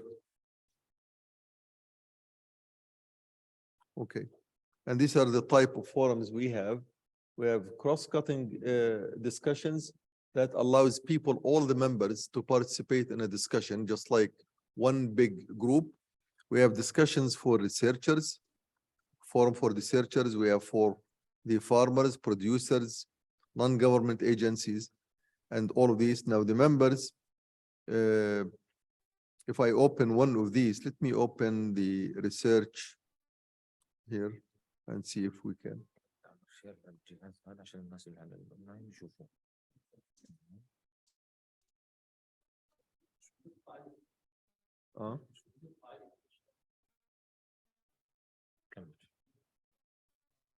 Okay. Okay.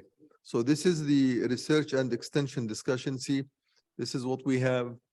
The people, what they are talking about. The first one, plant pathology and entomology. We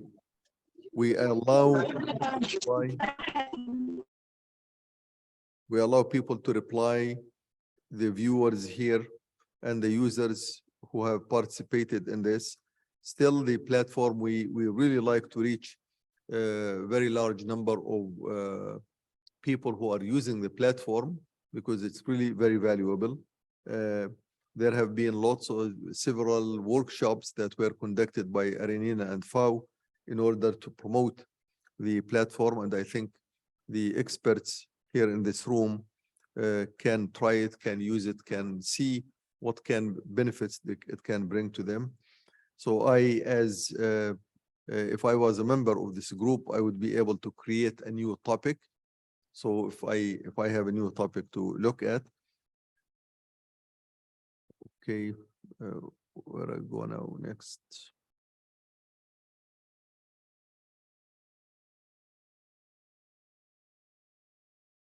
I want to show other forums. And there are some statistics. Go back home.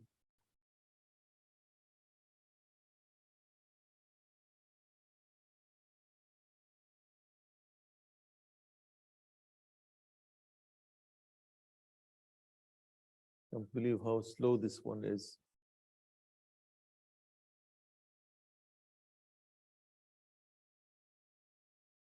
Okay. So going back here.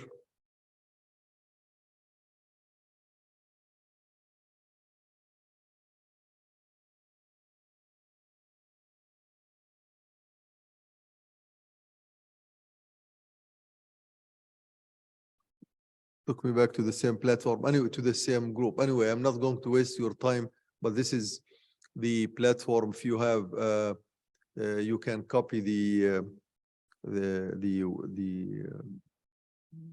URL, the link. Now, how do I get out of this? Escape. I can escape this to get out of this view. So, كيف بطلع من هذا؟ بدي ارجع للبرزنتيشن. انا بعمل له شير.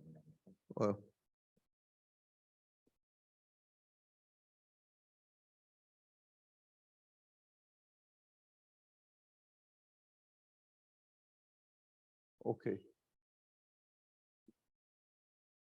Huh? I'll you now. Okay, so this is the one which I was talking about. I think.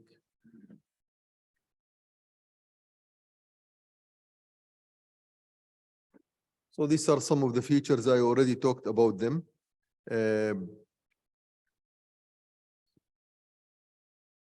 Okay, some resources that the platform provides, some publications, webinars, announcements. Like this webinar has been announced on the platform, and the news about it, all the photos, etc., will be part of this part of the platform. Also, this is the application, and I think if the slides are shared by the community here, you will see the link, which is you can download it. It's a Google yet. It's the Android. The iPhone, whoever has an iPhone has to wait for a short period of time before we upload the iPhone application, but the Android application is up and running. These are just snapshots from the applications. Now, the output in a nutshell, what do we expect out of this? We really expect interaction between all the stakeholders in order to promote all of the things that you have talked about since the morning, whether it's the production, the research, whatever challenges. That's the main output of the platform. And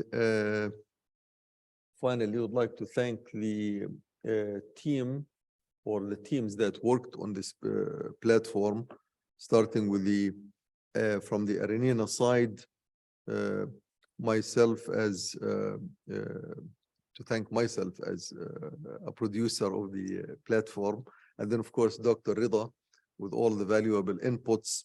We have engineer Wafa Msallam. She is also part of the team at the Jordan University of Science and Technology. Engineer Isra sitting right here. She keeps updating now the platform. What's good about it is that it doesn't need the expertise, the technical expertise to modify it, update it. it's done in an interactive manner where a non-IT expert can actually do lots of things with it. Of course, we also have engineer Lena Al-Hassan, engineer Mazen, who is the app developer on the FAO. Of course, all the thanks go all the time to Dr. Atif Swelem and Dr. Silveraggio Ramazmi, who have contributed a lot to the platform in terms of funding, in terms of support, in terms of ideas and thoughts actually also. And thank you very much. Thank you, Dr. Muhammad. And actually, I would like again to thank Dr. Atif Swelem, because we were preparing our concept note for this project, but we were looking around and finally he got it, and we really made it from just a concept note to a factual project. And now we are getting to the application on the phone, and we are trying to really now work on the sustainability of the platform for more benefit of the people and to have more users for the platform. So on your emails, you will get the link for the platform. And once we get the app developed, also you will get the app and we will circulate it to all the people. Actually, now we have a database on, I know it's on the Google, but I would just to get to the people. Yes, yes. So also we have now really a database for the date palm growers, for the marketing people, for the people in the industry, and we are expanding this database to really contact everybody where people really could utilize the platform and get the benefit of the platform. Okay, we will take some questions before we go to the other part of our program, before we go to lunch. So for those, Dr. Mohammed Ajloni, please. Shukran, Doctor. Thank you very much. It is not a question, it is a comment. I think I'd like to tell you that this, first of all, to say that this initiative was starting in Kuwait. So I'd like to thank Dr. Fadila and Kasser for really hosting the meeting for Date Palm Network. And I am really very glad to see that this platform now, with the participation of all the partners who was participating in Kuwait in the list. So this is really a source of pleasure to see this form. The second thing that I like to say that we are now in AARINENA, I think we can say that we are really institution where everything is institutionalized, where each group coming is complete the work of the others.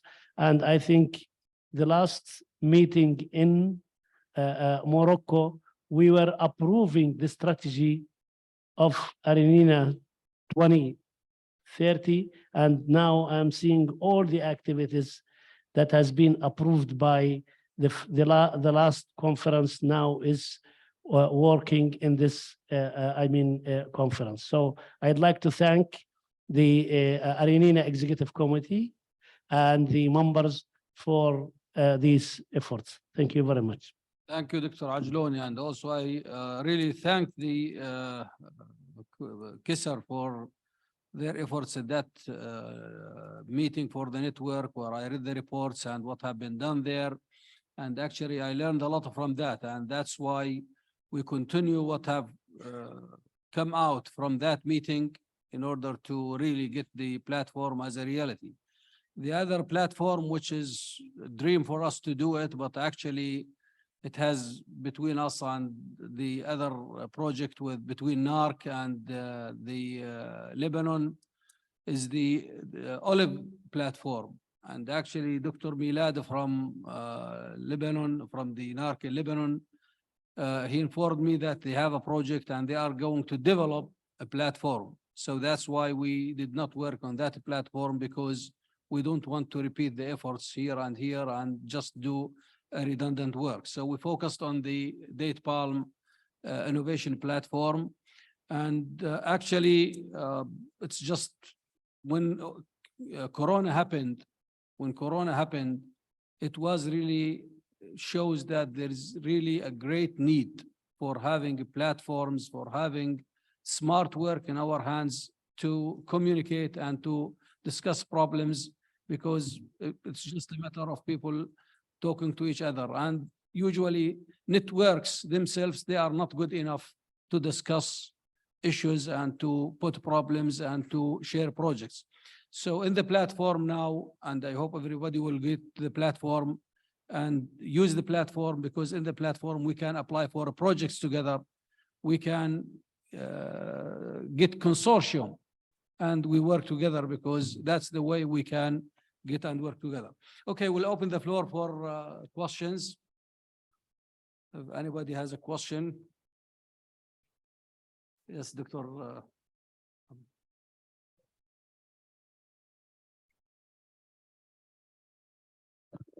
Thank you very much. I don't have a question, like, I have a comment. I think the two presentations are excellent, actually, are very comprehensive. And I think this is the state of research, actually, and development in the world. These innovation platforms are development of the value chain. And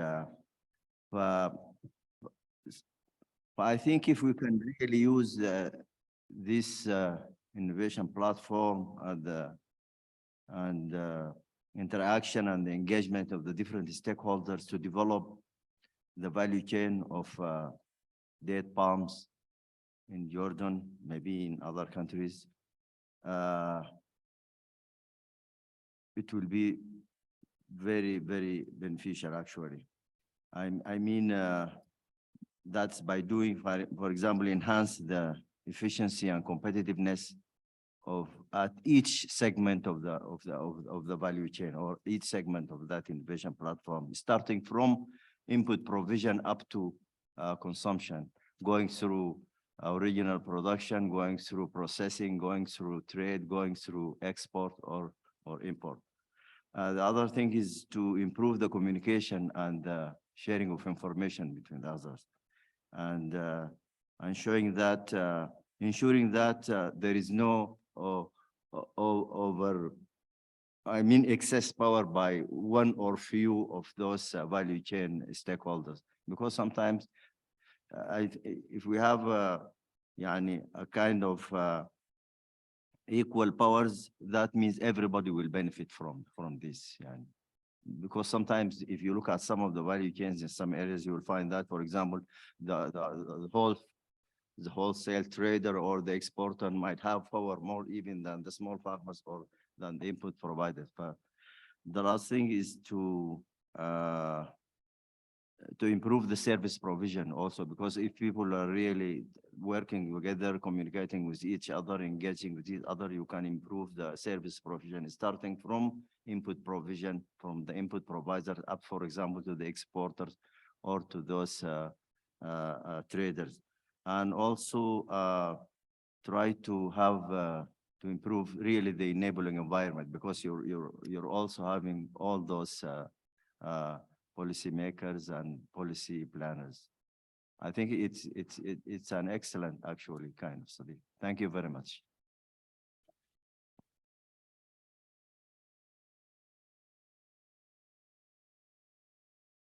Thank you very much for the floor and for giving me the opportunity to ask a question. But first of all, thanks for the very interesting presentations. The one question is to the first presenter.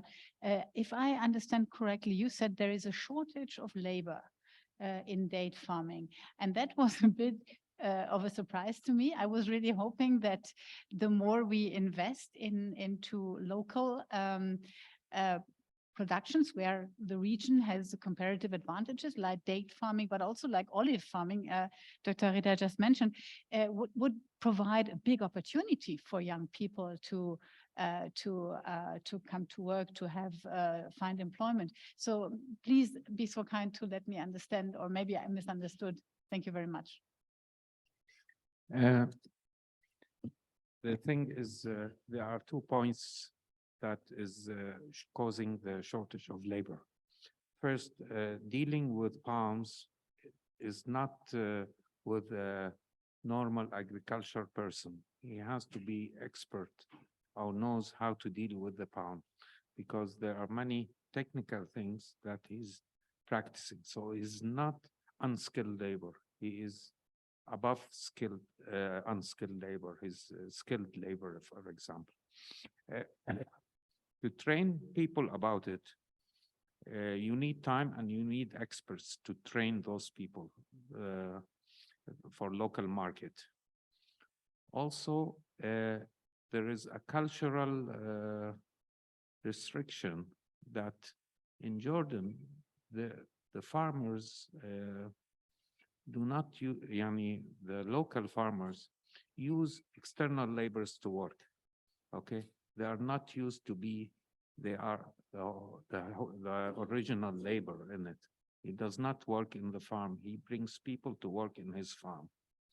So unskilled labor, he tells them what to do. But here we're going to a higher level, which is skilled labor. And the people who come from local,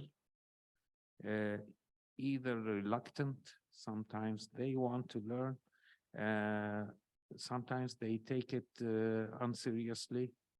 So out of 10, I will get 1 or 2 from them to continue with me. That's the biggest challenge you have with the local labor. They need to be trained in institutions. They need to learn how that this will bring them very good income.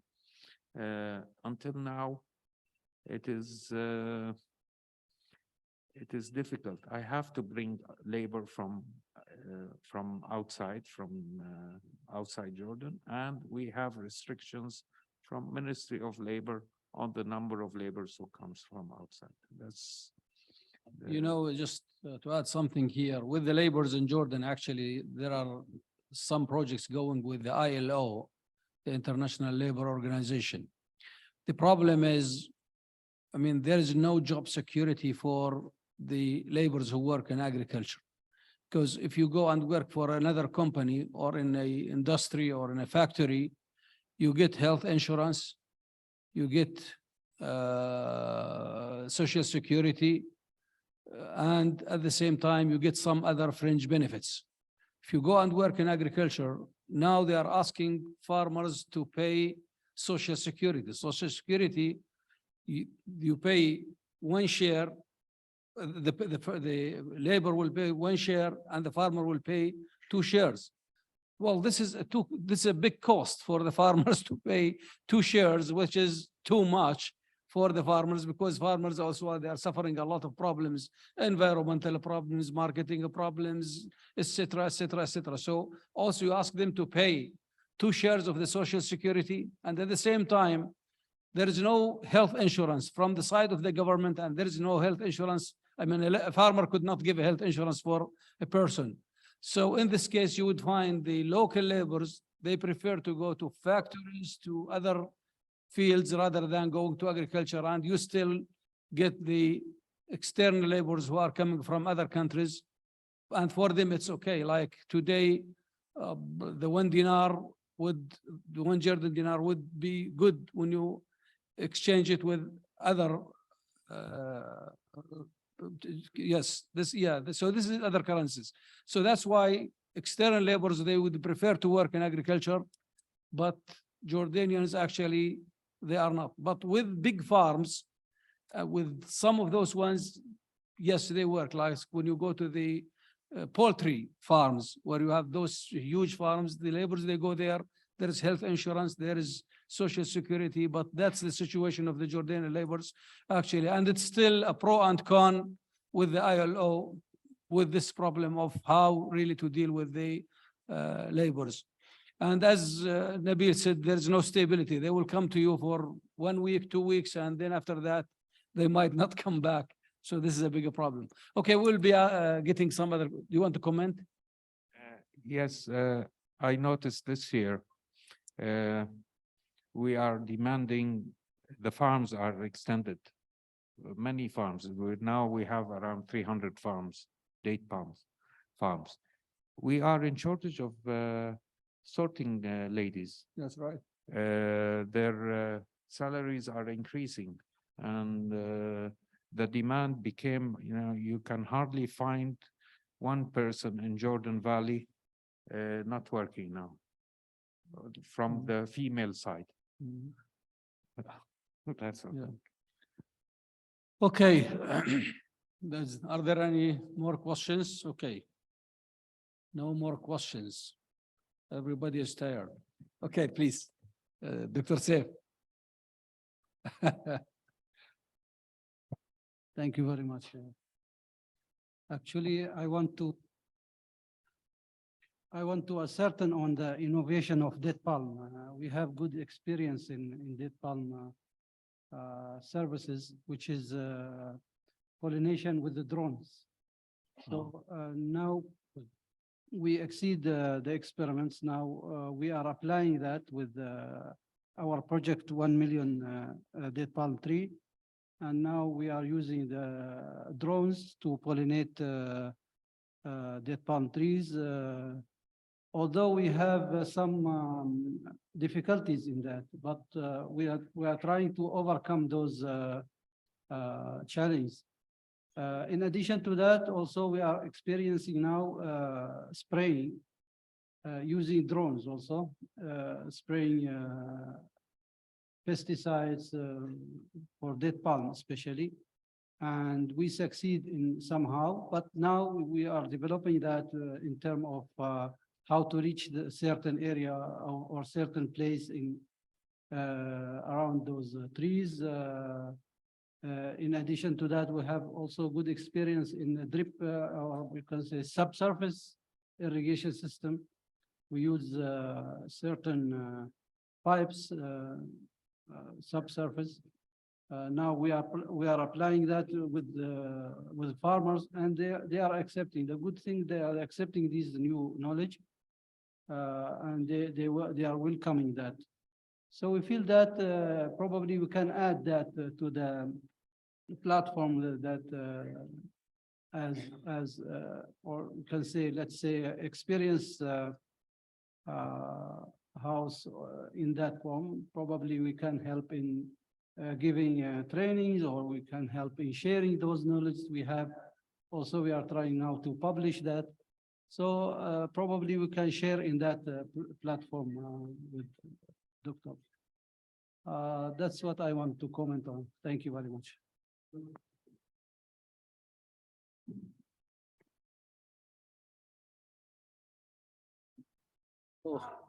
Okay, well, I think it has been a long day for everybody. So finally, I think today we have covered very vital topics since the morning. At the beginning, we started with research, innovation, extension, and how can we deal with this. And really, this is a crucial subject, because if our research is not going to end up with something in the hands of the farmers, I think we are doing nothing. And if it's not in the hands of extension to really reach the farmers, reach the people, and then build and make the change, so that's what we need.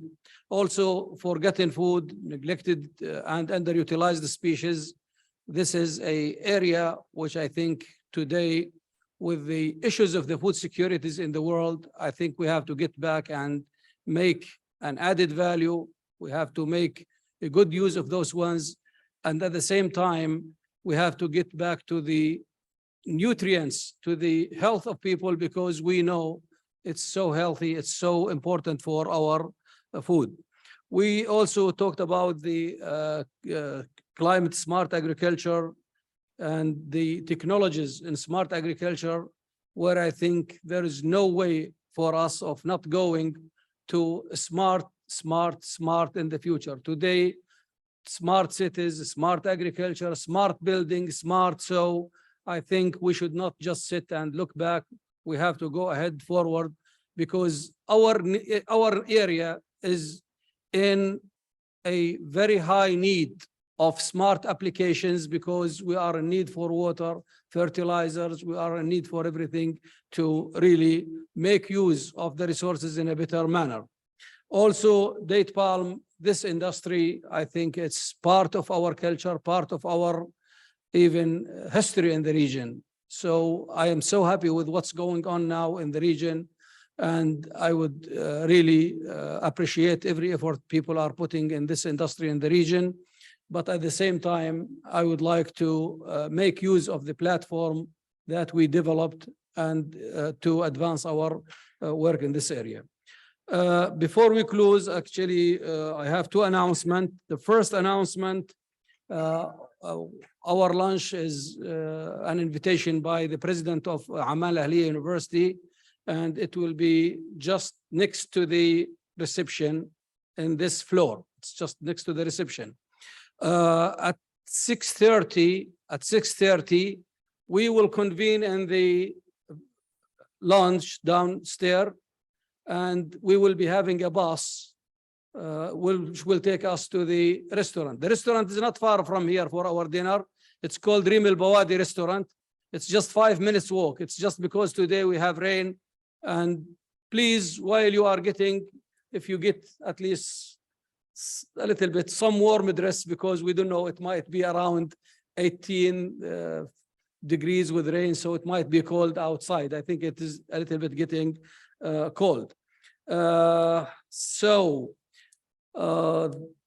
That's I think what I have to say. So by the end, they say give or forgive. I think I have nothing more to give for today, but please forgive us if we have sometimes we are not maybe missing something, or we are getting something not the way you would like it. I would like from here also to thank our colleagues who joined us online from the morning, and I hope they are so close to us here to join us at the lunch, but also thank you so much. We will see you. Thank you so much. I will give the word to Dr. Adil, please, if you'd like to say something in the end of this meeting. Thank you so much.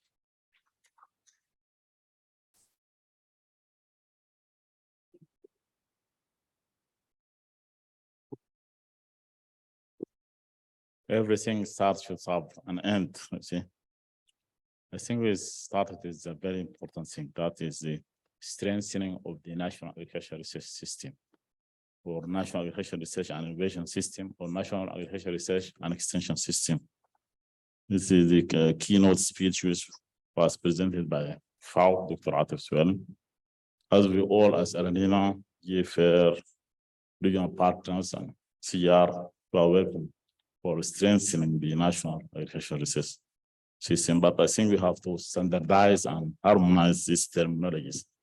But because now CGR, GFR, you see, more or less using the term National Agricultural Research and Innovation System. And I see still FAO is using NARIS, this E. You see, but I think even for NARIS, I think the idea of a platform is embedded on that. You see the different stakeholder, but at the beginning, it gives the feeling that is this the whole triangle we are talking about, the researchers, the farmers, and extension. But I think it is beyond that. You see, we are talking now about the enable environment, as Dr. Atif said, and policies. You see, I think we have to somehow to harmonize these terminologies, because yeah, we have to be on the same page. See. Very interesting. I see topics. Forgotten foods, smart agriculture and climate change innovation platform. So all are, we have listened carefully to comprehensive and interesting presentations on all these 3 sessions. They are really a treasure. And I hope that AARINENA will be able to formulate tangible recommendations out of these 3 sessions that can lead our work for the coming 1 or 2 years, at AARINENA.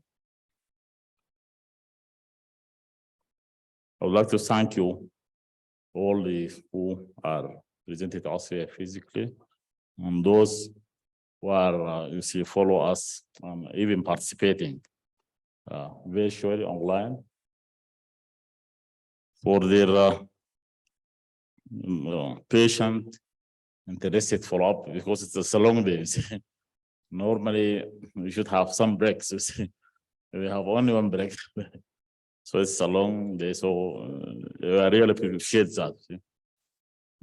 This is because I think this technical meeting is very, special. It is very interesting for all of us. So again, I would like to thank you all for your time, for your follow-up interestingly, and for your active participation. And we are looking forward all for seeing these outcomes of this technical meeting become true at AARINENA. Thank you all. Thank you again.